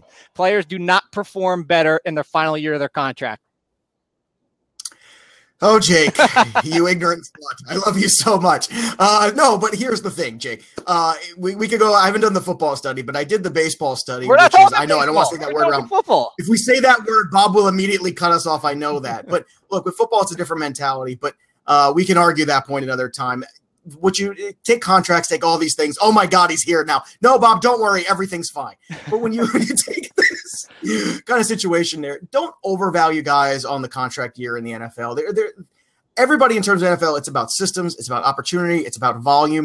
And that's the other thing too, Jake, going back to just building rosters and whatnot, when you're talking about wide receiver versus running back and going early and often in drafts on running back, the one thing you can count on a weekly basis for the most part is those attempts from running backs. And I don't understand why people don't want that volume they can hold in their hand every week instead of taking that a little less consistent volume from the wide receivers on even the elite ones on a weekly basis. Can you understand that, Jake? Because I feel like it's a trap, especially nowadays in the full point PPR, that people seem to fall into very happily. Which part? The trap of taking those wide receivers early on in the very first round, which I think is a complete and utter mistake. Even Antonio Brown, like I get Antonio Brown, that's fine. And the good part is if you do the Antonio Brown pick in the first 5, you're in a spot where when it loops back around to you early on, yeah, there's still 2 pretty good running backs there. You can see Howard sometimes looping around, some other guys in the late second, early third. This will make it. But in the later rounds, when you're going to take a wide receiver, I think the 10 spot overall, I think it puts you in a weird spot. Well, it does, and I actually broke down. I did that. Another one here. Roto Experts going to keep throwing stuff out there. I just did. Can you win by ignoring bell cow running back? Because I did that in the draft. I tried it, and it was in a best ball. It was for a fun reason. I forget which league it was. And I've already done 12 drafts already, so they're all starting to meld together. I know they're all the same. You're like the player version of, you're like the Biggie Smalls of drafts. Yeah, just another one to you just kind of move on with them. Yeah, I know. No, but I started because at the 11th pick, DeAndre Hopkins was there in a full point PPR. And I said, "There's no way on earth I can ignore that." And then the person behind me went running back, and Odell Beckham sitting there at the second pick of the second round. I was like, I can't not take Odell Beckham, despite the fact I still hate him because he blocked me. The fact is you start with that, and it looks amazing, and it feels great. But then when you see how my team turns out, and the top 2 running backs are LaShawn McCoy and Marshawn Lynch, you see the kind of threat you run into there. And that's why I am going to continue to be bell cow running back. But to find the running back sleepers, Joe, I think that the big thing here is there when you're looking for that is you want to find the best potential opportunity. And where I'll make a comparison is you want to find the person that has potentially 15 plus touches per game, not going to stay in his own role. There's a lot of teams out there where the backup running back, if something happens to the lead option, isn't going all of a sudden to see 20 touches per game. You're going to get the third option behind them. So you have to look at each backfield and figure out, is the backup guy, or is he the pass catching option who's always going to stay in that role and never really see a lot more touches? Well, and it's funny because you talk about roles, and I think that's a spot where a guy like Duke Johnson, his value doesn't change no matter who the early down back is necessarily. If Chubb takes the job, if Hyde gets hurt, however that shakes out, Duke Johnson's value in that offense is pretty much Duke Johnson's value. Right. But you mentioned guys in volume. You see Elijah McGuire out for a couple weeks already to start things, and to me, Crowell was one of these guys too. Is Isaiah Crowell the sexiest guy in the world? Well, maybe in real life, but in fantasy, probably not. But there's a guy who's got a good shot at cracking 1,000 yards, which is not an incredible marker nowadays, but also a guy where you're looking at in terms of volume and touches.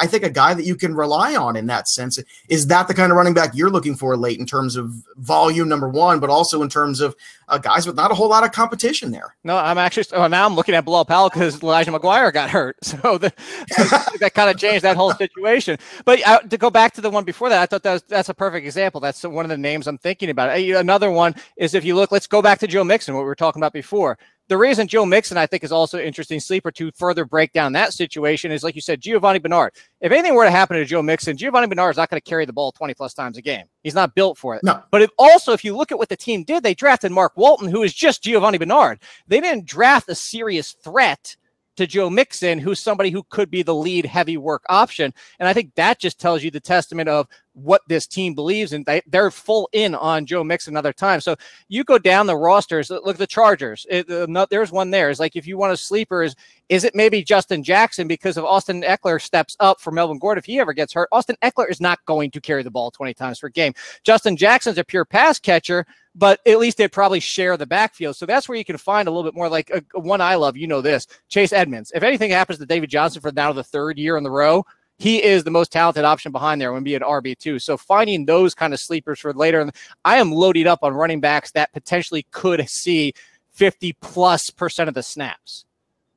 Well, and the great thing is if you load up on the running backs, not just early, but often as well, what happens is if those bell cows say good investment in and they end up being the guys you think they are, then later on, the other guys are just bonuses. Or like you mentioned, if David Johnson goes hurt and you've got Chase, then you're in a spot where all of a sudden you can flip them, and they're maybe worth more to that other owner in your league than they are to you necessarily. So it's about adding talent, and I think that's something that a lot of people don't focus on enough in their drafts. They look too much, I think, at positions when they're looking at benches or bye weeks or things like that, rather than looking at talent. And that's something I always encourage everybody in the Black Book to do. I always say, make sure when you're building your rosters towards the end of those drafts that you're looking to add talent to your roster. Don't worry about, I need somebody to cover my bye week in week 10. Do you know how far away week 10 is? You know how many guys are going to get hurt between now and then? You know where I'm going with that, Joe, right? What's that? It's the Greg Jennings rule. It's go back to Greg Jennings at the end of his career. And I love Greg Jennings. He's a really super nice guy, by the way. But at the end of his career, especially he was with the Vikings, you know this, Joe, where I'm going. I've said it before. It's the Greg Jennings rule, because at the end of his career, my entire point was, why are you taking Greg Jennings in the 10th round? Is he ever starting for your team? Ever? And if your answer is maybe the bye week, why is he on your bench? You want somebody who could come off your bench, who could potentially be a game changer. You don't want to draft a bye week filler. Yeah, and that's the other thing, too, is we get in this discussion about handcuff running backs, too, and things like that. It's like, well, should I have the handcuff? Should I be drafting a guy like Connor? And my whole point with that is, if you're in a very deep league, if you're in a 14, 15-team league, I understand going that route. But for the most part, I feel like in your regular old 12-team league, that there's enough talent out there to speculate on that you might not have to go that far to go and handcuffing guys. Plus, chances are they're the first person off your roster anyway in the first couple weeks. And the first couple weeks of waiver wire for NFL, you should be very aggressive with that fab, because you don't know what your roster is going to look like 6 weeks into the season. You don't know how it's going to perform or what's going to happen. So you might as well take your shots early and often, I always say, and be aggressive there, because number one, you keep other talent off your rosters. But number two, if you can solidify that talent on your roster, not worry about guys, like handcuff guys that aren't playing right now, like you're saying, aren't affecting your main roster, your active roster, what's the point? Be aggressive early and often with fab too.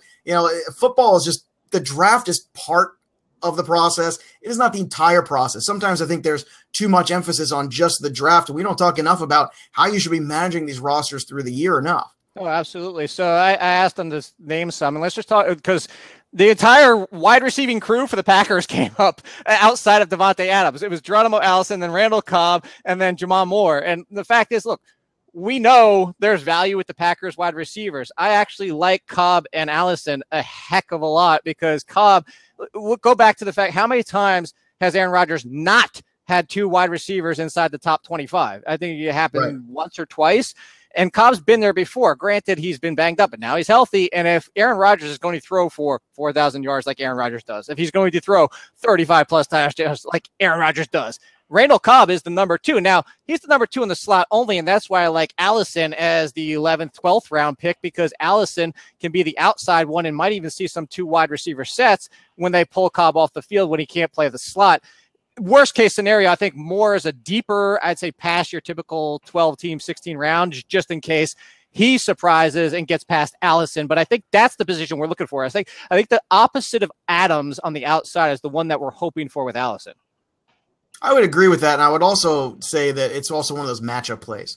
I think you want to look very carefully and say, okay, well, who's the weak corner on that team, and who's he going to be stacking up against that week? And I think that's when some of that great work that I know you do and some other folks out there in the industry do, when you're looking on a weekly basis and trying to peel into it and figure out, okay, this is a week where I take a shot on Allison as a flex, or this is a week where I would put him in, or this is a week where I don't, because that secondary is so strong. And I don't think he's a guy that I want to hang my hat on consistently, but you're right. When we're talking about these elite quarterbacks, we're talking about 4,000 plus yards, and we're talking about, well, someone's got to catch the damn football. And now that Jordy Nelson's not there, who's that guy going to be? And I agree with you. I think Cobb, to a certain point, even if healthy, has certain limitations, and that what makes Allison an intriguing guy. I've got a question for you, Jake Seeley, if I may put it out there. Now that Jordy Nelson are we sticking with Green Bay? Well, kind of, in a sense, only because I'm flipping on the Jordy Nelson tip for you. You like how I did the remix on the Green Bay? You know how I feel about Jordy Nelson. Well, I'm just asking you, does he get to a point where guys like that, and I know how you feel about Gruden, I feel the same way, but it gets to a point where people want to bash Jordy Nelson last year because he was playing with Hundley and he was awful, right? Oh, well, look how bad Jordy Nelson is. Well, Hundley's not exactly lighting the world on fire. So my question is, there's a certain point where you're throwing darts that you throw darts on a guy like Jordy Nelson, or is it the same as a bad dart throw like last year on a guy like Eric Decker who might just be done? Is that a kind of situation where you think Nelson's just done, or is there a spot for guys like him? Because we talked about track record, and Jordy Nelson does have a track record. Now it's not with Aaron Rodgers, obviously. But what do you think? Died on the track. He's toast. he fell off the cliff and hit every rock on the way to the bottom, bursting into a bowl of fire and smoke and ash. Martavis Bryant, if he's not suspended, will have better numbers than Jordy Nelson this year. That's one of my bold predictions for the Raiders, just because that's a sleeper for you. As long as he avoids the law of the NFL, which could be randomly 14 games because they feel like it for Martavis Bryant, I think Nelson's beyond done, because if you look at the first 4 games, it was all touchdowns. It wasn't yards. He didn't get over 70 yards. And then after those first 4 games, and I know it was Hundley, but the dude didn't top 35 yards, and Devontae Adams was still putting up numbers with Hundley. And then Aaron Rodgers comes back, and he still looks like trash. I think Jordy Nelson's beyond. But is that a matter of rapport? Is that a matter of hiding injury? Is that a matter of all these things where all of a sudden we took Jordy Nelson, who had historically been a very good wide receiver for a few years there, then he had the injury, and then he bounced back. And but he didn't even look good those first 4 weeks. He was just getting the touchdowns from Aaron Rodgers. Yeah, but it's funny. I mean, this was a guy that was once leading the league in red zone targets, and now we want to just write him off completely. Derek Carr and the Raiders. So, well, but Derek Carr's in a spot now where a guy like Michael Crabtree's gone. A guy like Amari Cooper doesn't really show up on a weekly basis. There's another guy for you, Amari Cooper. Are you buying into a guy like this? People have already moved him back up. People already everything you just said is this is what happens with Amari Cooper every year. There's excuses. He's an excuse person. There's excuses for Amari Cooper every year, and somebody takes him as a wide receiver 1. Bless you, Bob. I think I heard Bob sneeze. I just want to make sure he's all right. Here's the one. Hold on. But I'm gonna talk about. You just asked 2 questions. I get to ask one now. So I was looking at the chat and we're talking about their sleepers, and somebody brought up a name that I love, and I said Deion Kane was probably one of the wide receivers I was higher on than anybody else in the draft class.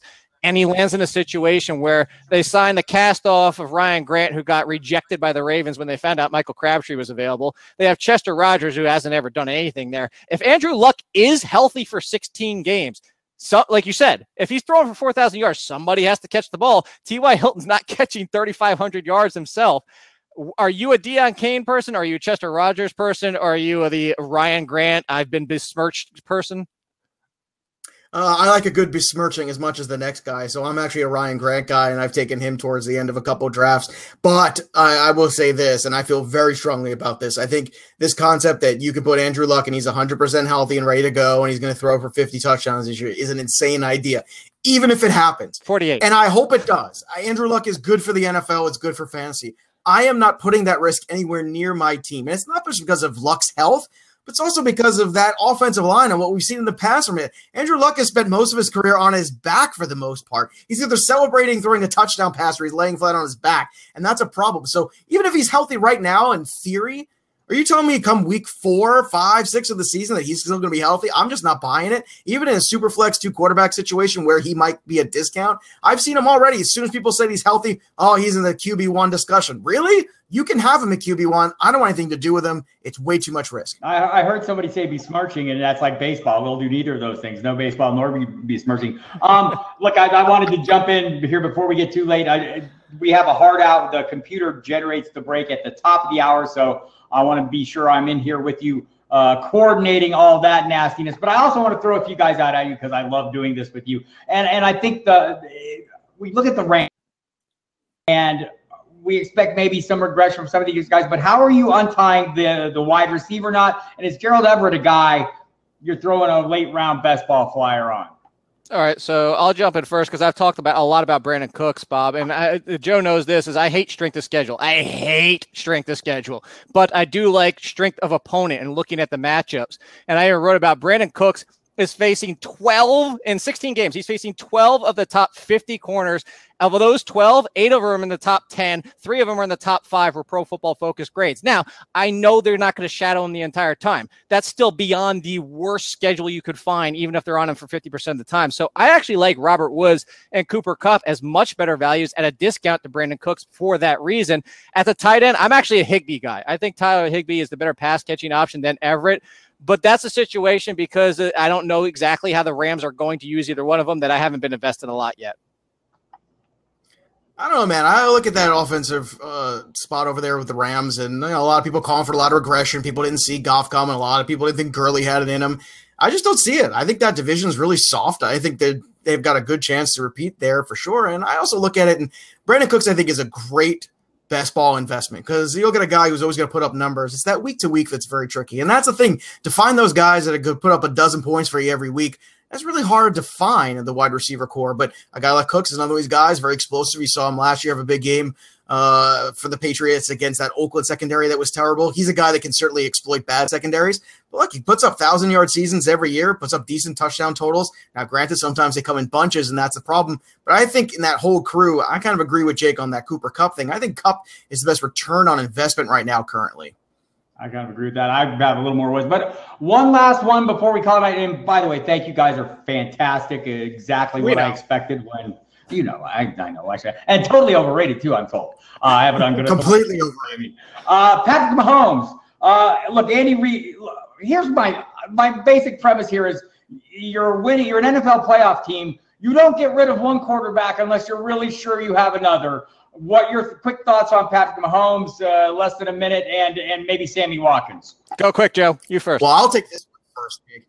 Yeah, I'm very sure he's got the quarterback. The problem is I'm not sure he knows how to call the plays for the quarterback. I mean, to me, when you saw Nagy call those plays towards the end of the season and Kareem Hunt got back on track, that's what's so exciting about Jordan Howard to me this year. And I just don't understand how we can all just sit around and look and say, oh, it's going to be fine. Mahomes is there. Andy Reid will be fine. He'll figure it out again. I have a whole lot of concerns about how that offense is going to run, not because Alex Smith is there, but more because Nagy's not there, and I don't have any confidence in the play calling. This is the first year I've ever bought into Sammy Watkins for his entire career because he's coming at a value. We don't know the chemistry that Mahomes has yet with Tyreek Hill. It could be with Sammy Watkins, and I'm a Holmes guy. I love the talent, but stop drafting him inside the top 10. There's no return on value if you're doing that. Oh, God, yes. No, why?